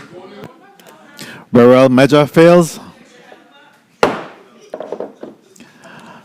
Motion, Senator Maurice C. James, you recognize for your motion. Thank you. Thank you, Mr. President. I move to waive rules 403, 404, and 405 and 509B of the rules of the 35th Legislature to Special Order Bill Number 35-0402, an act amending Title 5 Virgin Islands Code, Subtitle 1, Chapter 3, Sections 31 and 36, extending the statute of limitations to bring a civil action involving childhood sexual abuse to today's agenda. I so move. Motion probably made by Senator Maurice C. James, seconded by Senator DeGraff, Senator Johnson, Senator James Sr., Senator Fred Gregory, Senator Joseph. Hearing no objection, so ordered. This bill number 35-0402 will be added to today's agenda in block number 4. Motion, Senator Javan E. James Sr. Thank you, Mr. Chair. Mr. Chair, I move to waive rules 403, 404, 405, and 509B of the rules of the 35th Legislature to Special Order BR.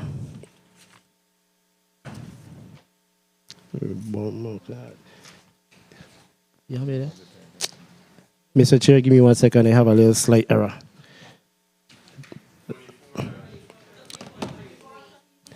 (24)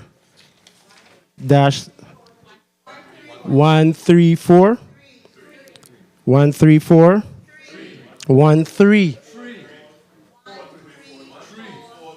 1343. Thank you. Sound good as a choir.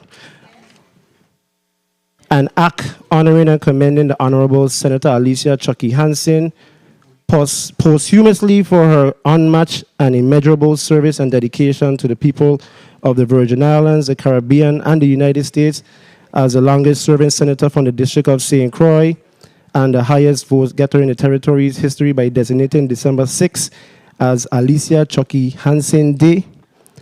To the session's agenda pursuant to Rule 509A, and to give it a bill number to be considered on the agenda, I so move. Motion properly made by Senator Javon E. James Sr., seconded by Senator DeGraff, Senator Alma Francis Heiliger, Senator Joseph.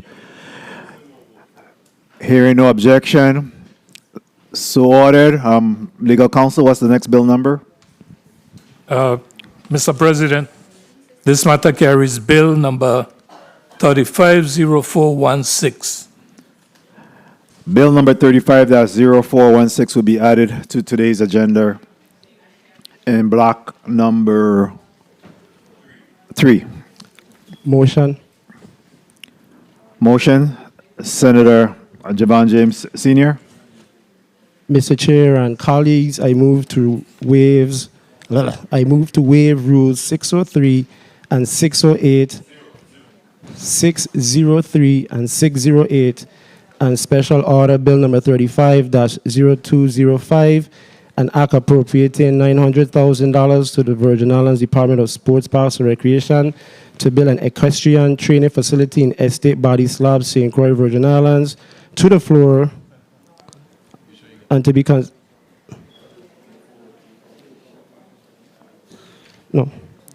and to add today's agenda. Are confusing me.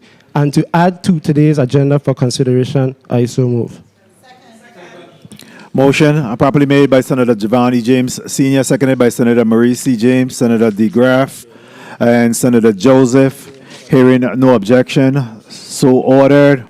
Bill number 35-0205 will be added to today's agenda in block number 4.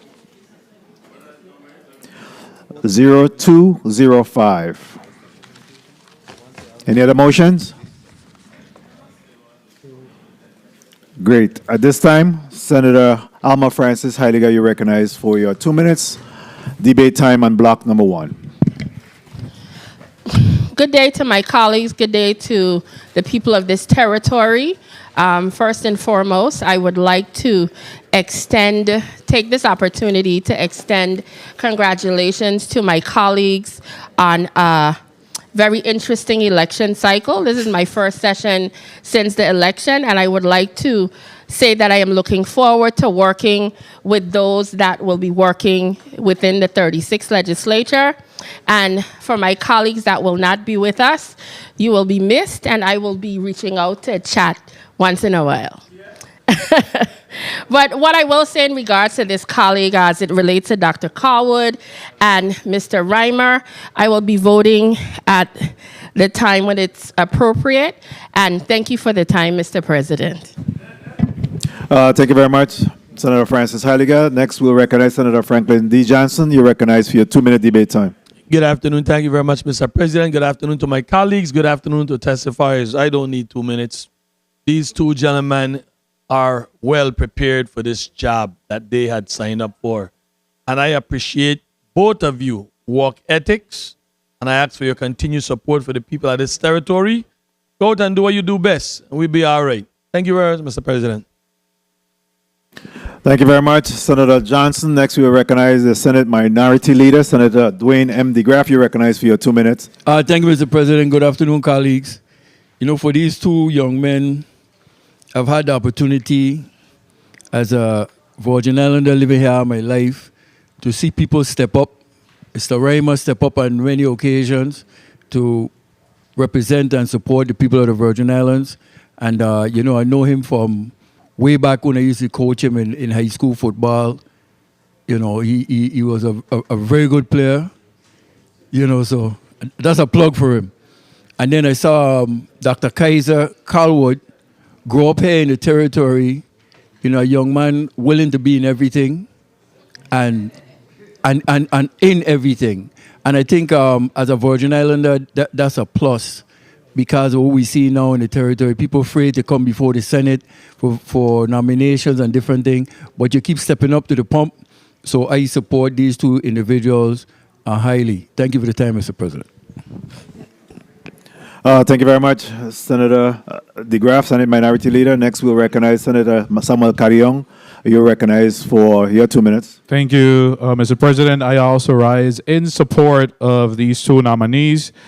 Like my colleagues mentioned, both individuals have been serving our community with excellence and have offered themselves to serve once again in another capacity, and I will be voting in affirmative. So I want to thank them for their willingness to serve, and I know they will continue to do great things for the people of the territory. Thank you. Thank you very much, Senator Carrion. Next, we'll recognize Senator Javon E. James Sr. You're recognized for your 2 minutes. Thank you, Mr. President, for the time. I logged into the VI consortium this morning, and I see Mr. Kaiser Calwood face, and he ain't even passed yet, but you're going to pass it, though. So today is a joyous day. I believe in you. I believe in your expertise and knowledge that you bring to the table. The only thing we ask in the legislature is just for results. You know, once we confirm individuals, sometimes they get big-headed and swell, and they forget who supported them. Just all we want to see is results. And for Julio A. Reimer Sr., Office of Management and Budget, you have a lot of work ahead of you. And all I could tell you, just manage the money properly and to make sure the people of the Virgin Islands get what they need as far as the budget. Because, you know, it's all about the budget. And I must admit that my colleagues worked very hard for the FY 2025 budget. And we hope and pray that y'all acknowledge and abide by the law. Because many times we put things in the budget and some individuals pick and choose what they want to do with it. So just do the right thing. With that said, I will vote in the affirmative for both individuals. 1 minute. And I look forward to seeing great things. Thank you very much, Senator James Sr. Next, we'll recognize Senator Angel Bolquez Jr.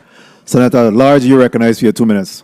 Thank you, Mr. President. Mr. President and colleagues, I had the opportunity to vet both of these outstanding individuals during the last Rules and Judiciary hearing. And all I must say is that their track records demonstrate their leadership and excellence, and I have no doubt that they will do an excellent job in the post that they'll seek. So I will not belabor the time. I look forward to voting in the affirmative. Thank you, Mr. President. Thank you very much, Senator Bolquez Jr. Next, we'll recognize Senator Donna A. Fred Gregory. You're recognized for your 2 minutes. Nominations. Thank you, Mr. President. This is easy for me. I'm just going to go ahead and congratulate the two nominees, Dr. Kaiser A. Calwood, who I am very, very proud of. He is a young Virgin Islander, and if you look at his resume is extremely extensive, and we should be very proud of you. As a male in our community, you could have been doing a lot of worse things. So I really want to congratulate you. I know that you will do well. You have served on the WTJX board as chair of the Virgin Islands Board of Education. And I believe that at some point, and you've also served at the University of the Virgin Islands Board. So I want to congratulate you in advance for your good work. And I want to congratulate the Brian Roach administration, actually, for recognizing the importance of giving young people an opportunity. 1 minute. Julio J. Reimer, Sr., is no stranger to this work. There's so much I can say about him, but what I will say is that he understands the issues, he knows the business, he knows the work, so get ready to work, OMB staff. Him and I talked about the importance of collaborating with the Department of Finance and ensuring that we are able to,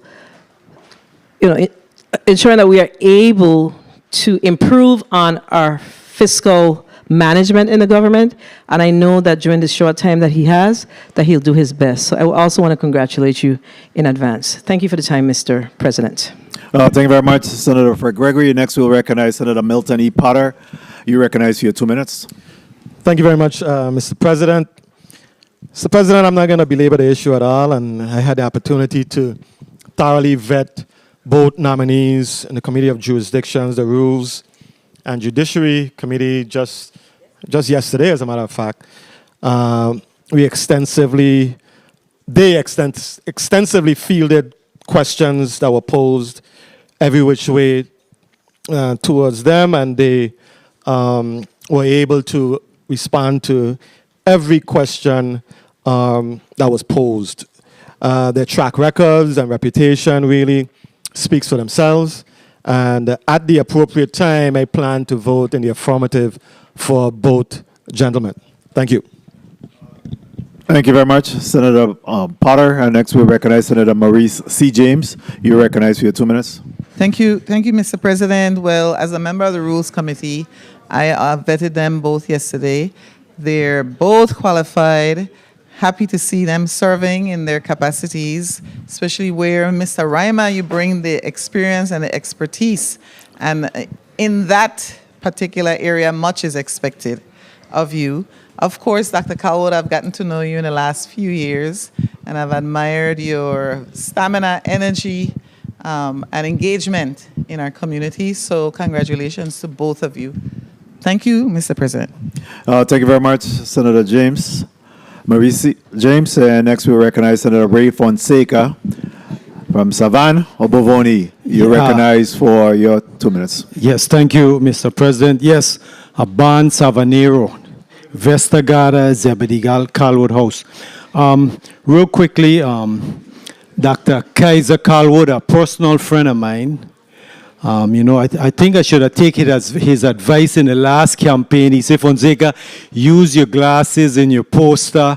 I didn't wear my glasses, so I'm going to listen to him next time because he keep running number one. A real professional. If you look at him, he's involved in everything. Even if, the beauty competitions, he's impeccable, Board of Education. That's an easy one.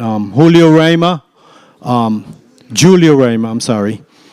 He on paper, he has all the qualifications. I'm definitely going to vote for him. I have some concerns, though, because the OMB director, with the revenue projections, we have to do much better because it makes the finance committee work very difficult without having good revenue projections. So it's a yes. And congratulations to you both. Blessings. Thank you very much, Senator Fonseca. Senator Diane T. Capehart, you recognize for your 2 minutes. Thank you, Mr. President. As the chairperson of Rules and Judiciary, I am so pleased that we had the pleasure of vetting these nominations yesterday in the Committee of Rules. And I must say that Kaiser Calwood, in any position that I've seen him in, he has actually affected change. He's brought a wealth of information, experience, and a great asset to any board, commission, or position that he serves in this Virgin Island government and the community. So I am so happy to be able to vote for him today because you are a change maker. And the Virgin Islands should be proud to have this young Virgin Islander to be serving in our community. So I will be voting in favor. I had the pleasure of meeting Julio Reimer personally and have actually seen his performance from afar in government. 1 minute. And when his name came as a nomination for this position as the Office of Management and Budget, I was impressed and more impressed that he actually served in this capacity in working for OMB. And I think he would be a changer again 30 seconds. To improve on transparency and accountability. So, Mr. President, I'm ready to vote. Thank you very much, Senator Diane Capehart. Next, we recognize the Senate Majority Leader, Senator Kenneth L. Gittins. You're recognized for your 2 minutes. Thank you, Mr. President, and colleagues. I stand in support of both nominations before us. I believe that they are competent to be in the position in which they were nominated for, and at the appropriate time, I will vote in favor of these. Thank you. Thank you very much, Senator Gittins. Next, we recognize the Senate Madam Secretary, Senator Carla J. Joseph. You're recognized for 2 minutes. Thank you kindly, Mr. President.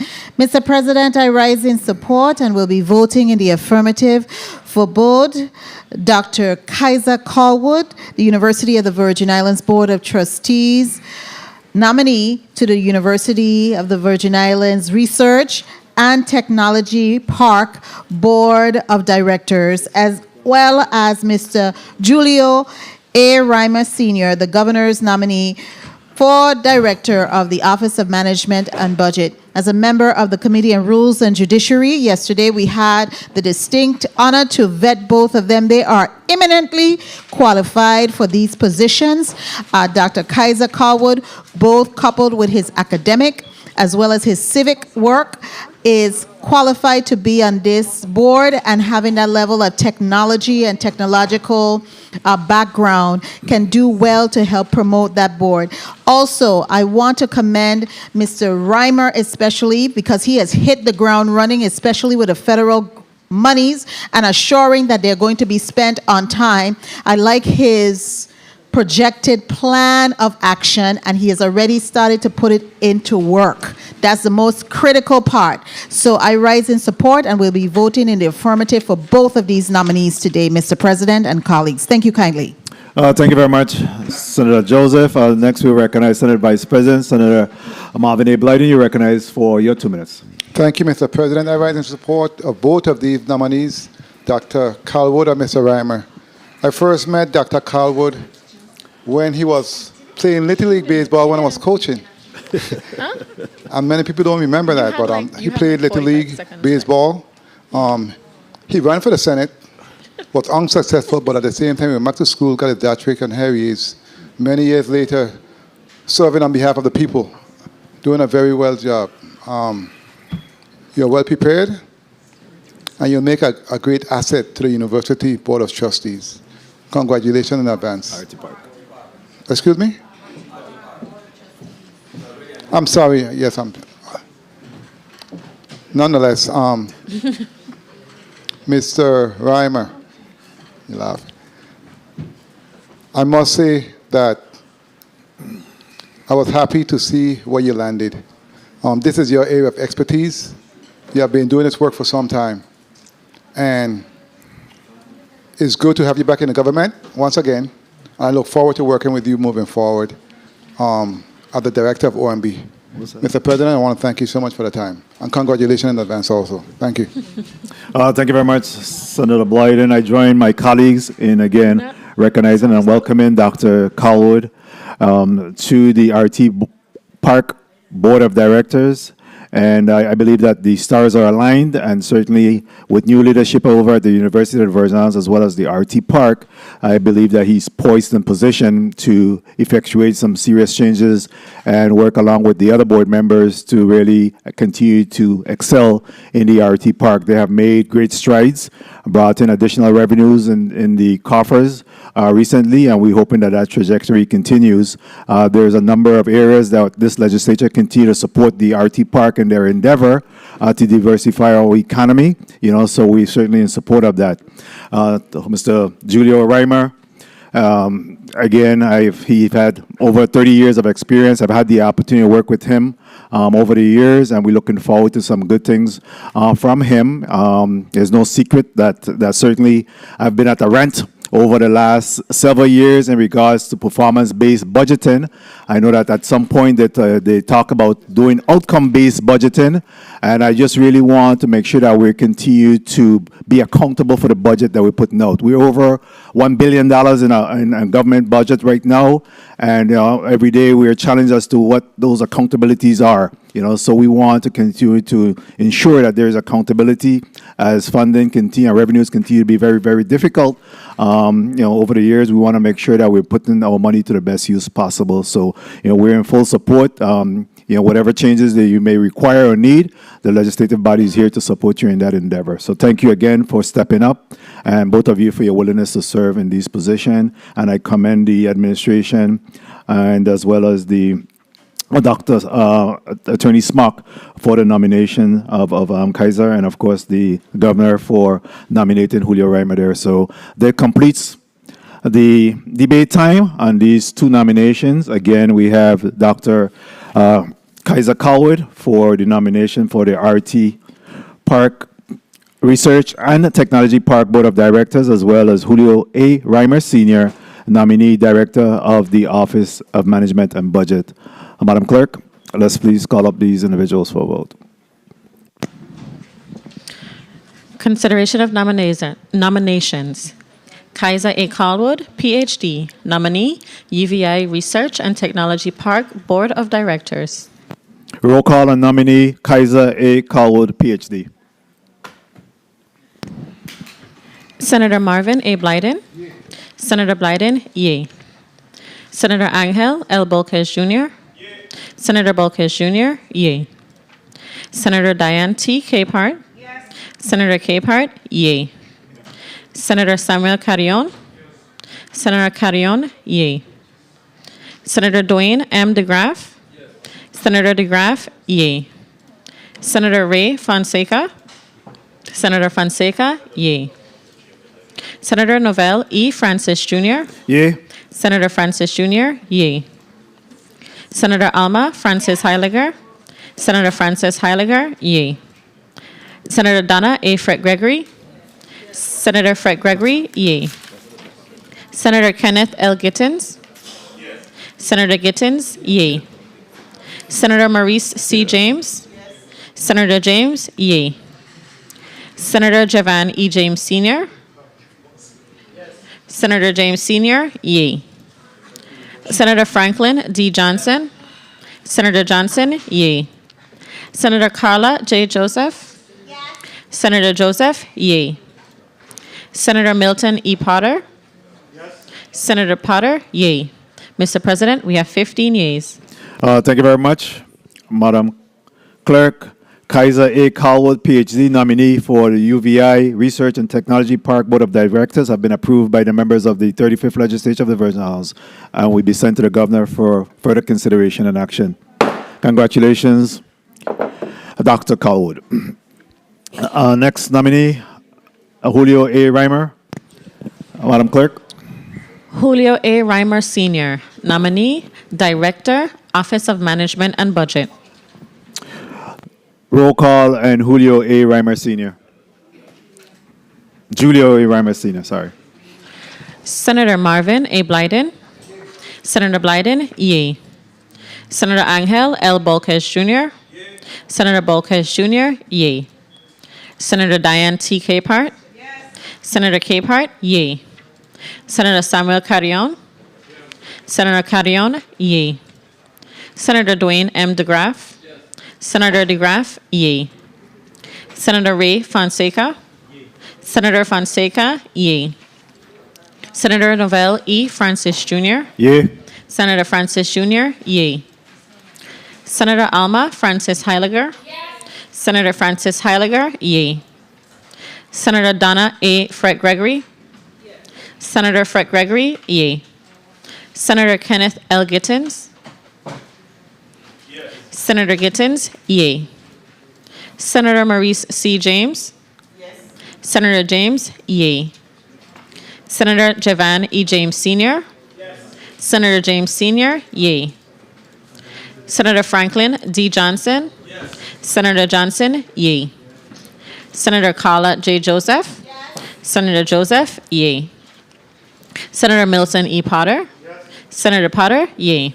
Mr. President, we have 15 yeas. Thank you very much, Madam Clerk. Julio A. Reimer Sr., Governor's nominee to head the Office of Management Budget as the director, have been approved by the members of the 35th Legislature of the Virgin Islands and will be sent to the Governor for further consideration and action. Congratulations, Mr. Reimer. Congratulations to both of you. All right. Good luck. At this time, Madam Clerk, we'll do a 2-minute recess so we could take a picture. All right? 2 minutes recess.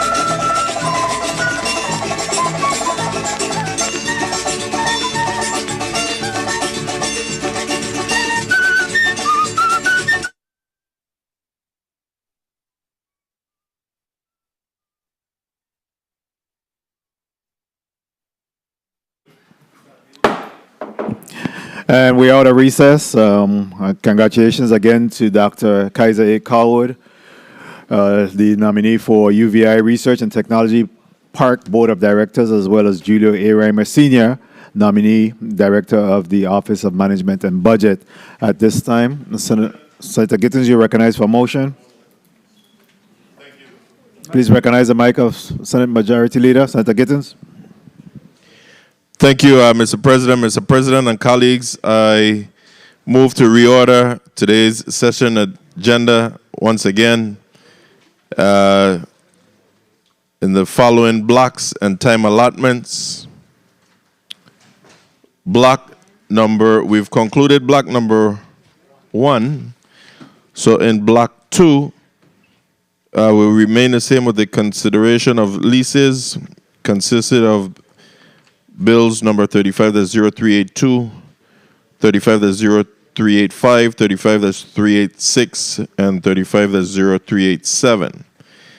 And then with a 2-minute debate time, block 3, we added several bills, so it'll consist of, and these are consideration of bills, bills number 35-0253, bill number 35-0271, bill number 35-0273,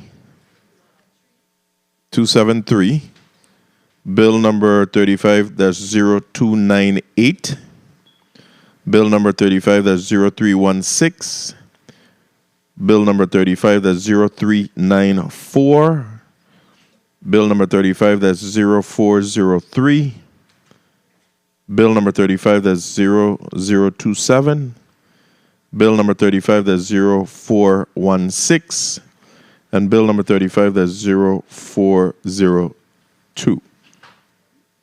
The debate time remains the same, 3 minutes. And then block number 4,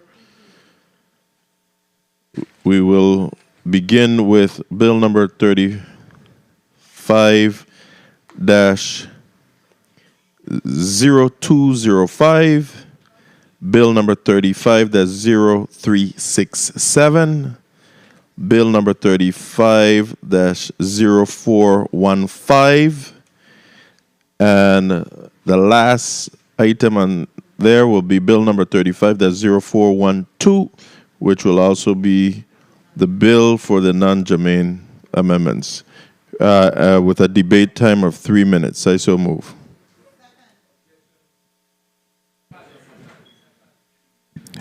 Motion properly made by Senator Gittens for reordering today's agenda and also scheduling debate time, seconded by Senator Javon E. James II, objected to by Senator Dwayne M. DeGraff. Roll call.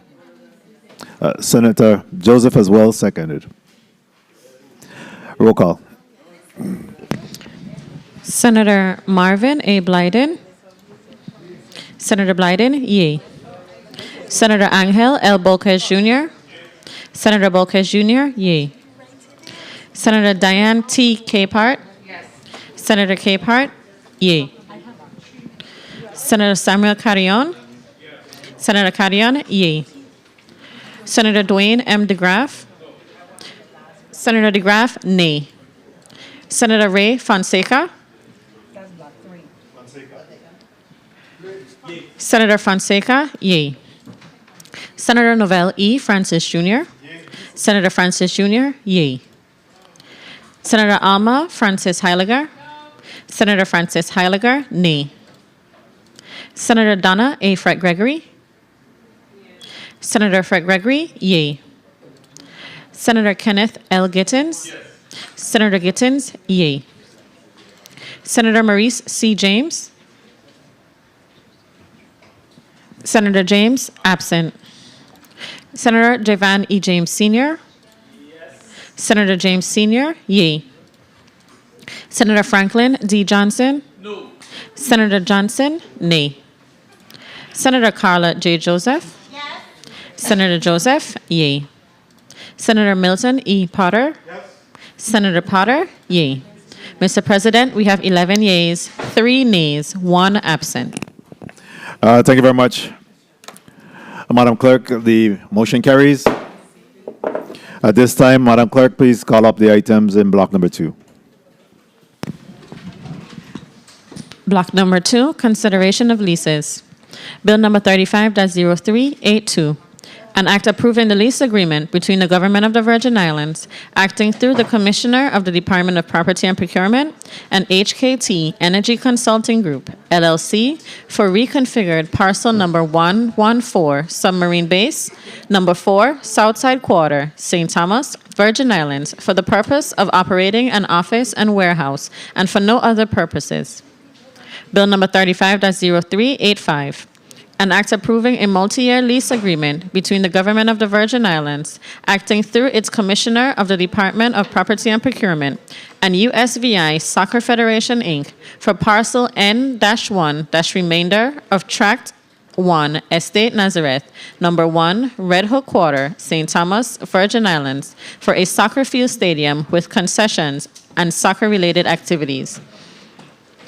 Bill number 35-0386, an act approving the lease agreement between the Government of the Virgin Islands and Star Time Firearms, LLC, doing business as Precision Shooting Range for a portion of parcel number 1A, Estate Bovoni, numbers 1 and 2, Frenchman's Bay Quarter, St. Thomas, Virgin Islands, to operate a firearm training facility and shooting range and for other related purposes.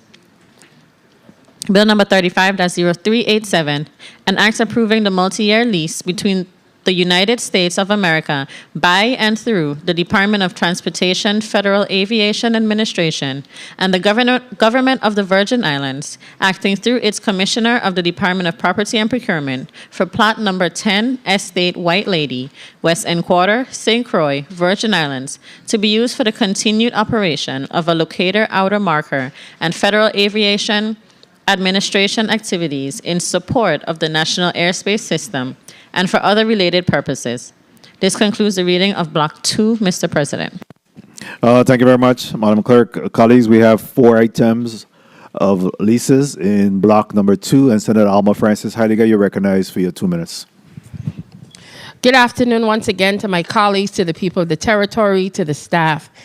I rise in support of all the measures in this particular block when it comes to focusing on economic development, specifically to the projects that deal with office space, warehouses, when it focuses on our advancement in sports and the sports of soccer here in our territory. Many of our residents support this particular sport and they love it.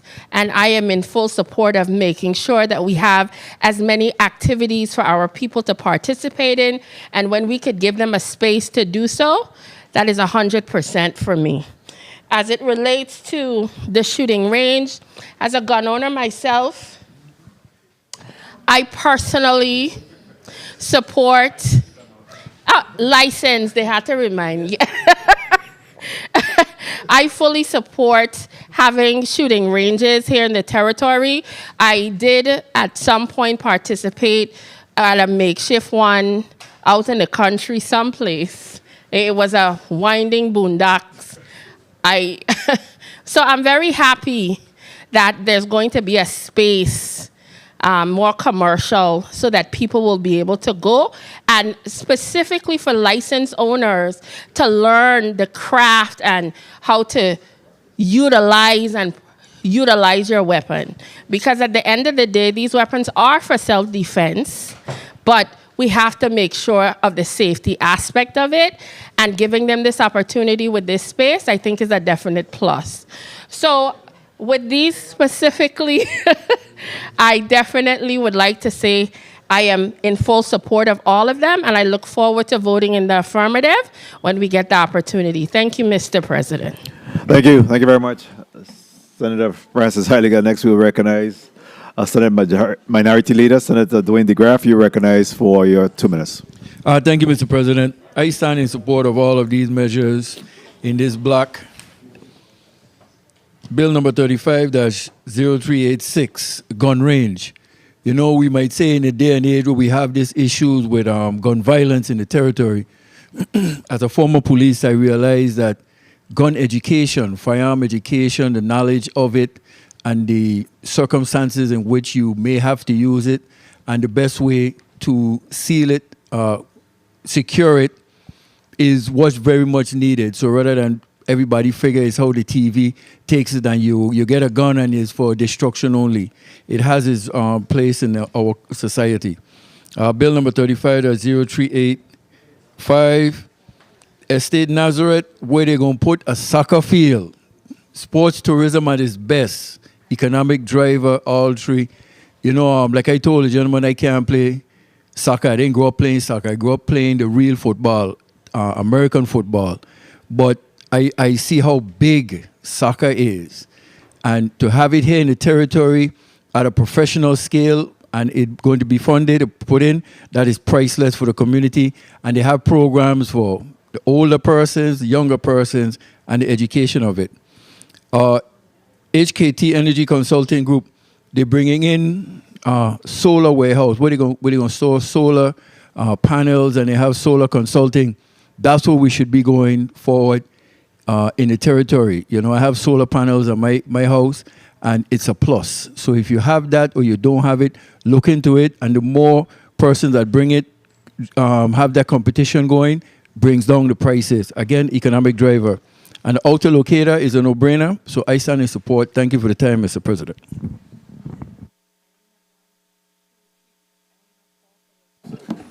Thank you very much, Senator DeGraff. Next, we'll recognize Senator Samuel Cabrion. You're recognized for your 2 minutes. Thank you, Mr. President. I also rise in support of all the measures in Block 2. Having had the opportunity to be in the committee hearing and vet and question these individuals and hear from the government and also from each and every one of them their requests for these leases, I stand in support. We're talking about economic development. We're talking about also developing our sports industry in the territory, which is so necessary, creating venues for our young people to continue to develop their skills. And at that professional level, having that professional soccer field is necessary. So I rise in support of each and every one of these in this block. Thank you very much, Mr. President. Thank you very much, Senator Carrion. Next, we'll recognize Senator Giovanni James Sr. You're recognized for your 2 minutes. Greetings once again to the people of the U.S. Virgin Islands. Most recently, these leases were heard in the Committee of Jurisdiction, and I voted in the affirmative, and I will be voting in affirmative today as well. I stand in full support of Bill number 35-0386. For the lease agreement between the government of the Virgin Islands and Star Time Firearms LLC. The vote that day was very slim, but it passed 4-7.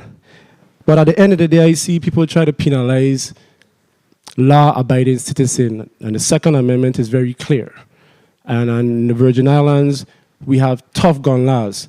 So this is not for anybody to just go and be in the wild, wild west. Everything is documented and recorded when it comes to these facilities. So this is the right thing.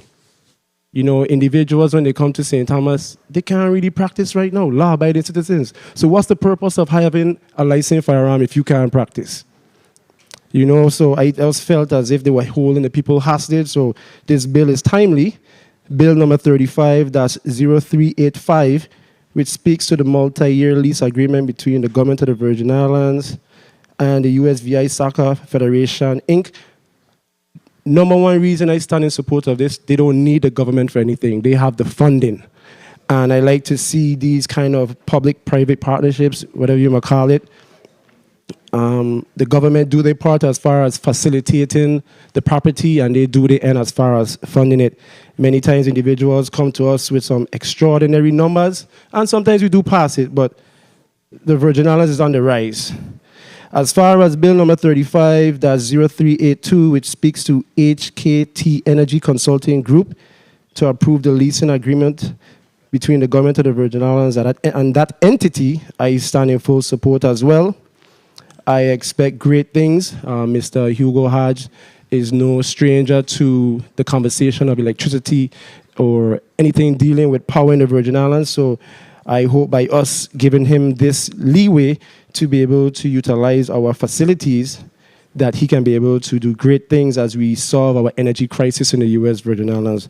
With that said, Mr. President, I reserve the balance of my time or give it back. Thank you. Thank you very much, Senator James Sr.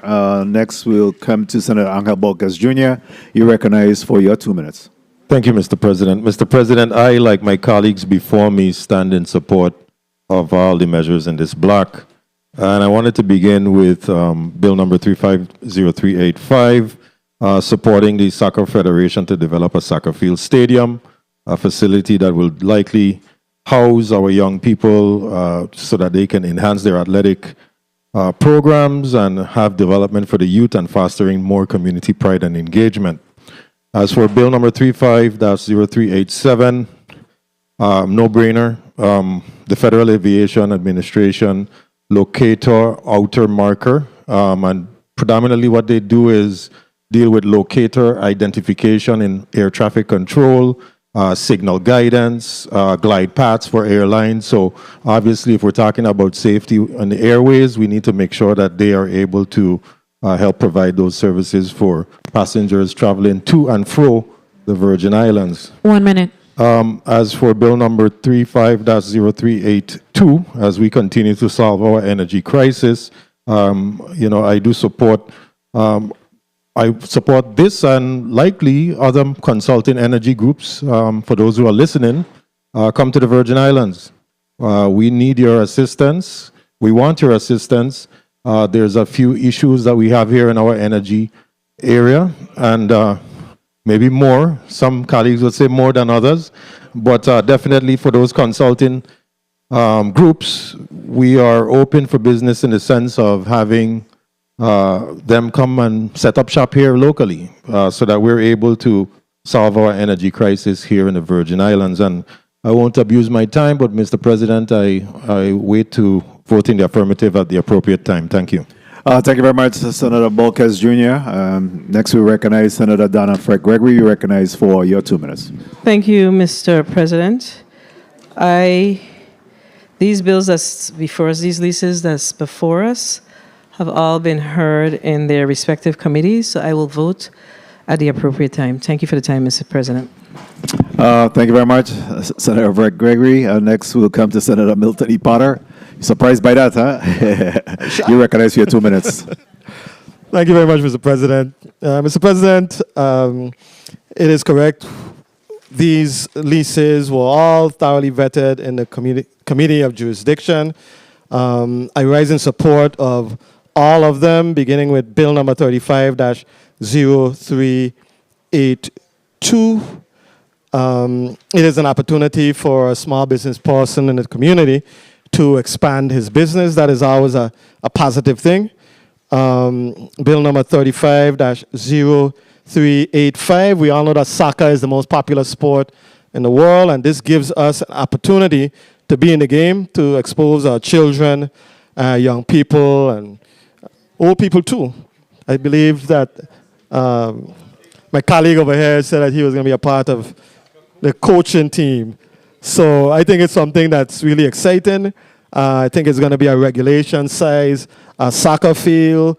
That is something that will be awesome for us in the territory. The shooting range in the territory, it is high time that we have a safe shooting range for persons to do their target practice in an environment that is, there's a soundproof facility, and it is also an opportunity for us to employ some Virgin Islanders to run that facility. 30 seconds. We had an opportunity to speak to the proprietor of this establishment, someone who has experience in the field. At the appropriate time, my vote, Mr. President, will be a yes for all of the leases in Block 2. Thank you very much. Thank you very much, Senator Potter. Senator Ray Fonseca, you recognize for your 2 minutes. Yes, thank you, Mr. Chair. I also rise in support of all of these 4 leases in block number 2. Bill number 35-0382, HKT Energy Consulting. They're expanding their business. They're getting into the solar installations, batteries, etc. That's good. Bill number 0385. This is for out at Nazareth, the soccer field.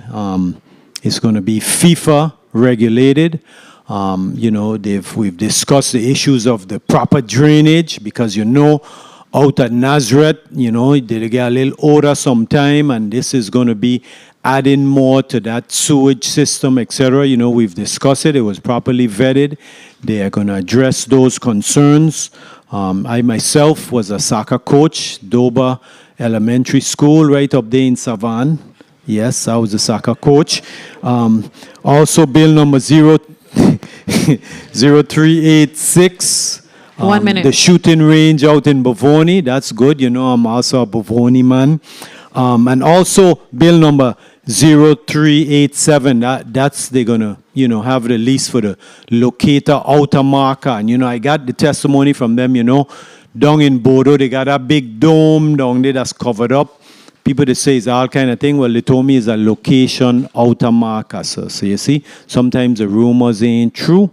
And so I'm in support of all of these, and thank you very much for the time, Mr. Chair. Thank you very much, Senator Fonseca. Next, we recognize Senator Diane T.K. Party. You're recognized for your 2 minutes. Thank you, Mr. President. I rise in support of consideration of these leases. I just want to say bill number 35-0385. I am happy that we are able to give our youths of St. Thomas the opportunity to display their soccer skills, and I feel that is well needed. And I had the opportunity while living here on St. Thomas to visit what was the Bavoni shooting range, and I said, "This are your shooting range?" It was real backyardish, so I'm happy. I wanted to, test a new toy. And when I went there, I was like, this is unbelievable. So I am happy that you're able to now have a firearm training facility that would be safe for you to be able to use on St. Thomas. So I am gladly in support of all of these measures in this bill, in this block. Thank you, Mr. President. I'm ready to vote. Thank you very much, Senator K-Pod. Next, we recognize Senator Gittins, the Majority Leader. You're recognized for your 2 minutes. Thank you, Mr. President. Mr. President and colleagues, I rise in support of all the measures in this block. I reserve the balance of my time. Thank you. Good job. Next, we recognize the Madam Secretary, Senator Carla J. Joseph. You're recognized for your 2 minutes. Thank you so much, Mr. President. As you know, I will not be following suit with the Majority Leader in being succinct. I had the opportunity to vet and sit into these meetings on the Committee on Finance in November 14th. These three leases, the one for the HKT Energy Consulting Group, I'm very much in support of that. This is a young Virgin Islander, a man of the soil who will be doing great things on this lease property to expand his business.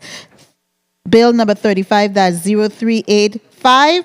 The soccer field, oh yes, I am in support of that. In fact, I've fought to get a youth soccer Academy, Macy Soccer Academy funding here, and the body has been very much in support of it.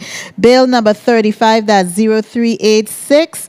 I am also a gun enthusiast to use guns safely, and I have been on the range several times to practice. And Bill number 35-0387, which is to put in that marker within for the Transportation Federal Aviation Administration. So I will be voting, Mr. President and colleagues, in the affirmative on all four measures in this block. Thank you kindly. Thank you very much, Senator Joseph. Senator Blyden, Senate Vice President, you're recognized for your 2 minutes. Thank you, Mr. President, and I write in support of all four leases in this block. Of course, I am on the Committee of Finance, and we already vetted these bills, and I voted in an affirmative, but let me speak to a couple of these bills. Bill number 35-0385, which is the Soccer Federation, USVI, which is going to have a FIFA-regulated soccer field, which is very important for training of our young people and also to help with our tourism product.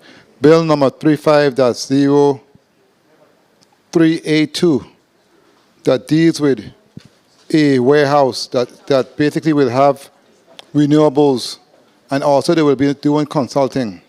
And also Bill number 35-0386, Start Time Firearms, that deals with a shooting range. As a licensed firearm owner, I must say that safety, training, and education is important when it comes to firearms here in the territory. And we do need a well regulated and deserved firearm facility for those purposes. So, Mr. President, I will be voting in affirmative for all 4 of the bills in this block, and thank you so much for the time. Thank you very much, Senator Blyden. If the Madam Timekeeper could put 2 minutes on the clock for me real quick. I stand in support of all 4 of the leases in this particular block, and of course, as the Senate President, I have the responsibility of moving these legislation on behalf of the governor. Some you get right and some you get wrong. Earlier this week, I take some blows and one that he sent down, but again, you have to have a thick skin in this job, boy. I'll tell you, but again, these seems to be 4 good ones that was sent down and being considered here today. So certainly I believe that the one that speaks to the energy consultant and really developing our energy industry is important and necessary, and I do wish them luck in that endeavor. The FIFA and the Soccer Federation. Soccer is a big sport nationally and really offering scholarships and other things for the youth in this community. And the FIFA brings in a lot of money, and it's one of those in the sporting industry that's really taken the place by storm. So we certainly got to be in a position 1 minute to offer that. The shooting range is nothing like putting a gun in an untrained hand. That is as bad as not having a gun at all. Because again, I think it's important. So I believe that this shooting range is critical. I hear a number of senators talk about having gun license. I don't know. When I was police commissioner, I would have second thoughts about that to make sure you had some training and skill set. So we want to make sure that individuals are trained, and I think that this shooting range will provide some training there for those individuals. Certainly, the outer marker, and working with the Federal Aviation Administration to extend the lease that is currently available to the outer marker in the Frederiksted White Lady area. Again, we stand in support of all of the measures in this particular block, and this concludes block number 2. Madam Clerk, let's call up each of the measures for individual vote. Bill number 35-0382, an act approving the lease agreement between the Government of the Virgin Islands, acting through the Commissioner of the Department of Property and Procurement, and HKT Energy Consulting Group, LLC, for reconfigured parcel number 114, Submarine Base, number 4, Southside Quarter, St. Thomas, Virgin Islands, for the purpose of operating an office and warehouse, and for no other purposes. Roll call and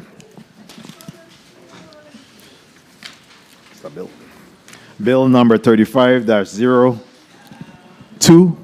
Correction, bill number 35-0382. Senator Marvin A. Blyden. Senator Blyden, yea. Senator Angel L. Bolkes Jr. Senator Bolkes Jr., yea. Senator Diane T. Capehart. Senator Capehart, yea. Senator Samuel Carrion. Senator Carrion, yea. Senator Dwayne M. DeGraff. Senator DeGraff, yea. Senator Ray Fonseca. Senator Fonseca, yea. Senator Novell E. Francis Jr. Yea. Senator Francis Jr., yea. Senator Alma Francis Heiliger. Senator Francis Heiliger, yea. Senator Donna A. Fred Gregory.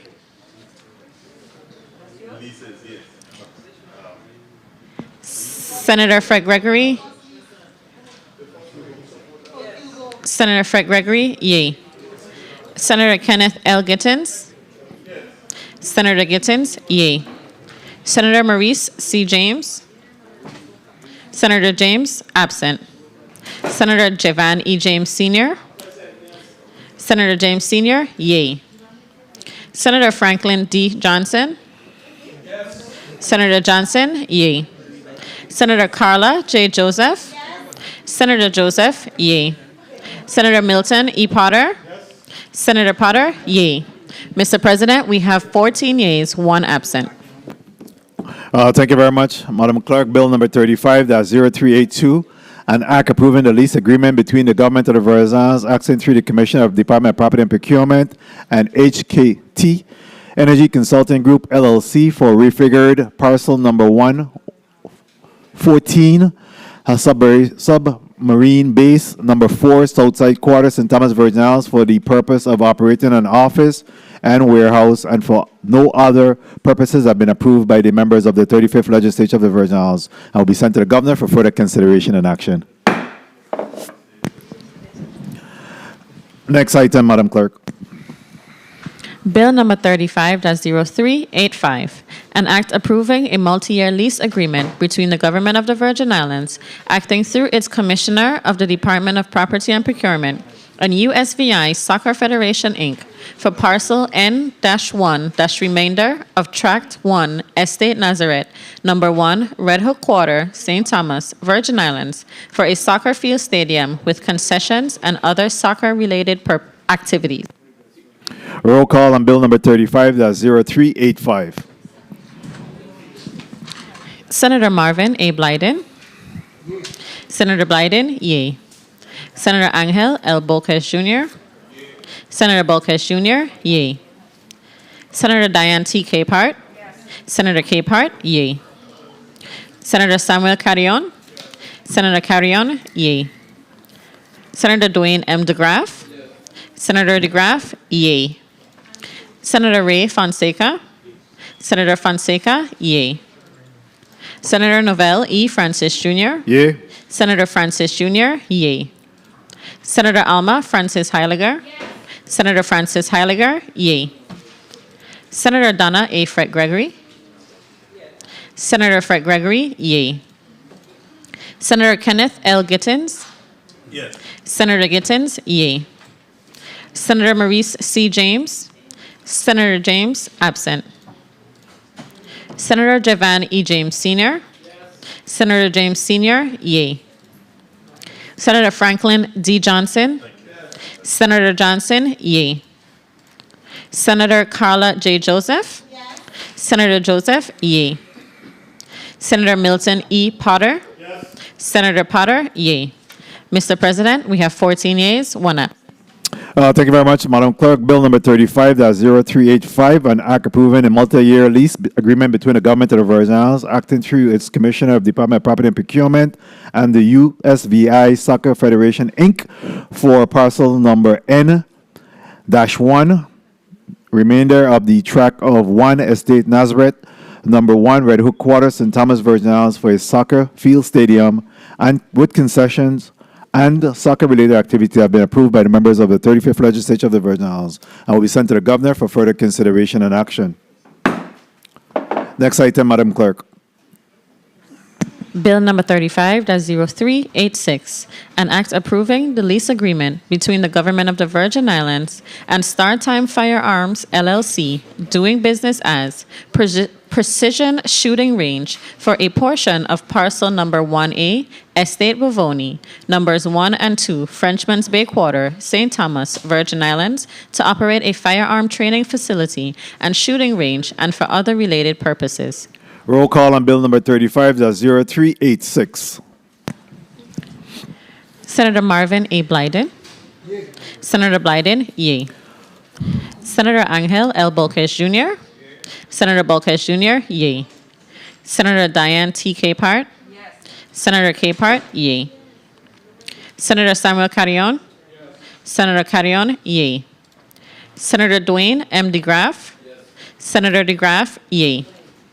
Senator Ray Fonseca. Senator Fonseca, yay. Senator Novell E. Francis Jr., Yay. Senator Francis Jr., yay. Senator Alma Francis Heiliger, Senator Francis Heiliger, yay.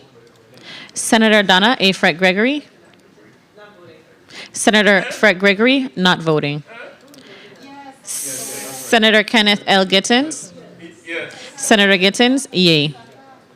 Senator Maurice C. James, Senator James, absent. Senator Javan E. James Sr., Senator James Sr., yay. Senator Franklin D. Johnson, Senator Johnson, yay.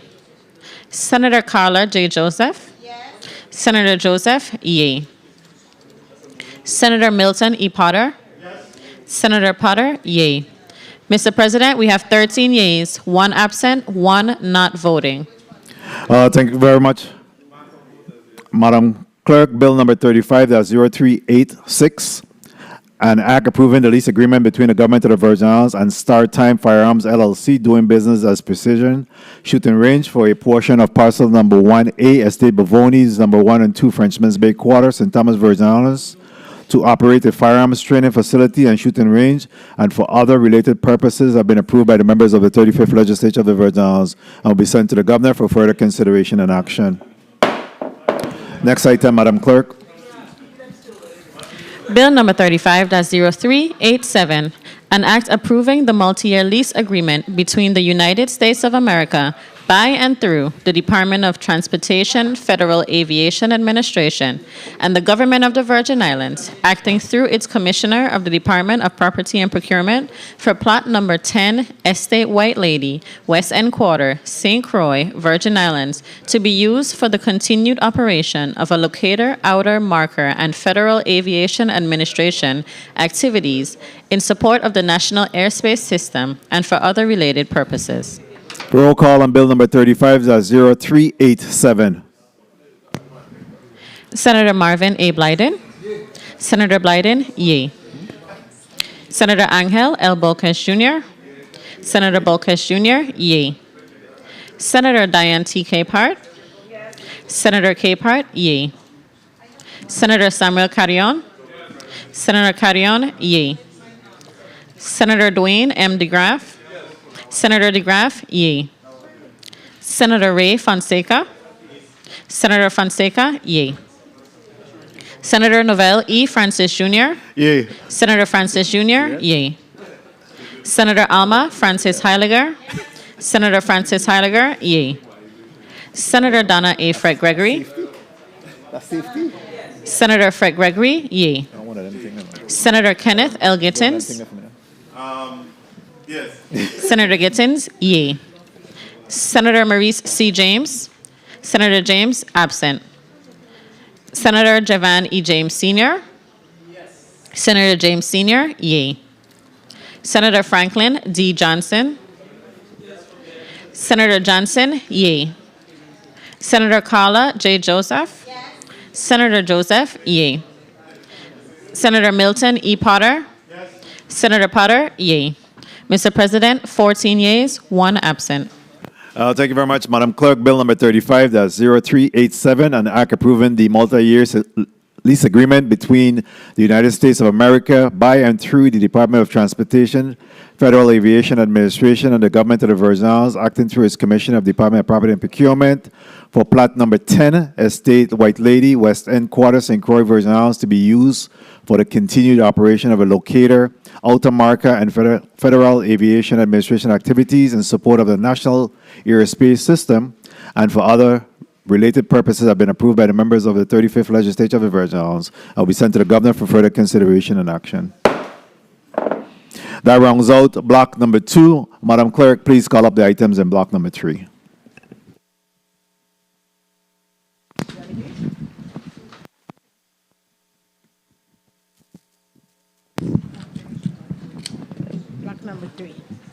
Bill number 35-0027, an act honoring and commending Mr. Myron Corbett, posthumously for his many contributions to the youth of the territory, renaming the basketball court located in Anna's Retreat, St. Thomas, Virgin Islands, as the Myron Corbett Basketball Court, making an appropriation to erect signage at the basketball court and for other related purposes.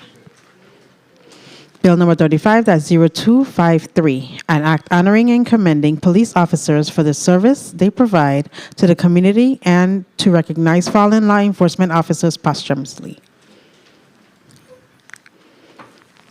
Bill number 35-0271, an act amending Title 20 Virgin Islands Code, Chapter 43, Subchapter 1, by adding a section 494B establishing school speed zones, signage, and enforcement measures to promote student and pedestrian safety near schools. Bill number 35-0273, an act honoring and commending Ronald Alfonso Slimo Blyden posthumously for his years of service and contributions to the Virgin Islands community, renaming Flamboyant Avenue in Estate Anna's Retreat the Ronald Alfonso Slimo Blyden Drive, and naming the cul-de-sac containing house addresses number 129-27 through 129-34, Estate Anna's Retreat, Slimo Circle, in his honor, and making a $10,000 appropriation from the District Public Road Fund to the Department of Public Works to erect the proper signage. Bill number 35-0298, an act honoring and commending Darrell A. George Sr., colloquially known as Mousy, posthumously for his contributions to the people of the Virgin Islands as a firefighter, first responder, mentor, and as a director of the Virgin Islands Fires and Emergency Services, renaming the Tango Company Fire Station the Darrell A. Mousy George Sr. Fire Station in his honor, and appropriating $10,000 from the Business and Commercial Properties Revolving Fund to the Department of Public Works to erect the proper signage. Bill number 35-0316, an act honoring and commending Mrs. Jewel Turnbull Reimer Malloy for years of service, of dedicated service and numerous contributions to the people of the Virgin Islands. Bill number 35-0394, an act honoring and commending Arthur Solomon for his work as head coach for the multiple champion winning Charlotte O'Malley High School's girls basketball team and his contribution as a member of the Virgin Islands men's national basketball team by naming the existing and any subsequent gymnasium at the Charlotte O'Malley High School the Myron M.C. Corbett and Arthur Gutu Solomon Gymnasium. Bill number 35-0402, an act amending Title 5 Virgin Islands Code, Subtitle 1, Chapter 3, Sections 31 and 36, extending the statutes of limitation to bring a civil action involving childhood sexual abuse. Bill number 35-0403, an act amending Title 20 Virgin Islands Code Part 2 by repealing and reenacting with amendments, Chapter 49 relating to the abandoned and derelict motor vehicles. Bill number 35-0416, an act honoring and commending the Honorable Senator Alicia Chucky Hansen posthumously for her unmatched and immeasurable service and dedication to the people of the Virgin Islands, the Caribbean, and the United States as the longest-serving senator from the District of St. Croix and the highest vote getter in the territory's history by designating December 6th as Alicia Chucky Hansen Day. This concludes the reading of block number 3. Thank you very much, Madam Clerk. Block number 3, colleagues, we have 1, 2, 3, 4, 5, 6, 7, 8, 9, 10 items in block number 3. And Senator Alma Francis Heiliger, you recognize you have a 3-minute debate time. Thank you. Good afternoon once again to my colleagues, the people of the territory, and to staff. I rise in support of all the pieces of legislation in this block. As it relates to 35-0027, honoring and commending Mr. Myron Corbett, along with 35-0394, commending and honoring Mr. Arthur Solomon, his brother. Although one is no longer with us, Mr. Solomon is here, and naming the Charlotte O'Malley High School Gymnasium, I think, was more than appropriate. These two individuals really supported women's and girls' sports, and they really assisted in making sure that our women understood and learned quite a bit when it came to basketball, as well as their impactful presence within our community, I think is a definite plus to honor them. As it relates to 350402, back in 2022, when certain situations arise in this community that spoke to sexual abuse and neglect of our children, I was successful with this body in changing the laws to change these actions into a felony. We also was successful in increasing the jail time. But I am so happy that our colleague, because sometimes people slip through the cracks, because apparently how our laws are structured, even though people did things, they could get away with it because we had a statute of limitation. This will lift that so that people that know they are responsible to make sure and protect the children of this territory don't get a pass. Because at no given moment should children be abused, and we let it slip by. So, as it relates to bill number 35-0416, honoring Senator Alicia Chucky Hansen. Chucky was my friend, and I have no qualms in saying that. I worked in this institution for 22 years before I got elected. And Senator Hansen oftentimes was in these hallways. Oftentimes I always looked at her, she spoke her mind. She defended the people of this territory, and she was duly rewarded by the people for it, whether it's through the voting or whether through the support that she got over the years. So December the 6th, I will definitely mark it on my calendar for the rest of my life to make sure I always remember my namesake, because we have the same middle name, Alma Alicia Francis de Freitas Heiliger. So it there, Chucky always hey. So I definitely want to say I will be supporting that piece of legislation.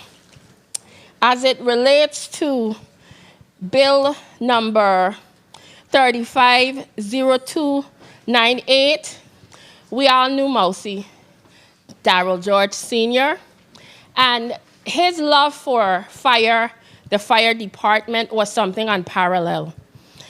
I often appreciated his enthusiasm, how he spoke about his department with such vigor, and it gave me a sense of hope that when it comes to that department, I ain't have to worry about that department. Because Mousy would do what he had to do to make sure fire EMS was propelled forward and protected, and his staff came and supported him, and it was a beautiful thing to watch. And he will be greatly missed, but the honor that we bestow upon him from this institution is well-deserving. So I know we only have 3 minutes. Time. I'm always on time. Sometimes. But I know we only have 3 minutes, so thank you very much, Mr. President, for the time, and I will vote in the affirmative when I get the opportunity. Thank you very much, Senator Francis Heidegger. Next, we recognize Senator Franklin Johnson. You're recognized for your 3 minutes. Good afternoon. Thank you very much, Mr. President. At the appropriate time, I will be voting in affirmative for all of these measures. Definitely want to speak about those that I definitely know. And I was talking to my colleagues here, and we're talking about Mousy George. When you pay attention, there isn't one fire station named after a living fireman. And that, for me, is a little sad situation because we wait until we lose them. Not one fire station is named after a fireman that's alive. It's also said something about that profession. Guys, them don't be wrong too long. So we definitely always try to respect them and honor, and try to find a way to honor some of them for the long years of service that are alive. Give them their flowers while they're alive. I definitely want to talk about Goto. Growing up, competing, and I was seeing St. Croix versus St. Thomas. This gentleman, this big giant, I was there to the big island. I was bringing across these young ladies and really into the sport. And I'm glad to see that he's being definitely recognized. It's well job deserved. We also spoke about Alicia Chucky Hansen. On the day I decided to run to public office, I always got my little phone calls all the time from Chucky Hansen. Even when I'm in the Senate, although she was part of the administration, if she didn't like something, she would call and say, I ain't supporting that senator. Put some blows on them with that. And I respect her for that because she definitely called you and said to you, yes, I support this administration, but I don't support that.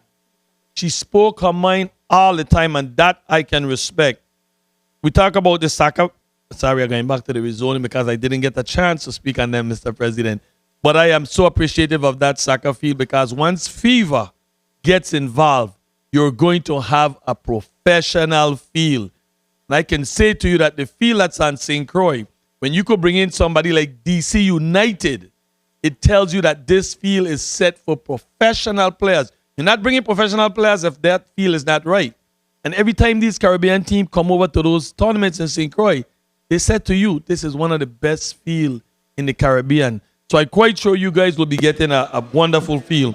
And as I said, at the appropriate time, I definitely will be supporting all these measures. 30 seconds. I definitely want to speak about that bill in regards to the Act amending Virginia Code subchapter by adding a Section 49B establishing school speed zone. It's very important that we do this and do it in the right way because many times our young children, them who live in district that has school around the projects or neighborhood, these children are walking home by themselves many times. And the cars them that traverse through those areas, the speed that they'll be traveling, it's only a pity that we haven't lost more children them from accident. So we definitely need to make sure that we do this and do it in the right way. So at the appropriate time, I'll be voting and supporting all of these measures. Thank you very much, Mr. President. Thank you very much, Senator Johnson. Senate Minority Leader, Senator DeGraff, you recognized for your 3 minutes. Thank you, Mr. President. You know, after spending 26 years as a police, an act honoring and commending police officers for the service they provide the community and recognizing fallen law enforcement officers posthumously, like they say. I'm happy that we're giving them their flowers while they're alive and recognizing those who have paid the ultimate price. So, you know, thank you to the sponsors for that. I stand in support of all the bills, and another one that's very critical to me is extending the statute of limitations to bring civil action involving childhood sexual abuse. I got 6 grandchildren, and I ain't gonna say no more because it ain't gonna be nice. So I won't say no more about that, you know. But, you know, they were telling me it's probably a conflict of interest for being the only Savanero in this body to vote for Savaneros. But I voted for them anyhow. Posthumous, you know, like I mentioned to them about Darrell George, when he came director, I told him I won't call him Mousy again because I grew up knowing him when there was an expression that we say, I know him when you run around in the drawers. So if you're a Virgin Islander, you're living long, you'll know what it means to run around in your drawers. I knew him from back then because he lived up the steps from me. You know, very proud of him and very saddened that he went so soon, but again, his accomplishments. Joel Raymer Malloy, and I'm naming these Savaneros of distinction. Darrell George, Jewel. I told her the only thing I need to change her name to Jewel. She's a Jewel, a representative of the best neighborhood in the world. Everybody should know that. 1 minute. Yeah, so again, you know, from police 26 years, the best job in the world, you're able to help one individual at a time. Every day you're going to work for 26 years. To come now to being a senator, none greater than Push Alicia Chucky Hansen. When I came in here, baptism by fire in the 32nd legislature, she was a cornerstone. 30 seconds. Even though they were saying 9 is greater than 5, she was a cornerstone. Taught me all the little tricks and of the trade, and with respect. And you know, it's only about time. So thank you to the sponsor for bringing that I highly support that. When you hear Guto and Myron, everybody in St. Thomas I know, and I'm sure in St. Croix do, know who Guto and Myron is. You even got to say the last name.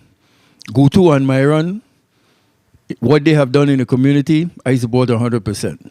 Savaneros, I could make them honorary. I'm going to make Chucky an honorary Savanero. Time. You know, so again, and abandoned vehicles, that's a big, big issue in our territory. Those who are leaving vehicles abandoned, we're asking that you get rid of them. It's something we have to get on top of, and I think this is in the direction of getting on top of that, and it's a must in this territory. Thank you for the time, Mr. President. Thank you very much, Senator DeGraff. Thank you for your comments there. Next, we recognize Senator Samuel Carrion. You're recognized for your 3 minutes. Thank you, Mr. President. I also rise in support of all the measures in Block 3. It's such an honor to be able to participate in the resolutions. I know most of the times we are criticized by it, but if we don't recognize and honor our own, then who will? And it's always great when we could be able to recognize individuals in our community that have served, dedicated their lives. Some of them made numerous sacrifices in order to serve and give back. So it's always great when we can recognize and honor them. And in Block 3, we have a number of individuals. Some, unfortunately, are not here with us anymore, but nevertheless, we can still recognize them and have their memory plastered within our community so that their legacy and their service can continue to speak even though that they're now gone. So Bill 35.0027, I will be supporting. Also Bill 350253, which is an act honoring, commending police officers for their services that they have provided to the community and to recognize the law enforcement officers that have passed. They give so much of their time, and if there's an area within our government and a field that give and sacrifice so much, they walk out of their homes not knowing if they will return, are police officers. So I stand with the men in blue and recognizing their labor. Also, when it comes to Bill 35-0298, Director Darrell George, man, he was small in stature, but big in heart. And it's so sad that he left us so soon, but it's an honor that we can continue to have his memory live on and have one of our fire station named in his honor. 1 minute. And also regards to Bill 35-0316, Ms. Jewel Turnbull Reimer Malloy, had privilege of seeing this lady work when I was in the MAP administration and heard so many stories about how she changed around human services and the work that she gives to this community. So this is an honor that is well deserved. And then when it comes to Bill 35-0402, extending the statute of limitations to bring civil actions involving child sexual abuse, much needed. 2 years 30 seconds is too little, so I'm glad that has been removed. I commend the sponsor of that measure. And also with the bill regards to abandoned vehicles, derelict motor vehicles, I will be bringing an amendment to that bill. I commend the sponsor of that measure. We need to take pride in our territory, and we're seeing too many vehicles just abandoned all over the place. And it's time we change that around. So thank you, Mr. President, and I'll be voting favorably in each and one of these measures. Thank you. Thank you very much, Senator Carrion. Next, we'll recognize Senator Giovanni James Sr. You're recognized for your 3 minutes. Greetings once again to the people of the U.S. Virgin Islands. I stand in full support of all the measures within Block 3. I would like to highlight some few. Bill number 35.0253, an act honoring and commending police officers for the service they provide to the community and to recognize fallen law enforcement officers as well. I just want to say best wishes to Commissioner nominee Mario Brooks as he take on the task of fighting crime in the U.S. Virgin Islands. I stand in full support of that act, or I should say that bill. As far as Bill number 35.0298, an act honoring and commending the late Darrell A. George Sr., and some know him as Mousy. I stand in full support of that as well, and I look forward to the ceremony naming the road in his honor once my heart is beating. Bill number 35-0402, I want to say much respect to my colleague who supported or brought forward this measure, which speaks to extending the statute of limitations to bring a civil action involving childhood sexual abuse. Take your eyes off of the young children. And you have plenty of adults out there. I just don't know how an individual can do that. But individuals who do have the knowledge need to come forward, because it can happen to any one of us. As far as Bill number 35-0403, which speaks to amending Title 20, Virgin Islands Code, Part 2, by repealing and reenacting with amendments, Chapter 49, relating to abandoned and derelict motor vehicles. To individuals out there who are doing that, you're just outright nasty when it comes to abandoned vehicles. Stop it. It's just nasty. And then you want to sing Virgin Islands nice. I don't condone nastiness. Bill number 35-0416, an act honoring and commending the late Honorable Senator Alicia Chucky Hansen, is definitely an honor. I can say so much about this resolution. 1 minute. But I just want to place on the record, Senator Alicia Chucky Hansen served 11 terms as a senator, making her the longest serving senator in the history of St. Croix.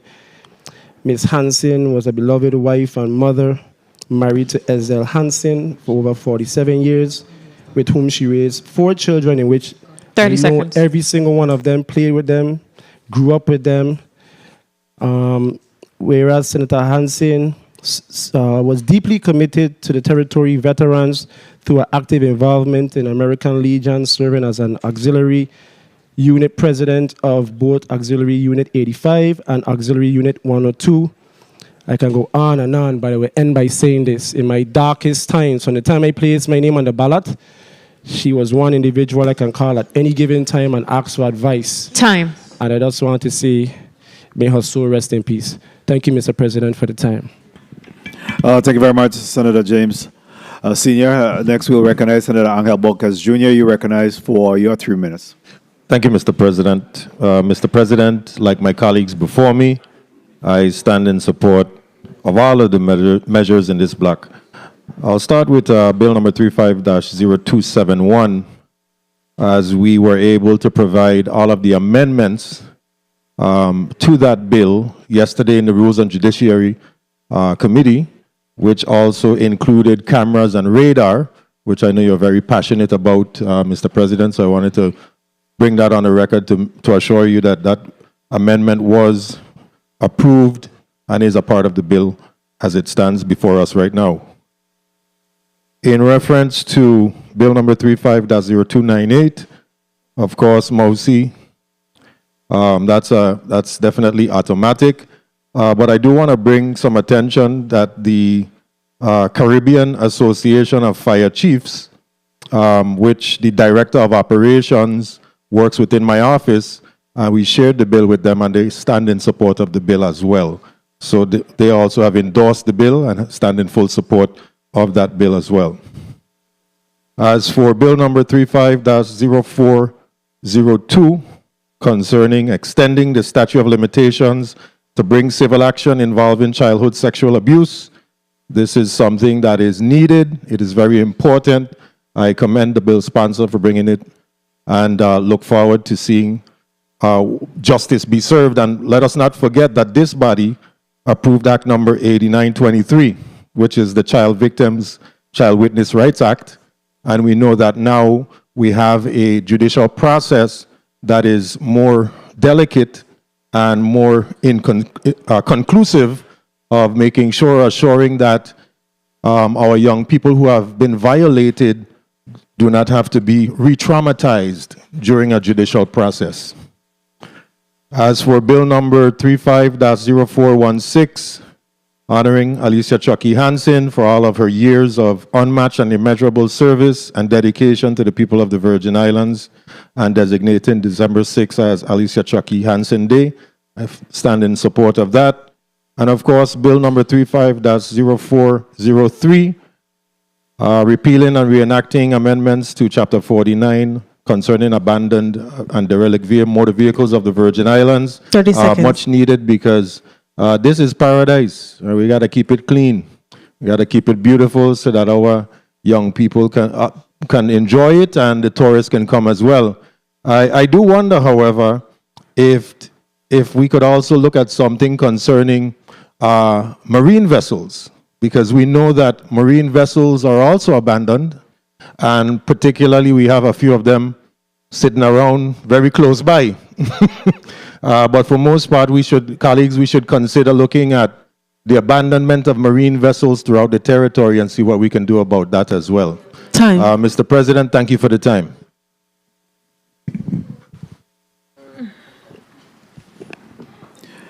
Thank you very much, Senator Bolquez. And we recognize Senator Donifer Gregory for her 3 minutes at this time. Thank you, Mr. President. I so have to agree with my colleague about the abandoned vessels that we see in our harbor today. You know, when storms are coming, we get notice 3, 4 days, 5 days, a week, sometimes that a storm is heading our way, and folks decide to leave their vessels in our harbor when they could, in fact, take it to Hurricane Hole in a safe haven. So I agree with you that the time is ripe for us to find them for leaving their vessels in the harbor. That's something that we really need to address as we do this work. But I'm happy to rise to support all of the measures in this particular block.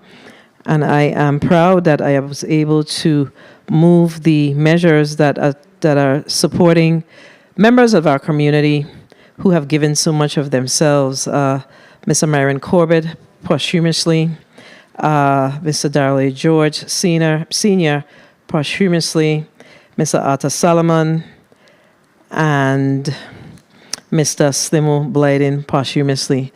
The time is never too late to honor those in our community who have given much of themselves, and it's important that our young people also understand and remember and acknowledge those that came before them.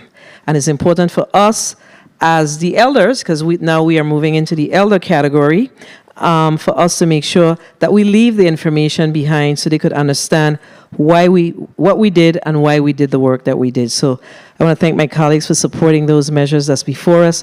And of course, the abandoned vehicles measure, that's a measure that I've been working on for, I think, since 2019, and that has been quite an uphill battle. And it remains an uphill battle. I think that there's still more work to be done around it, but we know that abandoned vehicles in the territory remains an issue. All of us here travel to the United States, and we don't see that in the streets, and on the highways, etc., as we travel. So we should want better for our people, our citizens here in the territory. So it's my fervent hope that we will support that measure that's before us. I know that there were some questions with regards to the amendments that were made yesterday, and I hope that we would have been able to clear up those questions around the abandoned vehicle. And importantly is the measure 30 seconds. That's tied to the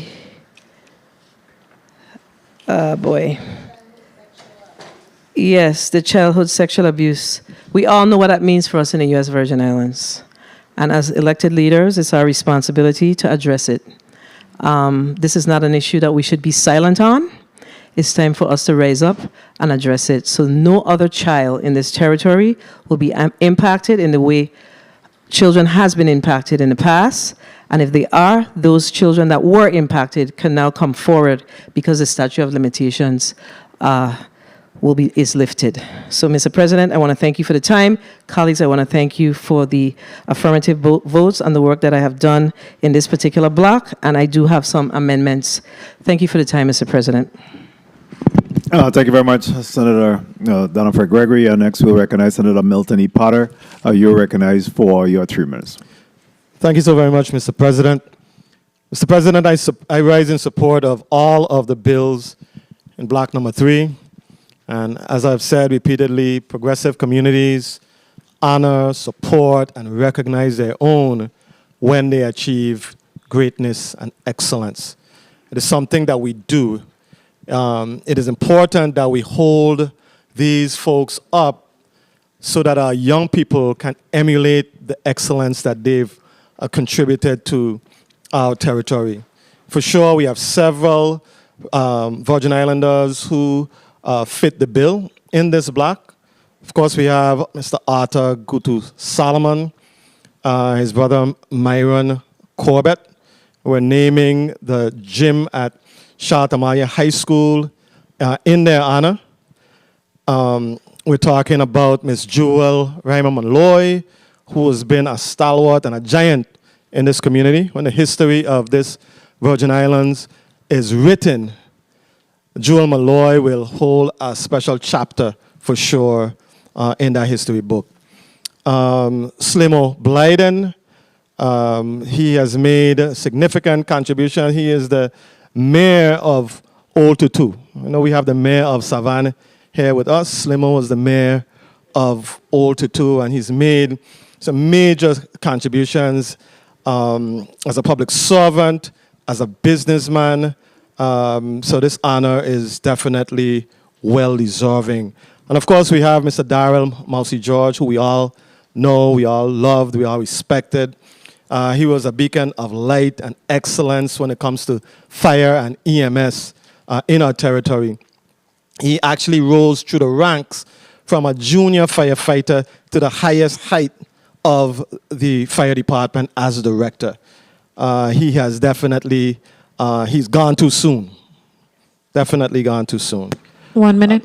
Regards to Bill number 35-0402, an act amending Title V regarding extending the statute of limitations to bring civil actions involving childhood sexual abuse. Without question, child sexual abuse leaves deep, invisible scars that haunt survivors for a lifetime.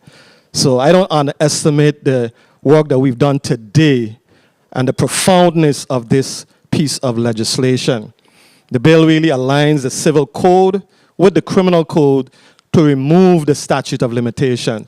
So whenever a young person, the evidence comes forth to prove that this sexual abuse took place, that person is never free from that, looking over his or her shoulder.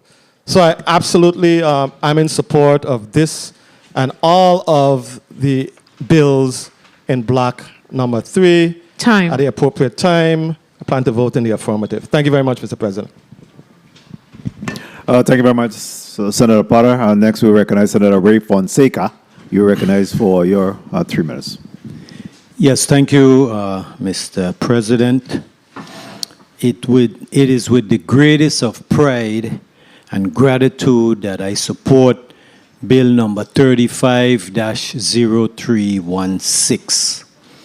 This is an act honoring and commending a walking giant, a real Savanero in public service to the people of the Virgin Islands. The Honorable and Distinguished Mrs. Jewel Turnbull Reimer Malloy. She has been my boss, yes, there's no doubt about it. During my years at the Housing Authority, 19 years I spent out there, she served as the chairwoman of the board. No nonsense, a real boss woman. You hear boss woman? Miss Malloy is a boss woman. During my time at the Department of Health, she was also had oversight responsibilities for health and human services. That's right. Joan Malloy, Bill number 35-0316 will honor Miss Jewel Malloy for her decades, yes, decades of dedicated service at the highest level and for her numerous other noteworthy contributions to the people of the Virgin Islands. The exemplary abilities of Miss Jewel Malloy to lead this government during times of disaster and distress and motivate her employees, noteworthy at the Human Services Department. It was truly outstanding. Ms. Malloy has been recognized at the federal level. So this act renames the new facility that will house the Virgin Islands Department of Human Services to the Jewel T.R. Malloy Complex. A completely new modern state-of-the-art building shall be constructed in the location of the to-be-demolished Northampton Complex. And in addition and in recognition and in appreciation of Ms. Jewel T.R. Malloy's contributions to the people of the Virgin Islands, the President of this legislature shall have a perma-plaque copy of this act prepared and presented to the Honorable Jewel T. Reimer Malloy at an appropriate ceremony. You know, Myron and Gutu. Myron was my good friend. Gutu is my older brother, best friend. Jimo and Sidney Bell and all of them, you know, they used to hang out right in the same house up there in Anna's Retreat. 30 seconds. So definitely that's deserving. And at the appropriate time, you know, I going to support all of these. You know, it's so long. I have to mention Chucky, you know, outstanding accomplishments. Darrell George, you know, the fire chief, you know, he was taken away from us, you know, too soon. And at the appropriate time, Mr. President, I'm going to support all of these in block number 3. Thank you. Thank you. Mausi, the fire director, yes. Thank you. Thank you very much, Senator Fonseca. Next, we'll recognize the Madam Secretary. You're up, and you're recognized for your 3 minutes at this time. Thank you so kindly, Mr. President. Colleagues, I rise in support of all 10 measures that is in Block 10, and which 6 out of the 10 were vetted in the committee which I chair. I want to first begin by really talking a little bit about Mr. Myron Corbett, the younger brother of Arthur Solomon. I knew him.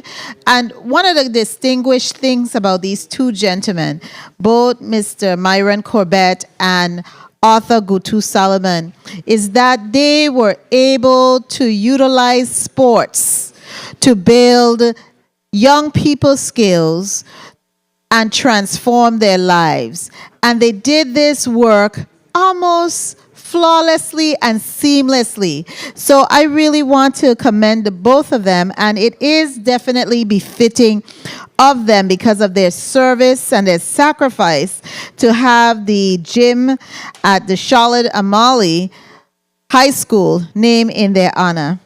I would also like to talk about Bill number 35-0298, which honors a great human being who was so passionate about fire and being a first responder, having worked himself up from being a junior firefighter, but also being a responsible person of our community and a good family man. And I'm talking about Darrell A. George Sr., also known as Mausi, to honor him and to name the Tango Company Fire Station in his honor. What a befitting tribute to a great human being who sacrificed a lot for our Virgin Islands, who did so much to ensure that we remained safe. So I definitely want to commend the bill sponsor for that. I also want to commend the bill sponsor for really recognizing a lot of our lawmen and women who have fallen in the line of duty, and to really honor and commend them posthumously for their work. We don't have a lot of opportunities, I think, to honor these individuals like we do on Memorial Day for our veterans and all our soldiers, military men and women who fall in the line of duty. But this is one bill that I really appreciate because we really give honor to them. I also want to touch on the bill number 35-0316, honoring and commending Jewel Turnbull Reimer Malloy and renaming the Nude Hansen Complex in her honor and bestowing the Medal of Honor on her. She is definitely worthy. A lady who gave unselfishly for her time and was noticed, recognized federally for all of her diligence and her tenacity in doing the work there. And she is a great lady and she is very deserving. And I also want to touch on the bill number 35, that's 0402, which is to bring civil action involving childhood sexual abuse. Time. Mr. President, I'll wrap up. This is very key because, a lot of abuse happened here in the Virgin Islands, and some people don't get any type of monetary support, and they're left with a lot of trauma to get counseling. And last but not least, I want to touch on the bill number 35-0416, honoring and commending the Honorable Senator Alicia Chucky Hansen posthumously. What a giant of a lady. I knew her. We were hanging together at the Sea Trade, I believe in 2022. We just bonded. And she was that type of human being and lady who respected people and was always fighting for the little man. So I want to really commend the bill sponsor for specially ordering it to the floor today. And I will be voting in the affirmative on all of these measures going forward. Thank you so much, Mr. President, for your leniency. Thank you very much. Madam Secretary, Senator Carla J. Joseph, for your comments. If the timekeeper could put 3 minutes on the clock for me, real quick. I stand in support, sit in support of all of the measures in this particular block, and I'd like to just touch on them real quickly. Of course, coming from a law enforcement family, where I spent 25 years of my life, I certainly stand in support of this measure to honor and commend police officers for their service to this community. And certainly it's one of the worst feelings an individual in the authority have when they have to report and respond to a family, to talk about and report that a family member had passed away or had been injured in the line of duty. It's a feeling that never leave you, and it's something that I've had to live with several times in my career, and certainly something that I reflect on quite often. Again, recognizing fallen officers posthumously is well fitting. In terms of the safety and school zones, just over the weekend we have saw where we had 3 fatalities, vehicle fatalities, just this last weekend.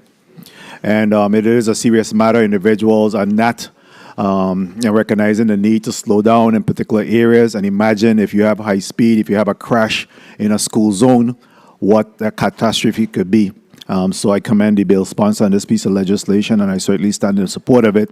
And also added my voice to it because I think it's important that we're able to, again, in support of signage and everything else, is to have flashing lights, again, to be able to warn the oncoming traffic of that they're in a school zone. Darrell Mousy George, again, I believe that this community collectively, territory-wide, had a collective pause on the passing of Darrell Mousy George.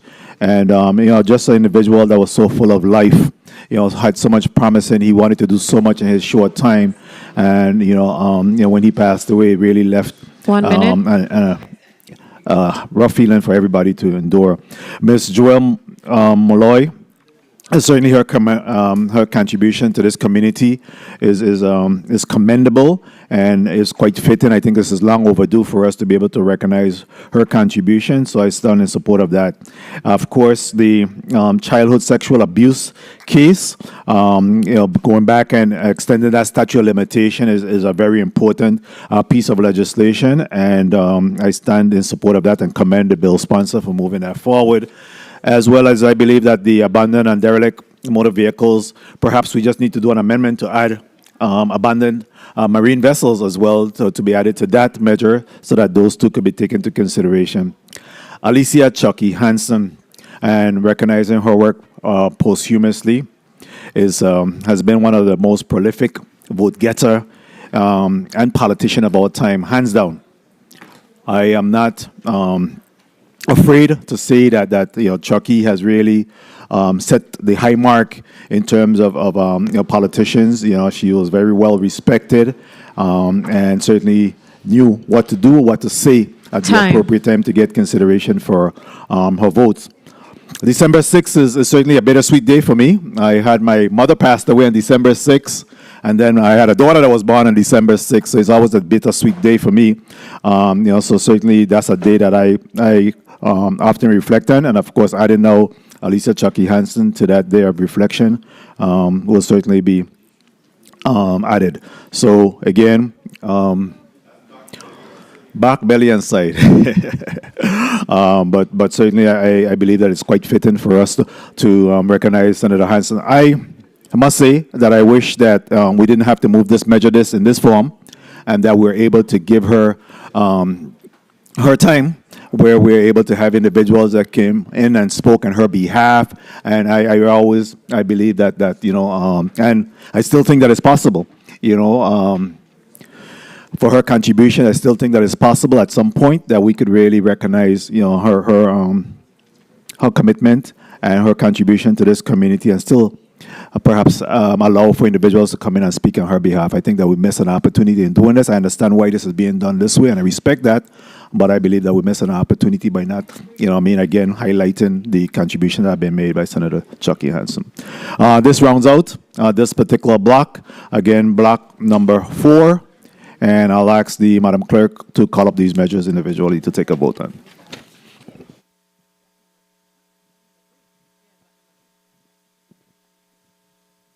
I'm sorry, that was block 3. Block 3. For the record, Madam Clerk, Madam Reporter, block 3. Bill number 35-0027, an act honoring and commending Mr. Myron Corbett posthumously for his many contributions to the youth of the territory, renaming the basketball court located in Anna's Retreat, St. Thomas, Virgin Islands, as the Myron Corbett Basketball Court, making an appropriation to erect signage at the basketball court and for other related purposes. Amendment, Senator Fred Gregory, you recognize for your amendment. Thank you, Mr. President. I move that Bill number 35-0027 is amended by striking Section 2 and Section 3 and inserting a new Section 2. Let's get an amendment number, please. I'm sorry. I move amendment number 35-518 to Bill number 35-0027. Bill number 35-0027 is amended by striking Section 2 and Section 3 and inserting a new Section 2 and Section 3 to read as follows. Section 2. The gymnasium at the Charlotte Amalie High School is named the Atta Gutu Solomon and Myron M.C. Corbett Gymnasium. The name, the Atta Gutu Solomon and Myron M.C. Corbett Gymnasium, must be retained for any future relocation of the gymnasium on the Charlotte Amalie High School campus. Section 3. Notwithstanding the use restrictions in 33 VIC, Section 3092A, there is appropriated in fiscal year ending September 30th, 2025, the sum of $10,000 from the School Construction Maintenance and Capital Fund to the Bureau of School Construction and Maintenance to erect the proper signage and a permanent plaque with the name the Atta Gutu Solomon and Myron M.C. Corbett Gymnasium. B. The funds appropriated in subsection A remains available until expended. I so move. Motion properly made by Senator Fred Gregory, seconded by Senator Potter, Senator Joseph, Senator DeGraff. Hearing no objection, so ordered.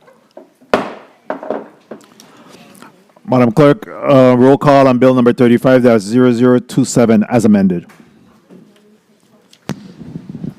Senator Marvin A. Blyden.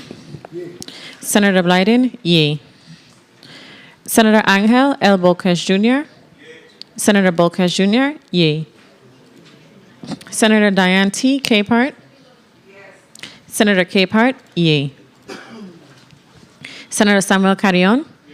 Senator Carrion, yea. Senator Dwayne M. DeGraff. Senator DeGraff, yea. Senator Ray Fonseca. Senator Fonseca, yay. Senator Novell E. Francis Jr. Senator Francis Jr., yay. Senator Alma Francis Heiliger. Senator Francis Heiliger, yay. Senator Donna A. Fred Gregory. Senator Fred Gregory, yay. Senator Kenneth L. Gittins. Senator Gittins, yay. Senator Maurice C. James. Senator James, absent. Senator Javan E. James Sr. Senator James Sr., yay. Senator Franklin D. Johnson. Senator Johnson, yay. Senator Carla J. Joseph. Senator Joseph, yay. Senator Milton E. Potter. Senator Potter, yay. Mr. President, 14 yeas, 1 absent. Thank you very much, Madam Clerk. Bill number 35-0027, as amended, an act honoring and commending Mr. Myron Corbett posthumously for his many contributions to the youth of the territory, renaming the basketball court located in Honors Retreat, St. Thomas, Virgin Islands as the Myron Corbett Basketball Court, and making an appropriation to erect signage at the basketball court and for other related purposes have been approved by the members of the 35th Legislature of the Virgin Islands. I will send to the Governor for further consideration and action. Next item, Madam Clerk. Bill number 35-0253, an act honoring and commending police officers for the service they provide to the community and to One second, Madam Clerk.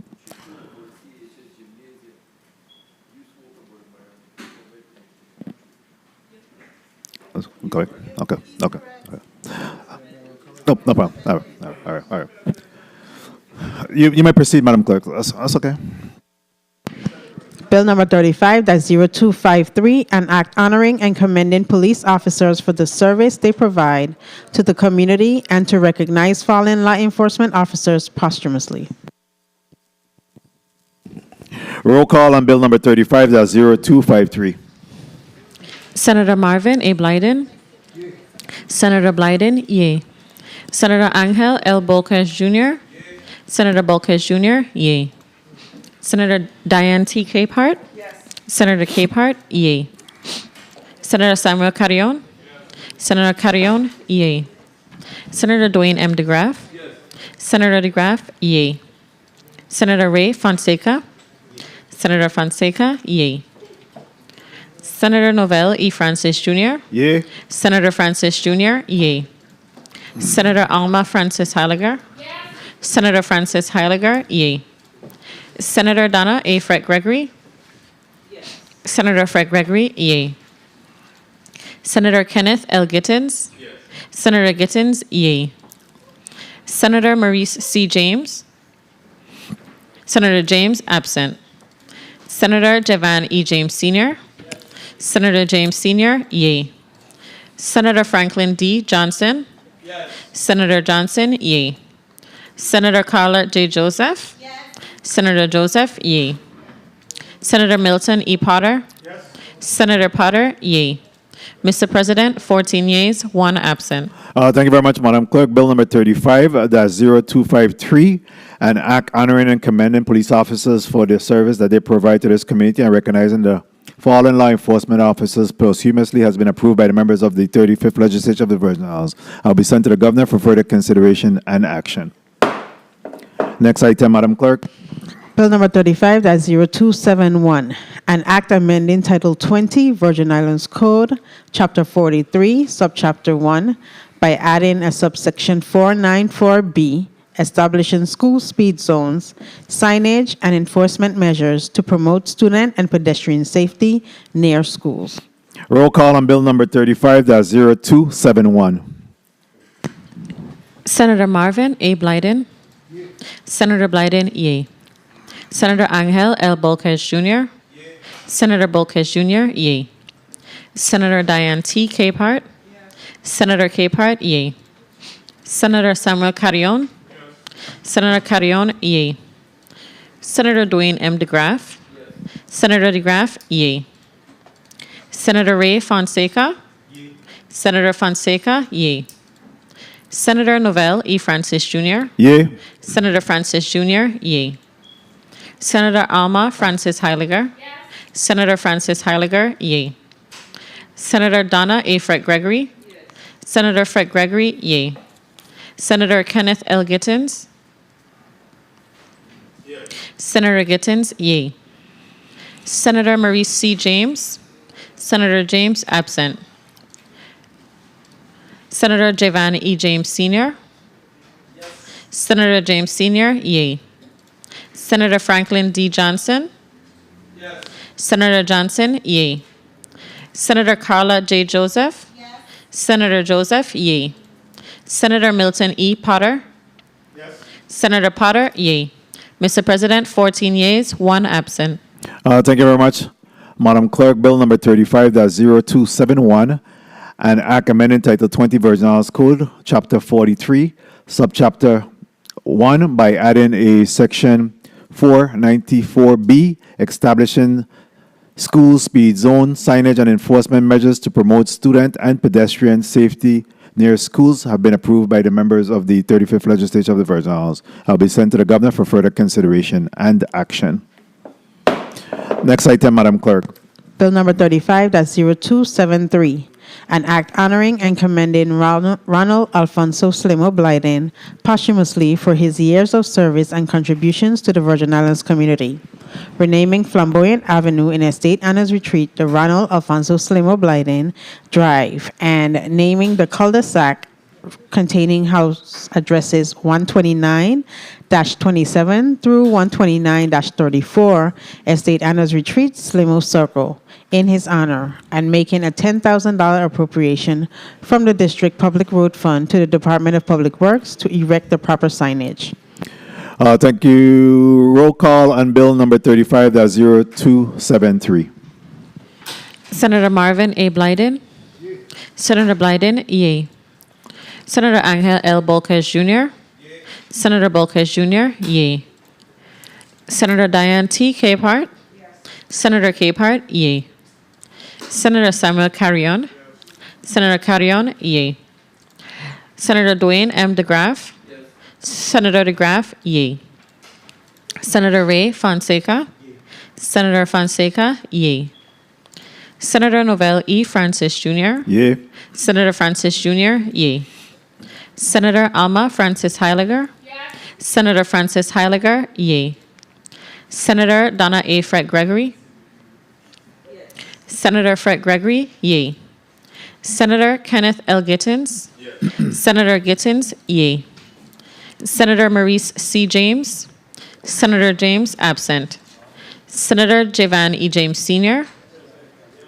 Senator James Sr., yay. Senator Franklin D. Johnson.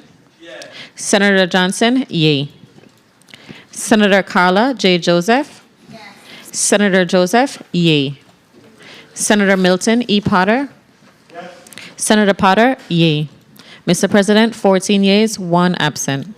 Thank you very much, Madam Clerk. Bill number 35-0273, an act honoring and commending Ronald Alfonso Slimo Blyden posthumously for his years of service and contribution to the Virgin Islands community, renaming the Flamboyant Avenue in Estate Anna's Retreat the Ronald Alfonso Slimo Blyden Drive, and naming the cul-de-sac containing house addresses 129-27 through 129-34 Estate Anna's Retreat Slimo Circle in his honor, and making a $10,000 appropriation from the District Public Road Fund to the Department of Public Works to erect proper signage have been approved by the members of the 35th Legislature of the Virgin Islands and will be sent to the Governor for further consideration and action.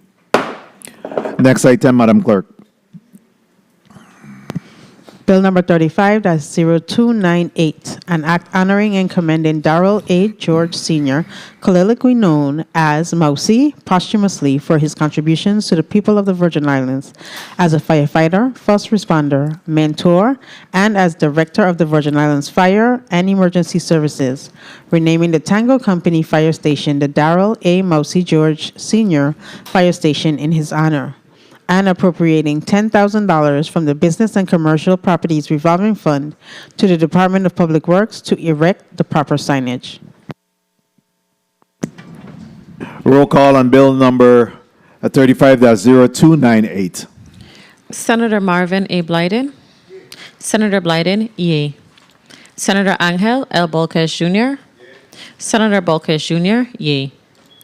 Senator Diane T. Capehart. Senator Capehart, yay. Senator Samuel Carrion. Senator Carrion, yay. Senator Dwayne M. DeGraff. Senator DeGraff, yay. Senator Ray Fonseca. Senator Fonseca, yay. Senator Novell E. Francis Jr. Yay. Senator Francis Jr., yay. Senator Alma Francis Heiliger. Senator Francis Heiliger, yay. Senator Donna A. Fred Gregory. Senator Fred Gregory, yay. Senator Kenneth L. Gittins. Senator Gittins, yay. Senator Maurice C. James. Senator James, absent. Senator Javan E. James Sr. Senator James Sr., absent. Senator Franklin D. Johnson. Senator Johnson, yay. Senator Carla J. Joseph. Senator Joseph, yay. Senator Milton E. Potter. Senator Potter, yay. Mr. President, we have 13 yeas, 2 absent. Please record Senator Javon James' vote as yes. Senator Javan James Sr., yay. Mr. President, 14 yeas, 1 absent. Thank you very much, Madam Clerk. Bill number 35-0298, an act honoring and commending Darrell A. George Sr., colloquially known as Mousy, posthumously for his contribution to the people of the Virgin Islands as a firefighter, first responder, mentor, and as director of the Virgin Islands Fire and Emergency Services, renaming the Tango Company Fire Station, the Darrell A. Mousy George Sr. Fire Station, in his honor, and appropriating $10,000 for the business and commercial properties revolving fund to the Department of Public Works to erect the proper signage, has been approved by the members of the 35th Legislature of the Virgin Islands. Will be sent to the Governor for further consideration and action. Next item, Madam Clerk. Bill number 35-0316, an act honoring and commending Mrs. Jewel Turnbull Reimer Malloy for years of dedicated service and numerous contributions to the people of the Virgin Islands. Roll call on Bill number 35-0316. Senator Marvin A. Blyden. Senator Blyden, yay. Senator Angel L. Bolquez Jr. Senator Bolquez Jr., yay. Senator Diane T. Capehart. Senator Capehart, yay. Senator Samuel Carrion. Senator Carrion, yay. Senator Dwayne M. DeGraff. Senator DeGraff, yay. Senator Ray Fonseca. Senator Fonseca, yay. Senator Novell E. Francis Jr. Yay. Senator Francis Jr., yay. Senator Alma Francis Heiliger. Senator Francis Heiliger, yay. Senator Donna A. Fred Gregory. Senator Fred Gregory, yay. Senator Kenneth L. Gittins. Senator Gittins, yay. Senator Maurice C. James. Senator James, absent. Senator Javan E. James Sr. Senator James Sr., yay. Senator Franklin D. Johnson. Senator Johnson, yay. Senator Carla J. Joseph. Senator Joseph, yay. Senator Milton E. Potter. Senator Potter, yay. Mr. President, we have 14 yeas, 1 absent. Thank you very much, Madam Clerk. Bill number 35-0316, an act honoring and commending Ms. Joelle Turnbull Reimer Molloy for her years of dedicated service and numerous contributions to the people of the Virgin Islands, have been approved by the members of the 35th Legislature of the Virgin Islands. Will be sent to the Governor for further consideration and action. Next item, Madam Clerk. Bill number 35-0394, an act honoring and commending Arthur Solomon for his work as head coach for the multiple champion winning Charlotte Amalie High School's girls basketball team and his contribution as a member of the Virgin Islands men's national basketball team by naming the existing and any subsequent gymnasium at the Charlotte Amalie High School the Myron M.C. Corbett and Arthur Gutu Solomon Gymnasium. Roll call on bill number amendments. Senator Fred Gregory recognized for an amendment. I move, thank you, Mr. President. I move amendment number 35, that's 1096, to bill number 35, that's 0394, Bill number 35-0394 is amended by striking Section 3 and inserting a new Section 3 as follows. The gymnasium at the Charlotte Amalie High School is named the Arthur Gutu Solomon and Myron M.C. Corbett Gymnasium. The name the Arthur Gutu Solomon and Myron M.C. Corbett Gymnasium must be retained for any future relocation of the gymnasium on the Charlotte Amalie High School campus. I so move.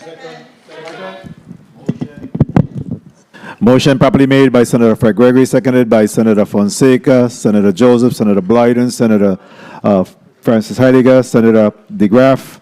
Hearing no objection, so ordered. Roll call on bill number 35-0394 as amended. Senator Marvin A. Blyden. Senator Blyden, yea. Senator Angel L. Bolquez Jr. Senator Bolquez Jr., yea. Senator Diane T. Capehart. Senator Capehart, yea. Senator Samuel Carrion.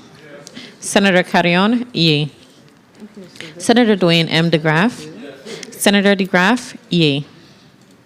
Senator Ray Fonseca. Senator Fonseca. Senator Fonseca, yea. Senator Novell E. Francis Jr. Senator Francis Jr., yea. Senator Alma Francis Heiliger. Senator Francis Heiliger, yea. Senator Donna A. Fred Gregory. Senator Fred Gregory, yea. Senator Kenneth L. Gittins. Senator Gittins, yea. Senator Maurice C. James. Senator James, absent. Senator Javan E. James Sr. Senator James Sr., yea. Senator Franklin D. Johnson. Senator Johnson, yea. Senator Carla J. Joseph. Senator Joseph, yea. Senator Milton E. Potter. Senator Potter, yea. Mr. President, 14 yeas, 1 absent. Thank you very much, Madam Clerk. Bill number 35-0394, as amended, an act honoring and commending Arthur Solomon for his work as head coach for the multiple champion winning Charlotte Amalie High School girls basketball team and his contribution as a member of the Virgin Islands men national basketball team by naming the existing and any subsequent gymnasium at the Charlotte Amalie High School, the Myron M.C. Corbett and Arthur Gutu Solomon Gymnasium have been approved by the members of the has been approved by the members of the 35th Legislature of the Virgin Islands. Will be sent to the Governor for further consideration and action. Next item, Madam Clerk. Bill number 35-0402, an act amending Title 5, Virgin Islands Code, Subtitle 1, Chapter 3, Sections 31 and 36, extending the statute of limitations to bring a civil action involving childhood sexual abuse. Roll call on bill number 35-0402. Senator Marvin A. Blyden. Senator Blyden, yea. Senator Angel L. Bolquez Jr. Senator Bolquez Jr., yea. Senator Diane T. Capehart. Senator Capehart, yea. Senator Samuel Carrion. Senator Carrion, yea. Senator Dwayne M. DeGraff. Senator DeGraff, yea. Senator Ray Fonseca. Senator Fonseca, yea. Senator Novell E. Francis Jr. Yea. Senator Francis Jr., yea. Senator Alma Francis Heiliger. Senator Francis Heiliger, yea. Senator Donna A. Fred Gregory. Senator Fred Gregory, yea. Senator Kenneth L. Gittins. Senator Gittins, yea. Senator Maurice C. James. Senator James, absent. Senator Javan E. James Sr. Senator James Sr., yea. Senator Franklin D. Johnson. Senator Johnson, yea. Senator Carla J. Joseph. Senator Joseph, yea. Senator Milton E. Potter. Senator Potter, yea. Mr. President, 14 yeas, 1 absent. Thank you very much, Madam Clerk. Bill number 35-0402, an act amending Title 5 Virgin Islands Code, Subtitle 1, Chapter 3, Sections 31 and 36, extending a state of limitations to bring a civil action involving childhood sexual abuse have been approved by the members of the 35th Legislature of the Virgin Islands will be sent to the Governor for further consideration and action. Next item, Madam Clerk. Bill number 35, that's 0403, an act amending Title 20, Virgin Islands Code Part 2 by repealing and reenacting with amendments, Chapter 49 relating to abandoned and derelict motor vehicles. Roll call on bill amendments. Senator Carrion, you recognized for your amendment. Thank you, Mr. President. I rise to offer amendment number 35-561 to bill number 35-0403.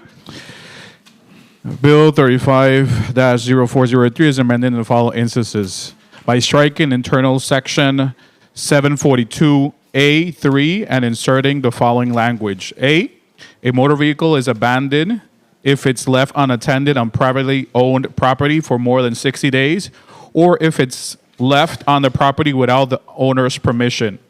B, a private property owner may presume a vehicle is abandoned under subsection A and may claim ownership if, 1, the property owner provides notice of the claim to the vehicle's owner of record and the lien holder as prescribed by the Virgin Islands Police Department regulation or section 743 of this chapter. 2, the notice states that the vehicle's location, the period of abandonment, and the owner's intent to claim title. C, if the owner or lien holder cannot be located, notice shall be given by the publication in a manner consistent with rules of the Superior Court for services by publication. D, if the vehicle is not reclaimed within 30 days of notice, as required in subsection B, ownership of the vehicle vests with a private property owner upon application of the Bureau of Motor Vehicle, and private property owner shall receive a new certificate of title of vehicle. Section blank, the title, number 20.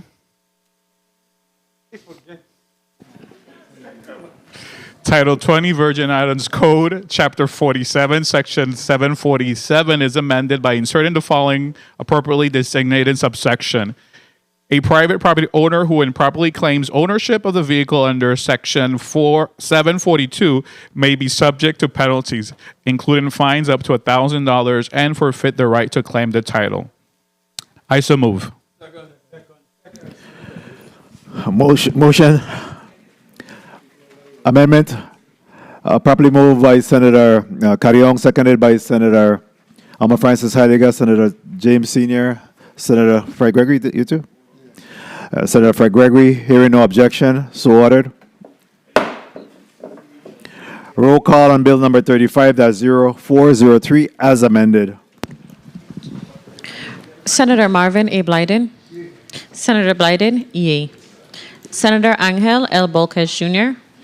Senator Bolquez Jr., yea. Senator Diane T. Capehart. Senator Capehart, yea. Senator Samuel Carrion. Senator Carrion, yea. Senator Dwayne M. DeGraff. Senator DeGraff, yea. Senator Ray Fonseca. Senator Fonseca, yea. Senator Novell E. Francis Jr. Yea. Senator Francis Jr., yea. Senator Alma Francis Heiliger. Senator Francis Heiliger, yea. Senator Donna A. Fred Gregory. Senator Fred Gregory, yea. Senator Kenneth L. Gittins. Senator Gittins, yea. Senator Maurice C. James. Senator James, absent. Senator Javan E. James Sr. Senator James Sr., yea. Senator Franklin D. Johnson. Senator Johnson, yea. Senator Carla J. Joseph. Senator Joseph, yea. Senator Milton E. Potter. Senator Potter, yea. Mr. President, we have 14 yeas, 1 absent. Thank you very much, Madam Clerk. Bill number 35-0403, an act amending Title 20 Virgin Islands Code, Part 2 by repealing and reenacting amendments, Chapter 49 relating to the abandoned and derelict motor vehicles have been approved by the members of the 35th, as amended, has been approved by the members of the 35th Legislature of the Virgin Islands, will be sent to the Governor for further consideration and action. Thank you. Next item, Madam Clerk. Bill number 35-0416, an act honoring and commending the Honorable Senator Alicia Chucky Hansen posthumously for her unmatched and immeasurable service and dedication to the people of the Virgin Islands, the Caribbean, and the United States as the longest serving senator from the District of St. Croix and the highest vote getter in the territory's history by designating December 6th as Alicia Chucky Hansen Day. Roll call on bill number 35-0416. Senator Marvin A. Blyden. Senator Blyden, yea. Senator Angel L. Bolkes Jr. Senator Bolkes Jr., yea. Senator Diane T. Capehart. Senator Capehart, yea. Senator Samuel Carrion. Senator Carrion, yea. Senator Dwayne M. DeGraff. Senator DeGraff, yea. Senator Ray Fonseca. Senator Fonseca, yea. Senator Novell E. Francis Jr. Yea. Senator Francis Jr., yea. Senator Alma Francis Heiliger. Senator Francis Heiliger, yea. Senator Donna A. Fred Gregory. Senator Fred Gregory, yea. Senator Kenneth L. Gittins. Senator Gittins, yea. Senator Maurice C. James. Senator James, absent. Senator Javan E. James Sr. Senator James Sr., yea. Senator Franklin D. Johnson. Senator Johnson, yea. Senator Carla J. Joseph. Senator Joseph, yea. Senator Milton E. Potter. Senator Potter, yea. Mr. President, 14 yeas, 1 absent. Thank you very much, Madam Clerk. Bill number 35-0416, an act honoring and commending the Honorable Senator Alicia Chucky Hansen posthumously for her unmatched and immeasurable service and dedication to the people of the Virgin Islands, the Caribbean, and the United States as the longest-serving senator for the District of St. Croix and the highest vote-getter in the territory's history by designating December 6th as the Alicia Chucky Hansen's Day has been approved by the members of the 35th Legislature of the Virgin Islands, will be sent to the Governor for further consideration and action. And that rounds out block number 3. Madam Clerk, please call up the items in block number 4. Block number 4, consideration of bills. Bill number 35-0205, an act appropriating $900,000 to the Virgin Islands Department of Sports, Parks, and Recreation to build an equestrian training facility in Estate Body Slab, St. Croix, Virgin Islands. Bill number 35-0367, an act providing an appropriation from the General Fund of the Treasury of the Virgin Islands to the St. Croix Capital Improvement Fund and the St. Thomas Capital Improvement Fund for fiscal year October 1st, 2024 through September 30th, 2025. Bill number 35-0415, an act amending Act number 7754 to authorize the issuance of up to $250 million in bonds, notes, and other evidence of indebtedness by the government of the Virgin Islands and the Virgin Islands Public Finance Authority, either directly or through a wholly owned subsidiary or affiliated corporation serving as a public corporation, including amounts necessary for reserves and issuance costs to finance projects under 23 U.S.C. subsection 122, including the payment or refunding of the 2015 bonds, the current phase of the Veteran Drive project, the ferry project, road projects on St. Croix approved by the Department of Public Works and the Federal Highway Administration, and other federally approved road projects. Authorizing the government of the Virgin Islands and the Public Finance Authority to execute agreements, pledge federal highway grant revenues and other revenues as collateral, issue limited special obligation loan notes, and take necessary action to effectuate the provisions of this act.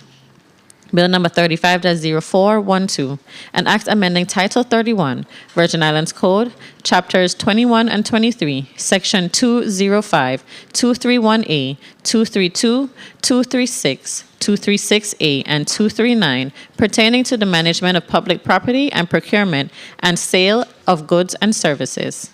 This concludes the reading of Block 4, Mr. President. Thank you very much, Madam Clerk, we have 3 minutes debate time and these four measures. And Senator Alma Francis Heidegger, you recognize for your 3 minutes. Thank you. Good evening. Thank you to my colleagues. Good afternoon to the staff. I am definitely in support of these pieces of legislation in this block as it relates to Bill number 350205, awarding by the appropriation of $900,000 in regards to equestrian training facility. I think when we invest in our people, invest in our sports, you see positive results. And when we set aside funding specifically for this project on the island of St. Croix, I am definitely in support of it. As we see horse racing and the facilities start to be built back and coming back, I think it's a definite plus that we put in place the tools and the mechanisms for our horsemen and those that look at it as a recreational, and even those that want to learn. I think it's definitely a positive thing, so I support that. As it relates to 350415, we have some very interesting roads in the territory, to say the least. And anything that we have to do specifically to try to improve these roads, roadways, expand projects such as the project here adjacent to the Veterans Drive, I am in support of that. I think that when it comes to some of my concerns, they have been somewhat alleviated, where I saw several of my colleagues have made amendments for some of the things I was concerned with within this piece of legislation. And I also offered 2 amendments to this legislation as well. I think when it comes to the ferry project, specifically having us have a vehicle on the ocean to be able to transport our Crucian brothers and sisters between the islands and our St. Thomé and St. Jonian brothers and sisters, I think it would bring us closer together. And any mechanism that we could do and invest into our people and our ability to traverse between these Virgin Islands is a definite plus. As it relates to 350412, that has to do with several pieces as it relates to property and procurement, attempting to make some improvements within their department. I do support some of their suggestions. 30 seconds. Some of their suggestions I am not in full support of, and I will bring the appropriate amendments at the time. Hopefully, I will get the support of my colleagues. But overall, this body utilizes these types of laws to improve the very departments that serve the people of this territory.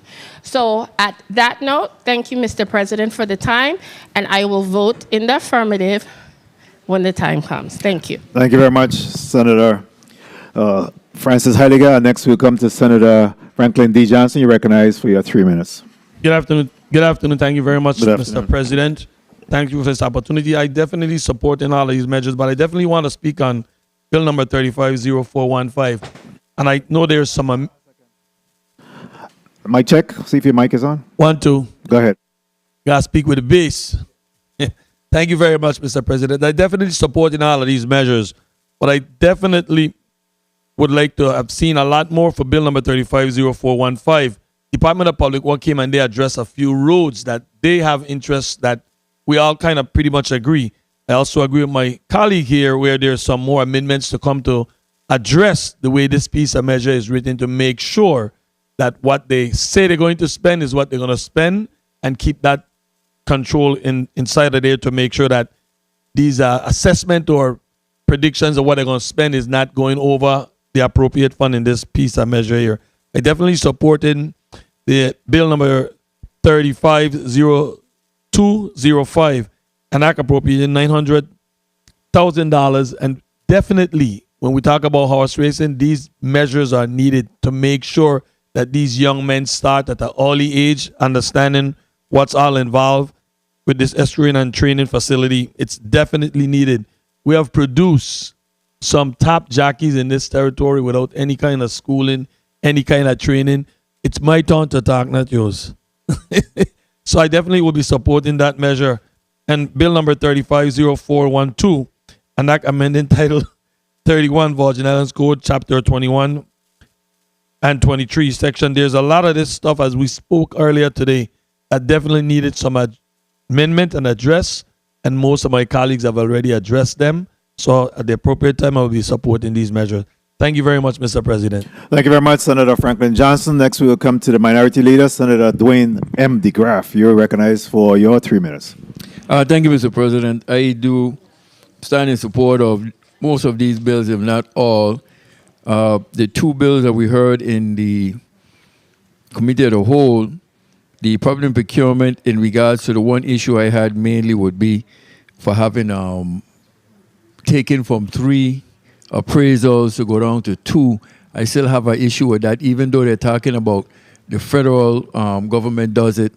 But I think I might be satisfied with that, but still I'm leery of that. And the one, an act amending Act number 7754 to authorize the issuance of up to $250 million in bonds, notes, and other evidence of indebtedness. So I think I could support that because of all they intend to do. I don't believe that the $20 million for the ferry is going to be sufficient because they did basically a rendering of what one company said might be, but that I'm sure is not going to be the final bid. So again, it's up in the air. It may be more, but they're looking at basically 18 years total of this bond. So I could see supporting it for the people. I think it's for the betterment. I think, though, from the track record of this administration, we need to put in specific details in any of these big money bills to say, hey, this money is going for this project, A, B, C, D, E. If you leave it open, I think this administration has shown us they have no regards for this branch of government. And, sad to say, it's a track record, and, we're not proud of it. But I stand in support of most of these bills. Thank you for the time, Mr. President. Thank you very much, Senator DeGraff. Senator Carrion, you're recognized for your 3 minutes. Thank you, Mr. President. I rise in support of most of the measures in this block. We had an opportunity in the Committee of the Whole to ask our questions, hear from both testifiers in regards to Bill 35-0415 and also Bill 35-0412. Of course, from hearing the testifiers and hearing some of my colleagues and the questions that we posed, we realized that the proposed legislation requires some amendments, and I'm happy to see that we were able to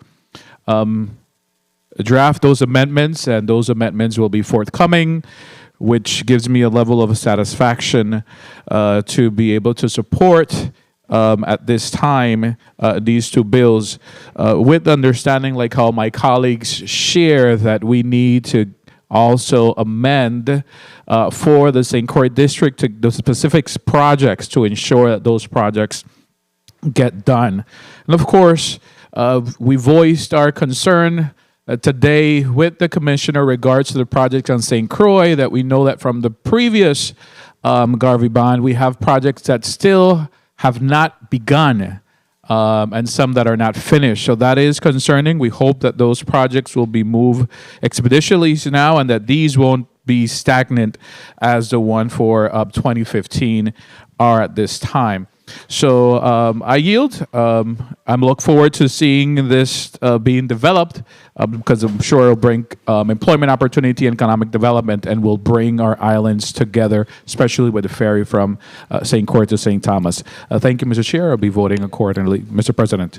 Thank you very much, Senator Carrion. And next we'll recognize Senator Giovanni James Sr. You're recognized for your 3 minutes. Greetings once again to the people of the U.S. Virgin Islands. Thank you, Mr. President, for the time. I stand in full support of Bill number 35-0205, an act appropriating $900,000 to the Department of Sports, Parks and Recreation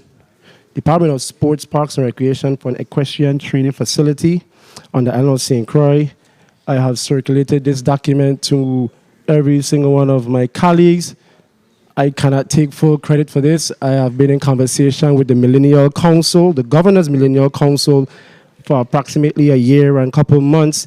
We have been going back and forth to make sure that we provide opportunities for our young men and women to be able to learn about horse racing on a professional level. The program will highlight jockey training. There will be a trainer program. There will be stable, hand and groom training, veterinarian assistant program, breeding and genetics program. This program will be broken down, or this project will be broken down in 3 phases. Phase 1 speaks to the construction, timeline 6 months. Phase 2 speaks to the pilot program, timeline 1 year. And phase 3 speaks to program expansion, which is ongoing after year 1. I have an amendment which will be proposed by Senator Bulkis. I know we're not supposed to call him the Senator at large. We have been working on this for quite some time. And the good thing about this measure, we are not going to just give them all of the money one time. Similar to what we did with the Party Joseph Stadium, we're going to make sure that we see the fruits of their labor and to make sure that they do the necessary transparency to make sure that these dollars are definitely put to use. So I want to say thank you to the good Senator at large, because if it wasn't for that amendment, I know we would have had some issues there. And 1 minute. They say hurry dog, eat raw meat. So we're not going to rush this project. We're going to make sure it's something good. And it's a win-win for the territory. This is something very new to the territory. And as far as the remaining bills on the agenda, I stand in full support of every single one of them. Bill number 35-0415, which speaks to authorizing the issuance of up to $250 million in bonds, notes, or other evidences of indebtedness by the government of the Virgin Islands to the Public Finance Authority for various projects in the U.S. Virgin Islands. And yeah, I'm ready to vote. Thank you, Mr. President, for the time. Thank you very much, Senator Giovanni James Sr. Next, we recognize Senator Angel Bulkis Jr.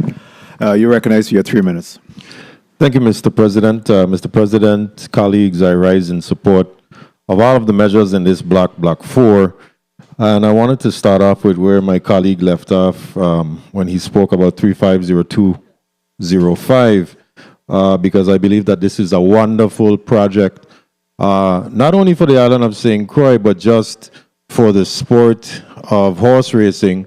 And as we know that we've had a lot of issues with the slow movement of the Doc James racetrack on the island of St. Croix. However, this project will also augment or try to, in a shorter time span, be able to provide a training program facility, not only for adults, but also more so for our young people, because we know in the island district of St. Croix, we have a lot of young men who have taken up the passion of rearing horses. I see them all the time. I go over to the St. Croix district.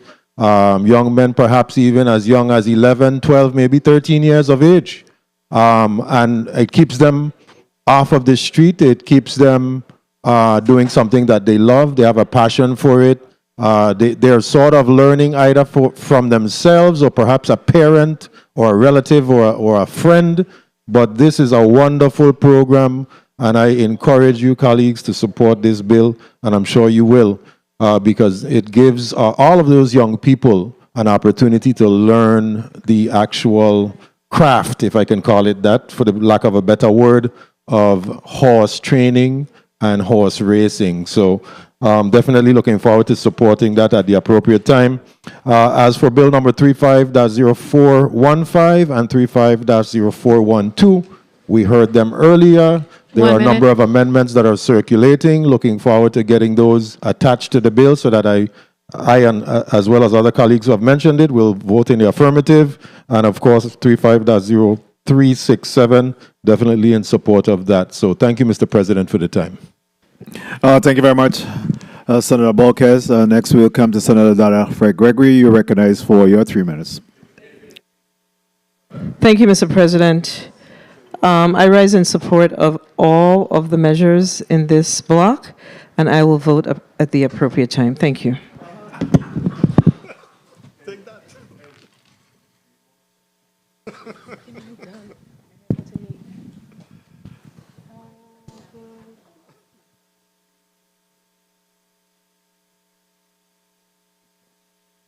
Thank you very much, Senator Greg. I didn't realize you're done already. Oh my gosh. All right. Next we recognize Senator Milton E. Potter. I'm sorry. Thank you very much, Mr. President. Mr. President, colleagues, I rise in support of all of the bills in the final block of the evening, block number 3, beginning with Bill number 35-0205, the act appropriating the $900,000 for the creation of an equestrian training facility in Estate Body Slab on St. Croix. I think it's a real positive opportunity for us to provide the young people of the territory in particular with a positive and constructive outlet. So I'm fully in support of that. Bill number 35-0415, the Garvey Bond Initiative. I am fully in support of that. The projects that are slated to be completed, the Veterans Drive project, as well as the vessel from St. Croix, the St. Croix, St. Thomas vessel, I think is a very positive idea, positive concept. And the Property and Procurement Initiative, with the amendments that are forthcoming, I am definitely in support of. My one concern with the Property and Procurement Initiative was the changing of the 1-year threshold for the legislature to grant its approval to 5 years is something I had some concern with, but I understand that some amendments will be forthcoming, so that will allay my concern, and at the appropriate time, I will vote in the affirmative for all of the bills in the final block. Thank you, Mr. President. Thank you very much, Senator Potter. Senator Ray Fonseca, you recognize for your 3 minutes. Yes, thank you, Mr. President. I rise in support of all of these 4 bills in block number 4. You know, the St. Croix, St. Thomas ferry, right? I want you to think out of the box, right? Because this ferry that they're proposing is going to be able to bring cars. And like I said, you know, the reason why we go from St. Croix to St. Thomas from Dong, Charlotte, Amalie, and Tong is back in the 40s, nobody was living out in Tutu, Bovoni, Nada, Red Hook. That was the only place. We had up street, Dong Street, French Tong, around the field. So it was easier to walk down there or take your horse down and you go to St. Croix. But if you look back in the 40s and 50s, yeah. So if you look at Christianstead, St. Croix, I mean, if you look out St. Thomas, look out on the harbor right now. If you look straight out from our harbor, you see the end of Frederickstead. So you know what I mean? St. Croix go all the way up. It go all the way up past St. John. That's where St. Croix is. It goes all the way up past St. John. So Red Hook is where we need to go to St. Croix. It'll help our Crucian brothers and sisters. They'll be able to come over here, spend the money for St. John Carnival. They come over here, yes. Yes, and so it's good, and also it's going to save time because it's a shorter route. So it's going to save the boat time because, you know, the one boat, the white boat, is 140 minutes. This one is going to do 90 minutes, so it's going to be a shorter run. So think outside the box. The commissioner said he was going to do it. You know, I also want to discuss bill number 35-0415. $250 million in Garvey bonds. 1 minute. See money day, Popa. So, you know, the Veterans Drive project, I have some concerns, right? Because this second phase is costing $48 million. You know, the average road, right, for a 3/4 mile is about less than $3 million. And this with all infrastructure. This one is, well, I ain't want to tell a number because the contractors, them going to listen. But it's a lot more, right? But the problem is right here on waterfront, the bulkhead, they have that feed at 13, the main transmission line, and also the sewer lines breaking.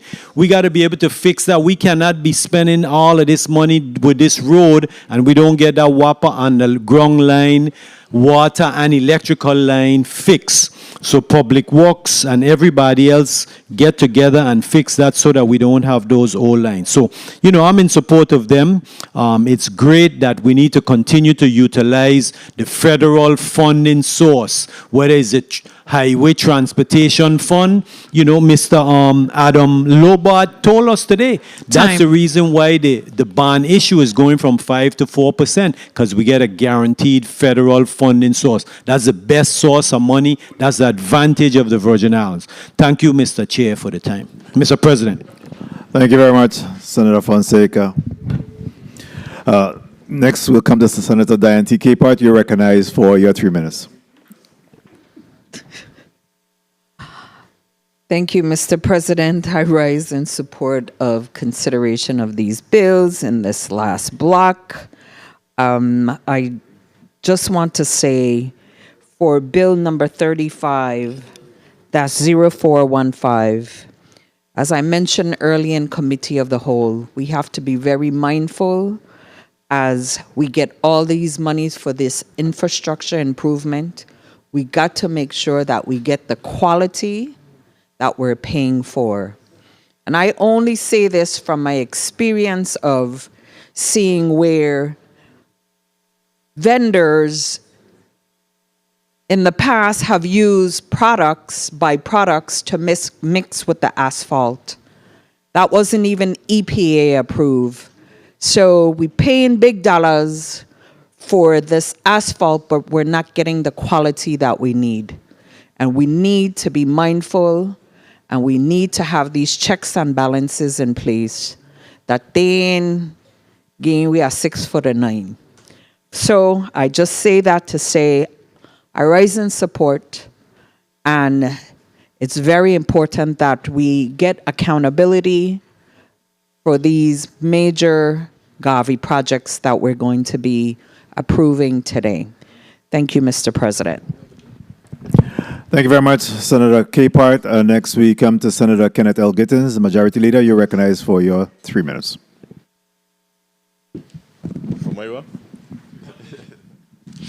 Thank you, Mr. President, and good evening to all. So I wasn't around in the 40s and 50s. I don't even think I was a thought, so I'm not going to go there.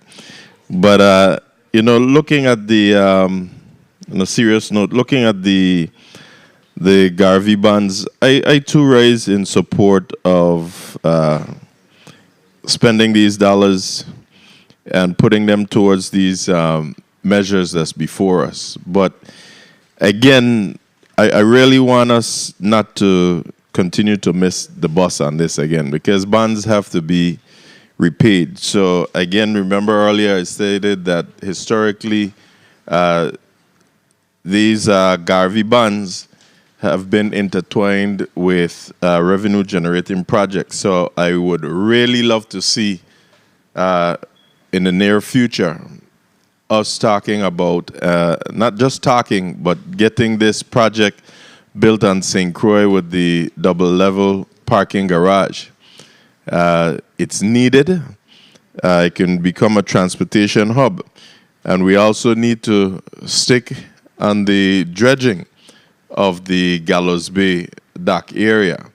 We're talking about bringing the ferry in, yes, but we have boutique ships that's interested in coming here, and we need to be able to accommodate them in getting into St. Croix.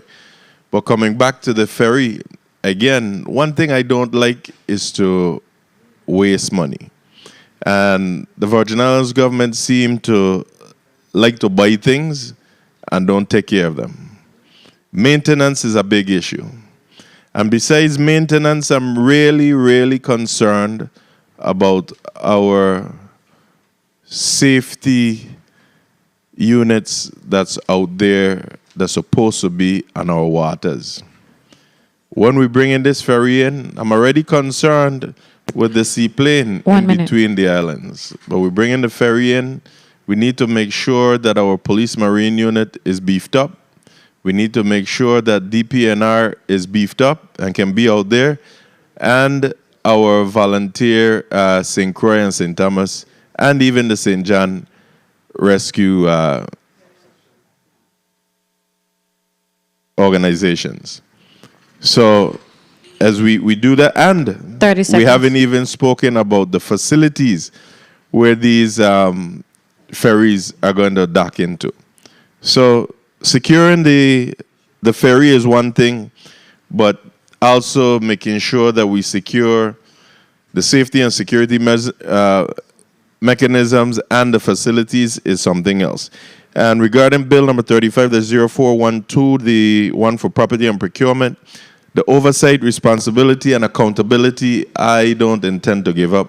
But I was told that there are some amendments that's going to be circulated that will reinstate what it should be and not remove them. As long as I see those amendments, then I may, support the measure. But if the amendments don't come, I'll be forced not to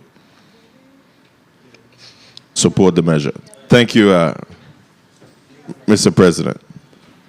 Thank you very much, Senator Gittins.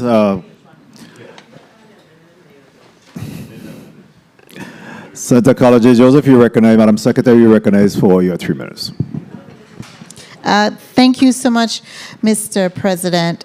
Mr. President and colleagues, I rise in support of Bill number 35-0205, an act appropriating $900,000 to the Virgin Islands Department of Sports, Parks, and Recreation to build an a horse training, for a better word, training facility in a state body slab. It's late at night. So I'm in support of that bill because we really need to provide opportunities for our horse lovers to train their horses and to take care of their horses. I'm also in support of bill number 35-0367, and that's just to appropriate some monies from the St. Croix Capital Improvement Fund. And I'm also in support of bill number 35-0415. That's for the Garvey bonds. Now, I just want to be clear because I did have some concerns regarding this particular measure where in our previous discussions with the governor and his team, they had indicated that for the building of the ferry, that they were going to circumvent the procurement process and go that they were going to do that. But this piece of legislation that we have before us entails that the procurement process is going to be going through with getting the bidding. So I'm very happy about that. I'm also happy about being able to go forward with a number of the road projects. I just want to put on the record something that is very important. This legislative body appropriates a lot of money for road projects. What we're seeing is there is something of a delay or slowness in the implementation by the executive branch in getting these road projects up and running. So we have to try to see how we could support them in moving them along expeditiously, because you have a number of road projects that are still dormant and haven't even started from 2015 and are not even completed. So those are issues that I really think we need to pay attention to. And I'm sure this body in the 36th legislature is going to pay closer attention to that. And then for the procurement measure 35-0412, I do have an amendment that I want to offer. It's an issue I brought up, Mr. President. I'll wrap up regarding us giving exemptions to federal contractors for goods and services based on certain perimeters, but it would look, because it was so broad, it would squeeze out some of our local businesses. And I do have an amendment that assures that our local small businesses won't be squeezed out of getting access to some of these funding, because when grant funding come to the U.S. Virgin Islands, they are supposed to stimulate the economy and be invested here and not be invested anywhere else. Thank you so much, Mr. President. Thank you very much.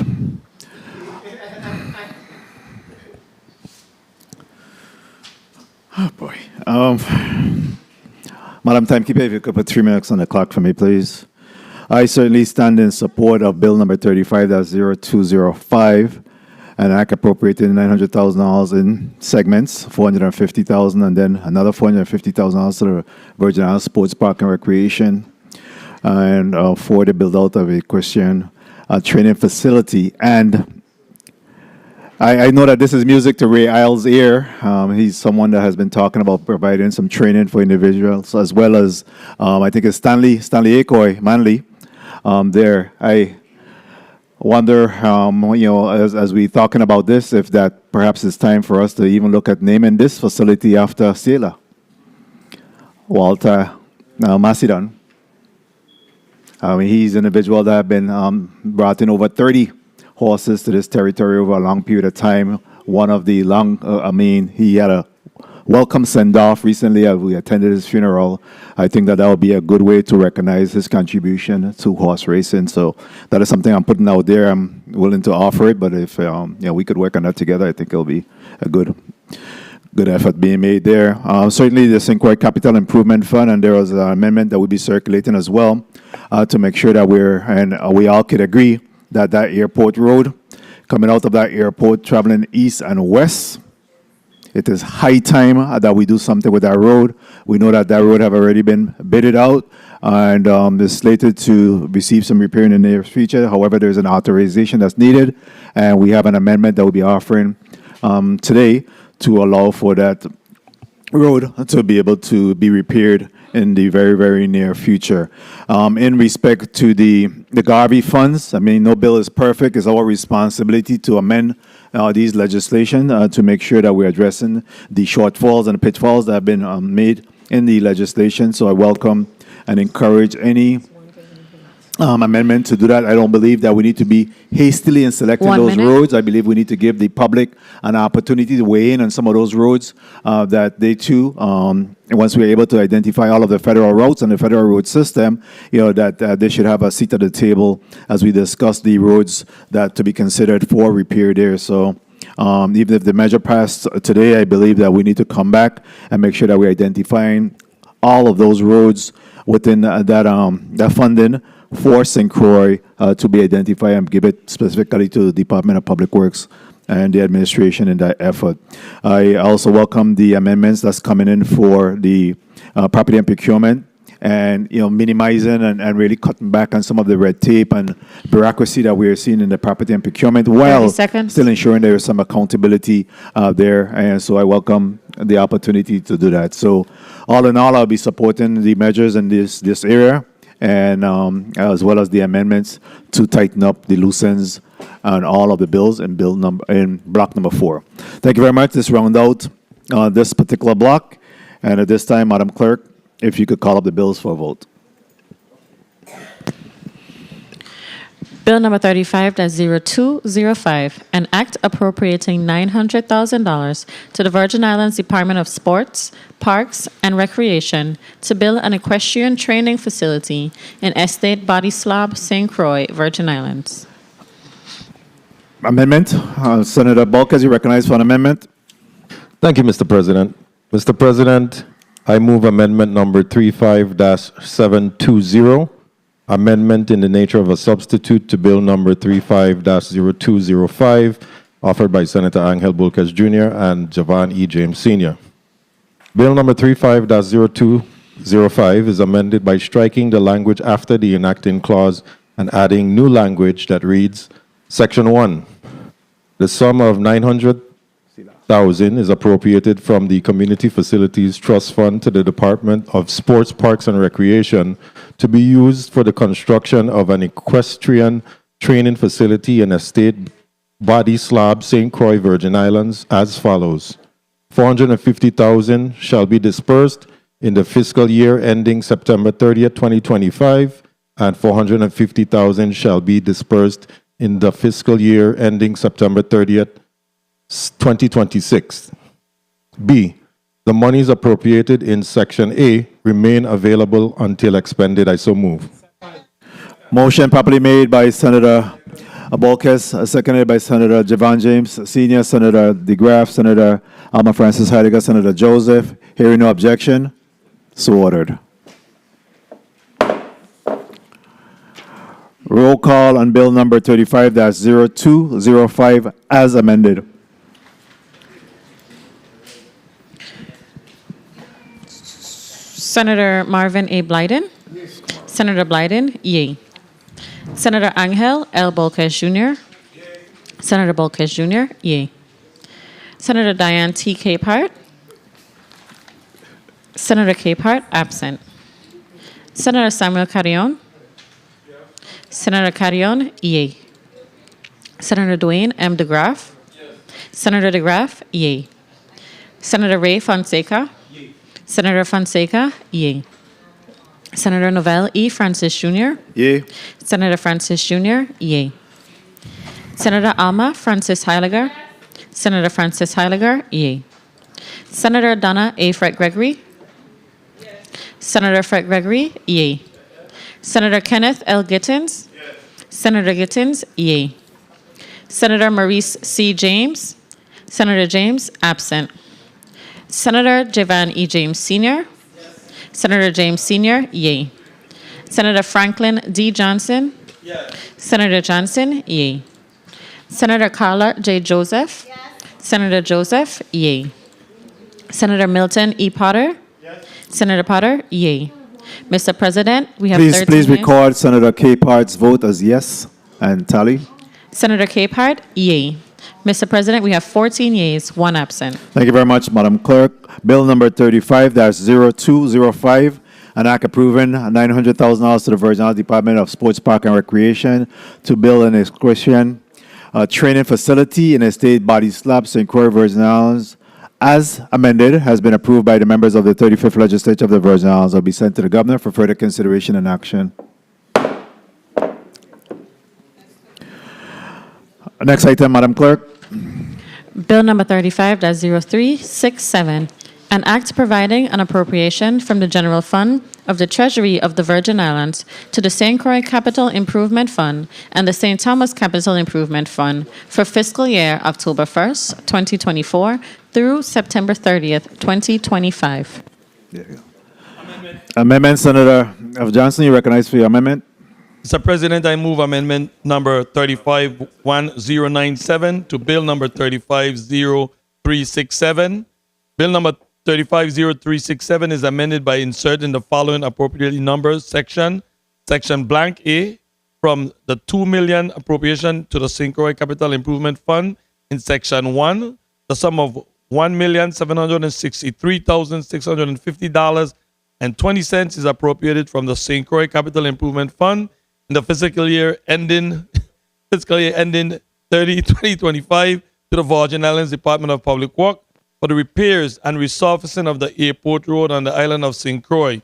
B, the sum appropriated in subsection A remaining available until expended. I so move. Motion properly made by Senator Franklin Johnson, seconded by Senator DeGraff, Senator Capehart. Hearing no objection, so ordered.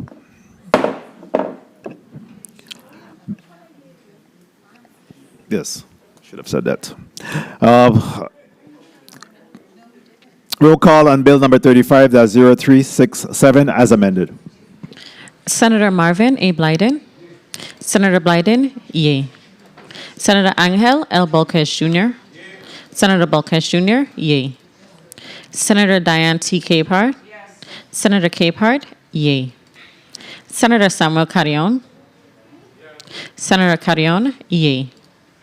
Senator Dwayne M. DeGraff. Senator DeGraff, yea. Senator Ray Fonseca. Senator Fonseca, yea. Senator Novell E. Francis Jr. Senator Francis Jr., yea. Senator Alma Francis Heiliger. Senator Francis Heiliger, yea. Senator Donna A. Fred Gregory. Senator Fred Gregory, yea. Senator Kenneth L. Gittins. Senator Gittins, yea. Senator Maurice C. James. Senator James, absent. Senator Javan E. James Sr. Senator James Sr., yea. Senator Franklin D. Johnson.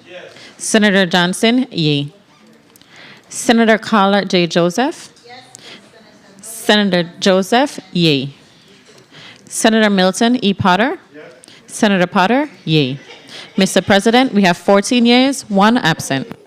Thank you. Thank you very much, Madam Clerk. Bill number 35-0367, an act approving an appropriation from the general fund of the Treasury of the Virgin Islands to the St. Croix Capital Improvement Fund and the St. Thomas Capital Improvement Fund for fiscal year October 1, 2024 through September 30th, 2025, as amended, has been approved by the members of the 35th Legislature of the Virgin Islands. Will be sent to the Governor for further consideration and action. Thank you very much. Call up the next measure, Madam Clerk. Bill number 35-0415, an act amending Act number 7754 to authorize the issuance of up to $250 million in bonds, notes, or other evidence of indebtedness by the Government of the Virgin Islands and the Virgin Islands Public Finance Authority, either directly or through a wholly owned subsidiary or affiliated corporation serving as a public corporation, including amounts necessary for reserves and issuance costs to finance projects under 23 U.S.C. subsection 122. Including the payment or refunding of the 2015 bonds, the current phase of the Veterans Drive project, the ferry project, road projects on St. Croix approved by the Department of Public Works and the Federal Highway Administration, and other federally approved road projects authorizing the Government of the Virgin Islands and the Public Finance Authority to execute agreements, pledge federal highway grant revenues and other revenues as collateral, issue limited special obligation loan notes, and take necessary action to effectuate the provisions of this act. Amendment, Senator. Amendment. Senator Alma Francis Hayaga, you recognize for your amendment. I move to offer Amendment 35-1100, amending Bill number 35-0415, Bill number 35-0415, Section 1, Subsection F, Internal Section 5, Subsection B, Paragraph 1, is amended in subparagraph A through C by striking "and estimated" and inserting "up to." I so move. Motion properly made by Senator Alma Francis Heidegger, seconded by Senator DeGraff, Senator James, Senator Fred Gregory. Who else? Senator Joseph, Senator Potter, Tutmoon, and Bagay. Any other amendments? Roll call on bill number 35-0415. No objection, so ordered. Thank you, legal counsel. You're on the ball tonight. Thank you. Roll call on bill number 35-0415 as amended. Senator Marvin A. Blyden. Senator Blyden, yea. Senator Angel L. Boquez Jr. Senator Boquez Jr., yea. Senator Diane T. Capehart. Senator Capehart, yea. Senator Samuel Carrion. Senator Carrion, yea. Senator Dwayne M. DeGraff. Senator DeGraff, yea. Senator Ray Fonseca. Senator Fonseca, yea. Senator Novell E. Francis Jr. Yea. Senator Francis Jr., yea. Senator Alma Francis Heiliger. Senator Francis Heiliger, yea. Senator Donna A. Fred Gregory. Senator Fred Gregory, yea. Senator Kenneth L. Gittins. Senator Gittins, yea. Senator Maurice C. James. Senator James, absent. Senator Javan E. James Sr. Senator James Sr., yea. Senator Franklin D. Johnson. Senator Johnson, yea. Senator Carla J. Joseph. Senator Joseph, yea. Senator Milton E. Potter. Senator Potter, yea. Mr. President, 14 yeas, 1 absent. Thank you very much, Madam Clerk. Bill number 35-0415, an act amending Act number 7754 to authorize the issuance of up to $250,000 in bonds, notes, or other evidence of indebtedness by the government to the Virgin Islands and to the Virgin Islands Public Finance Authority, either directly or through a wholly owned subsidiary or affiliated corporation serving as a public corporation, including amounts necessary to reserves and issuing costs to finance projects under 23 U.S.C. Section 122, including the payment of refunding of the 2015 bonds, the current phase of the Veterans Drive project, the ferry project, road projects on St. Croix approved by the Department of Public Works and the Federal Highway Administration, other federally approved road projects, authorizing the government of the Virgin Islands, the Public Finance Authority, to execute agreements, pledge federal highways, grant revenues and other revenues as collateral, issue limited special obligation loan notes, and take necessary action to effectuate the provisions of this act as amended has been approved by the members of the 35th Legislature of the Virgin Islands and will be sent to the Governor for further consideration and action. Next item, Madam Clerk. Bill number 35-0412, an act amending Title 31, Virgin Islands Code, Chapters 21 and 23, Sections 205, 231A, 232, 236, 236A, and 239, pertaining to the management of public property and procurement and sale of goods and services, non-germane. Roll call on bill number amendment. Senator Francis Halliga, amendment. I move to offer amendment number 35-1056 to bill number 35-0412. Bill number 35-0412 is amended by adding an appropriately numbered section blank, Title 31, Virgin Islands Code, Part 2, Chapter 21, subsection 205C is amended by A, inserting granting of an easement after no sale, comma, exchange, comma, B, inserting easement after one such proposed sale or exchange. I so move. Motion properly made by Senator Francis Heidegger, seconded by Senator Fred Gregory, Senator Capehart. Hearing no objection, so ordered. Amendment, Senator Francis Heidegger. You're going to fight me. Amendment number 35-1099 to bill number 35-0412. Bill number 35-0412, section 1, subsection A, is amended in the following instances. A, in paragraph 2, striking 35% and inserting 30, and in paragraph 3, striking 500,000 and inserting 400,000. I so move. Motion properly made by Senator Francis Heidegger, seconded by Senator Joseph, Senator Javon James Sr., Senator DeGraff. Hearing no objection, so ordered. Amendment, Senator Fred Gregory, you have an amendment? Amendment, you recognize for your amendment, Senator Fred Gregory. Thank you, Mr. President. I move amendment number 35-1102 to bill number 35-0412. Bill number 35-0412 is amended as follows. In section 1, by striking subsection B and B in section 2, 1 by striking subsection A1A, A1C, and A3A. 2, in subsection B, page 3, line 3, by striking paragraph 7 and inserting in paragraph 7, by striking 50,000 and inserting 150,000. I so move. Motion properly made by Senator Fred Gregory, seconded by Senator Joseph Francis Heidegger, Senator Javon James Sr., Senator DeGraff, Senator Potter. Hearing no objection, so ordered. Amendment. Amendment. So these are germane to the bill. So she. Okay. All right. Senator Joseph, you recognize for your amendment? Amendment. You recognize for your amendment, Senator Joseph?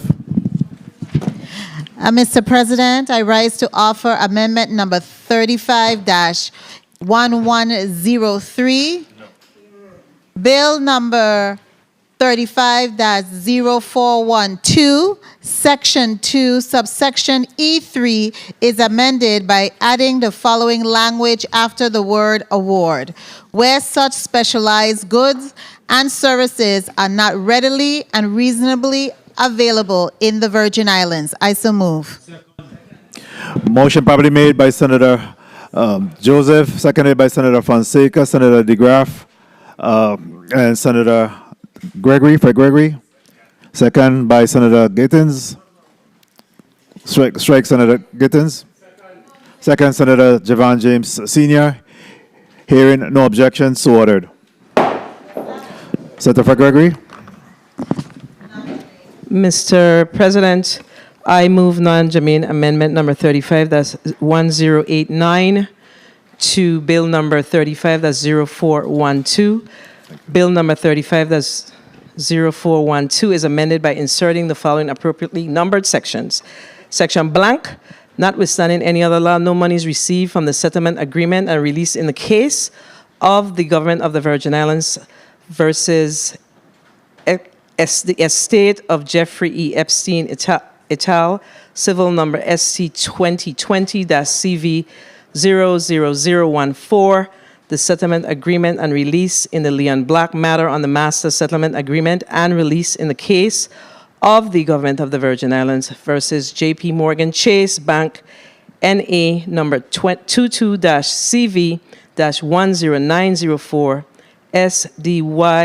SDNY shall be used by the governor of the Virgin Islands as a result of any state of the emergency.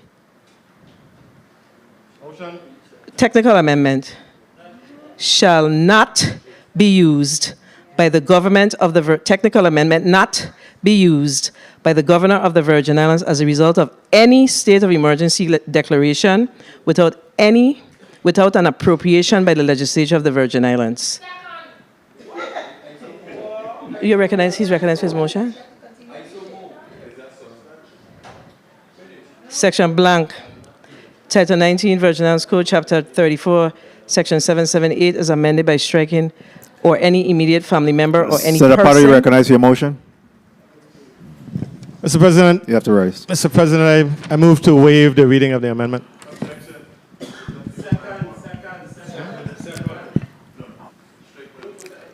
A motion to waive the continued reading of the amendment has been moved by Senator Potter, seconded by Senator Javon James Sr. Hearing no objection. So ordered. So I moved. so move. So moved, seconded. Hearing no objection. So ordered. Amendment. Amendment, Senator Fred Gregory. I move amendment number 35-1090 to non-germane amendment number 35-0190 to bill number 35-0412. Bill number 35-0412 is amended by adding the following appropriately numbered sections. Section blank. Act number 8899, Bill number 35-0351 is amended by inserting the following line item. VIWMA United Resource Limited settlement $3,150,000 and by striking $35 million and inserting $38,150,000 wherever it appears by inserting the following section 2. Section 2, the sum of $3,150,000 is appropriated in the fiscal year ending September 30th, 2025 from the General Fund Treasury of the Government of the Virgin Islands to the Virgin Islands Waste Management Authority to pay the outstanding balance owed United Resource Limited in the matter of case number ST2020CV00493, section blank, Act number 86. Senator Potter, you recognize for your motion? Thank you very much, Mr. President. Mr. President, I move to waive the reading of the amendment. Second. Motion properly made by Senator Potter, seconded by Senator Johnson. Hearing no objection, so ordered. Move. I so move. So move, seconded by Senator Joseph. Hearing no objection, so ordered. At this time, Madam Clerk, roll call on bill number 35-0412 as amended.